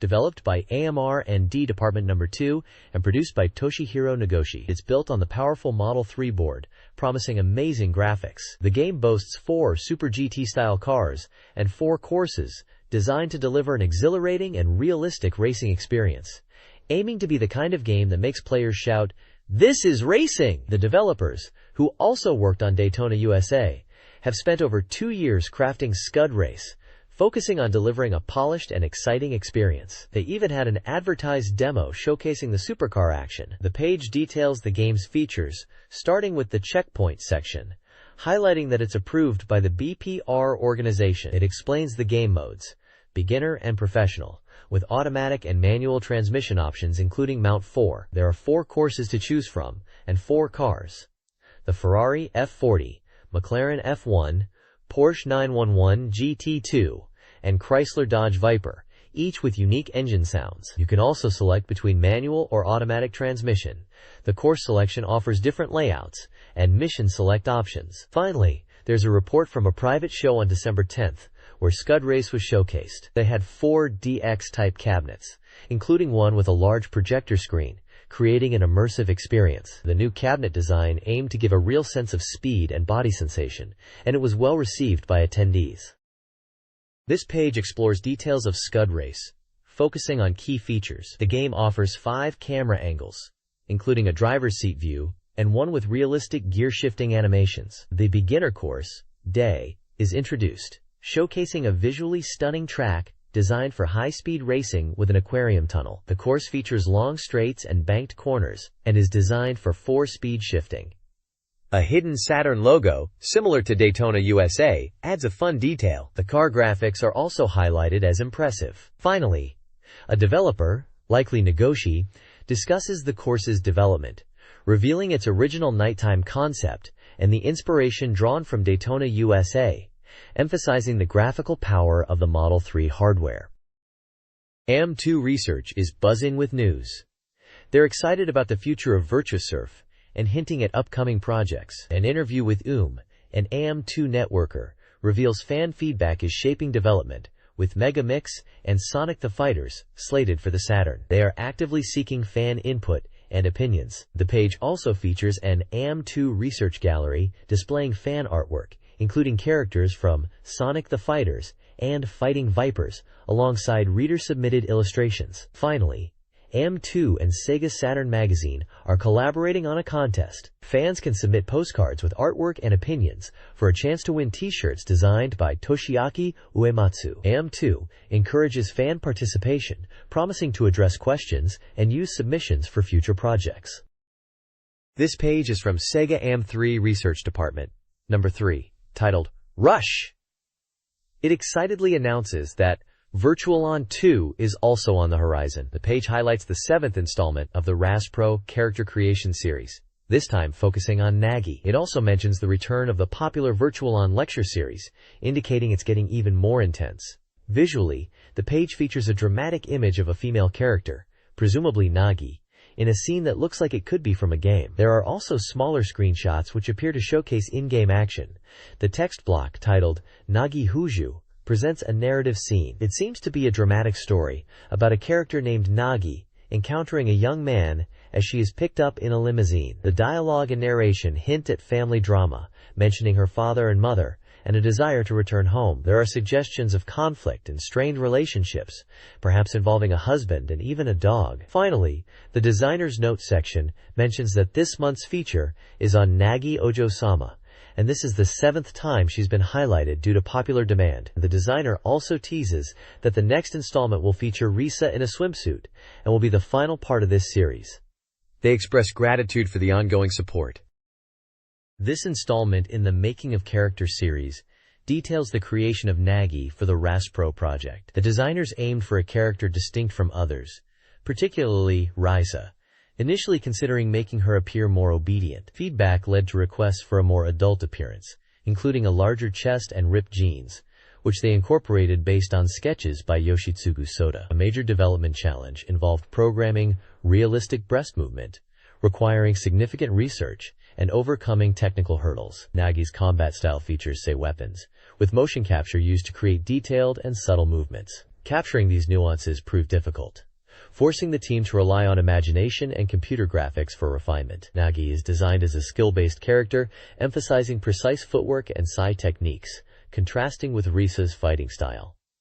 The project was led by Yamashita Nobuyuki.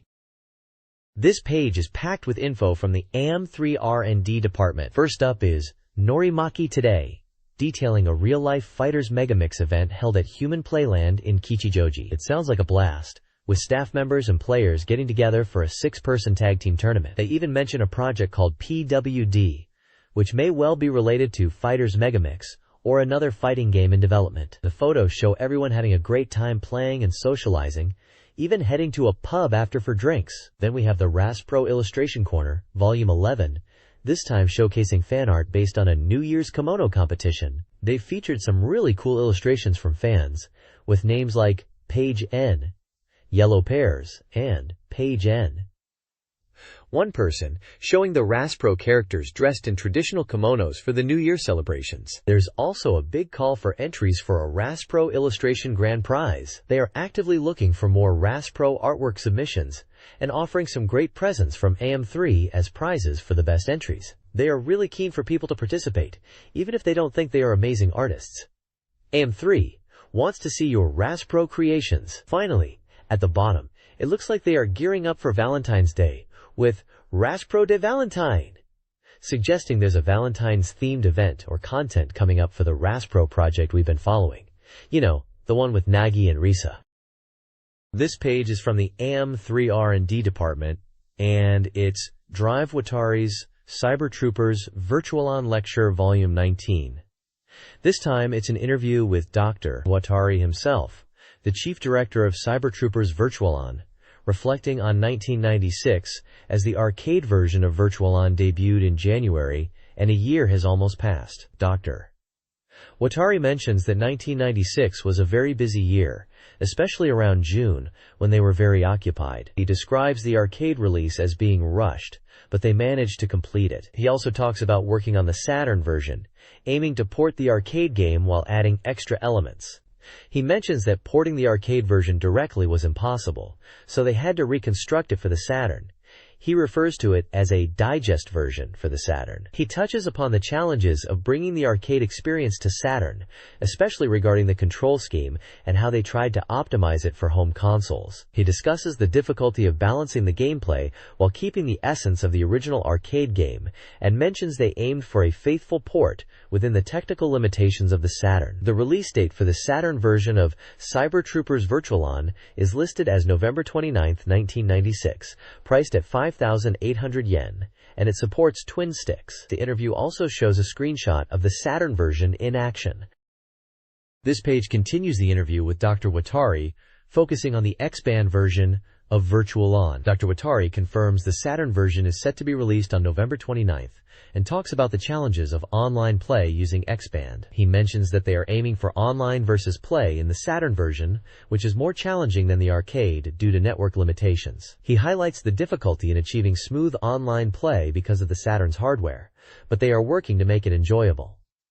Dr. Watari explains that for the X-Band version, they are aiming for a faithful port of the original arcade game, with modes like CPU battles and score attack. He emphasizes that the core gameplay and controls will be the same as the original Saturn version, but with added online functionality. He mentions that the development focus is on making the online battles as smooth and enjoyable as possible within the technical constraints. There is also an advertisement for the X-Band dedicated Virtuon for SegaNet software, priced at 2,800 yen and set to be released on December 31st, 1996. The box art features the iconic Temjin VR from Virtualon. The bottom right corner of the page features a picture of Dr. Watari with the caption, "Drive." Watari cuts through everything. Dr. Watari discusses the development of 2, likely a sequel to Virtualon, focusing on refining and expanding the original game's depth and replayability. While the visuals may not be drastically different, core mechanics and strategic elements have been enhanced for a richer gameplay experience. The page also summarizes Drive, Watari's Cyber Troopers Virtualon Lecture, across 18 installments. The summary highlights 10 volumes, each featuring a different Virtuoid, and discussing gameplay aspects. These include techniques, freedom of movement, character variations, aiming, close combat, balance between offense and defense, aggressive styles, fighting in confined spaces, and insights into the game's development process. Each volume focuses on a different aspect of gameplay or game creation. This page continues Drive Watari's thoughts, mentioning that games are tools for communication and self-expression, allowing players to connect in a shared space. He emphasizes the importance of player intention and strategy, even in seemingly simple games. Dr. Watari believes 2 is progressing well, aiming for a refined experience with deeper gameplay and strategy, even if visual changes aren't drastic. He hopes players will look forward to its release in 1997. This page also showcases past Drive Watari's Cybertroopers Virtual On Lecture. Articles from SEGA Saturn Magazine, Volume 11 through Volume 18 are highlighted, each featuring the HBV05 Raiden Virturoid. These volumes covered various aspects of Virtual On, including techniques, movement, character variations, aiming, close combat, offense/defense balance, aggressive styles, fighting in tight spaces, and development insights. Finally, there's a section explaining the current issue's cover illustration. It's a Kimono Feian, swing sleeve Feian Katoki version. Illustration by Katoki Hajime, with finish artwork by Shinjiro Oba, SEGA. The comment mentions that Feian was initially unpopular among gamers, but after her debut and transformation into a beautiful girl vs. RAR, she gained popularity and became a symbol of peace of mind. The artist hopes everyone likes the current Kimono Feian illustration. This page presents SEGA Saturn game reviews from 3 groups: Lady Users, Game Mania, and Guest Writers. Nissan presents Overdrive GTR, a racing game, received varied scores. The Lady Users praised its speed and game-like feel, 8/10, while Game Mania found the handling difficult, 6/10. Guest Writers enjoyed the scenery and relaxed driving, scoring it a 7/10. Average score, 7.0. Air's Adventure, an RPG, was also reviewed. Lady Users appreciated the freedom, 8/10. Game Mania found the setting generic, but liked the character design, 6/10. Guest Writers recommended it for casual RPG players, 7/10. Average score, 7.0.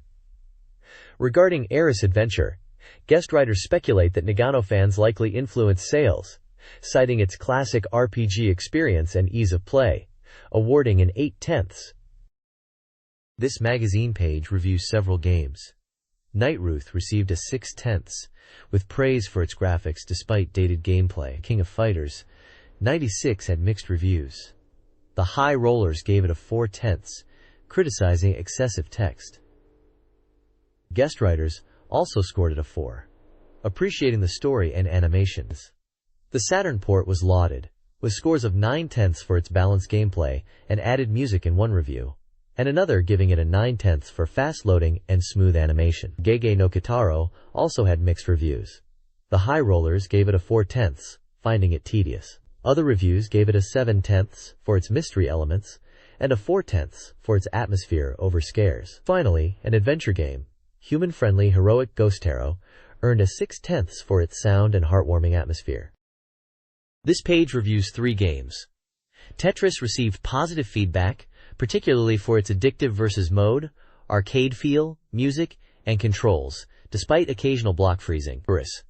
Reviewers generally scored it in the 67 range. Super Casino Special offered mixed reviews. While some found it boring and unengaging, others praised its authentic casino experience, especially for Baccarat and Roulette, with the dealer AI being highlighted. The game also received scores around 67. Roadrunner Extra had a more mixed reception, with scores in the 5 to 6 range. Reviewers noted its slower pace, emphasizing its design for patient players and those who enjoy puzzles. Some felt it needed graphical and system improvements. This review covers 3 games with varied opinions. Funky Head Boxers received mixed scores. Female reviewers and High Rollers found it unengaging due to off-humor, stiff controls, and predictable AI. Guest Writers appreciated the arcade style but found it too easy. Tenkai Makyo Daion no Mokushiroku Apocalypse IV garnered more positive feedback, One reviewer praised the story and design but desired deeper gameplay. Another, a series fan, found it well made but lacking emotional impact. The final reviewer loved the game's engrossing nature and visuals. Angelique Collection was less favorably received.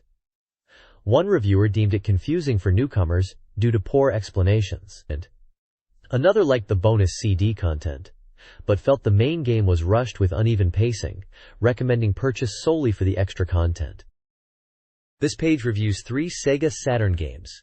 Time Gal and Ninja Hayate, an interactive anime title, received mixed feedback with a 6/10 score. Reviewers noted its simple gameplay and presentation, suggesting it's more of a novelty experience. Rockman 8 Metal Heroes, Mega Man 8, earned high praise with a 9/10. Reviewers lauded its improved animation, polished gameplay, and beautiful visuals, calling it a must-play for Mega Man fans. Finally, Shinrei Jusatsushi Taromaru, Spirit Hunter Taromaru, scored an 8/10.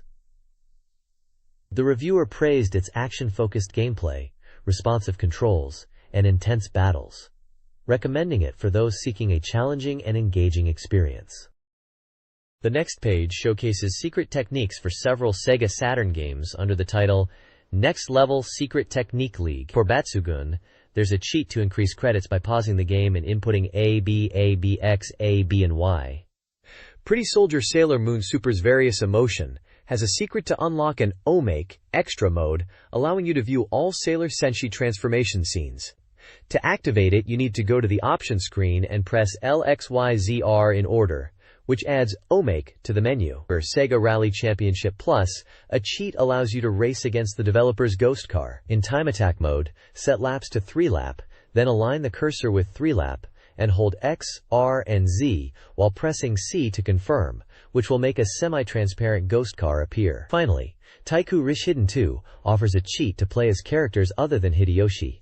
At the Game Start menu, hold L and R while selecting Start from the beginning. This brings up a player selection screen where you can choose from characters like Mitsuhide Kechi, Katsui Shibata, Kenshin Uesugi, and Motonari Mori. The page also includes a section encouraging readers to submit their own secret techniques for SEGA hardware games like Saturn, Super 32X, Mega Drive, Mega CD, and Game Gear, with prizes offered based on the bit rank of the submitted technique and software. The prizes range from Saturn software to book coupons. The next page introduces Masatsugu Shinozaki, a composer, arranger, and violinist, highlighting his work on game music. He discusses his arrangements for Ogre Grand Repeat, a project that followed his vocal collection work. He explains his selection process for music, focusing on maintaining the original song's image while arranging, which he found particularly satisfying with the Ogre tracks. He mentions the challenges of game music, especially short loops, but enjoys incorporating ethnic influences and creating dramatic compositions. Shinozaki hopes people will appreciate game music beyond just the games themselves, and also mentions his recent work on period drama background music. The page features 2 photos of Shinozaki, one close-up and another in a studio setting with audio equipment, and an image of the Ogre Gamebox. It's part of a Creators Bank Volume 19 feature, spotlighting individuals involved in game creation. This page is a reader prize giveaway from SEGA Saturn Magazine. They're giving away several prizes to lucky readers. First up, 20 people can win a SEGA Saturn game of their choice, from games released up to December 27, 1996. There are also 5 Virtua Fighter poster prizes, 3 King of Fighters, 96 posters, 3 Virtua Fighter, 2 pencil case sets, 5 Quo Vadis portable radios, and 3 stake winner odds cards. To enter, readers need to fill out the questionnaire and send it in by January 17th. The winners of the previous issue's giveaway are listed here too, broken down by prize category and region, showing who won the SEGA Saturn games, Virtua Fighter posters, King of Fighters posters, and even a Cebu Island is Canned 96 poster from a previous draw. The information section mentions the next issue of SEGA Saturn Magazine will be released on January 17th and teases upcoming game news for the spring. Finally, the staff list details various roles in the magazine's production, from editors and writers to layout and illustration artists. The next page showcases a spotlight on Technosoft games for the SEGA Saturn. It seems to be highlighting their shooting game lineup. At the top, it talks about Thunder Force Gold Pack 1, which bundles Thunder Force 2 MD and Thunder Force 2I from the Mega Drive era into one Saturn package. They've added a CDDA arranged soundtrack and a kids mode for newcomers. Below that is Hyperduel, described as an arcade hit now on Saturn, boasting arcade and arranged modes, improved graphics and sound, plus original movie content. Moving down, we see Thunder Force Gold Pack 2, featuring arcade classics Thunder Force AC and Thunder Force IV, also known as Lightning Force. This pack also includes a CDDA arranged soundtrack and a kids mode. Then there's Blast Wind, described as a next-gen vertical scrolling shooter from Technosoft, emphasizing extreme speed and screen-filling explosions, calling it Combat Destruction Vertical Shooting. On the right side of the page, they're advertising a special giveaway where the first 3,000 purchasers of Thunder Force Gold Pack 1 and Hyperduel get a CD disca featuring arranged music from Thunder Force 2i. Similarly, the first 3,000 buyers of Thunder Force Gold Pack 2 and Blast Wind will receive CD Disc B with arranged music from Thunder Force IV.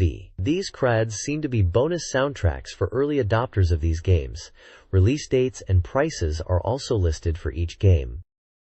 This page is an advertisement for a Technosoft Shooting Rush campaign. It looks like they're promoting their shooting games for the SEGA Saturn, specifically Thunder Force Gold Pack 1, Hyperduel, Thunder Force Gold Pack 2, and Blast Wind, building on the hype from the previous page. The advert features prominent artwork of mechs, showcasing the visual style of Technosoft's games. They're running a giveaway where 6,000 people can win an original music CD.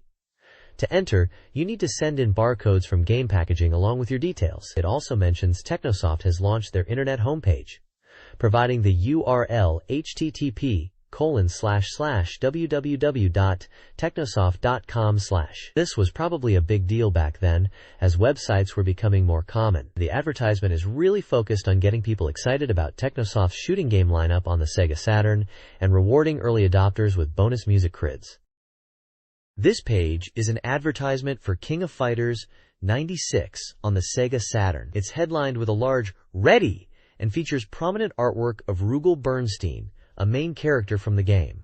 You can see screenshots of the game in action, including Kyo Kusanagi battling it out. They're pushing two purchase options: a standard CD version for 5,800 yen, and a special bundle that includes both the CD and an expansion RAM cartridge for 7,800 yen. The ad emphasizes that using the expansion RAM cartridge with the game allows for a perfect arcade experience right at home on the SEGA Saturn. It also mentions that the game is compatible with the dedicated RAM cartridge and is scheduled for release on December 31st. Essentially, they're highlighting that to get the full arcade quality experience of King of Fighters 96 on your Saturn, you should invest in the RAM cartridge along with the game.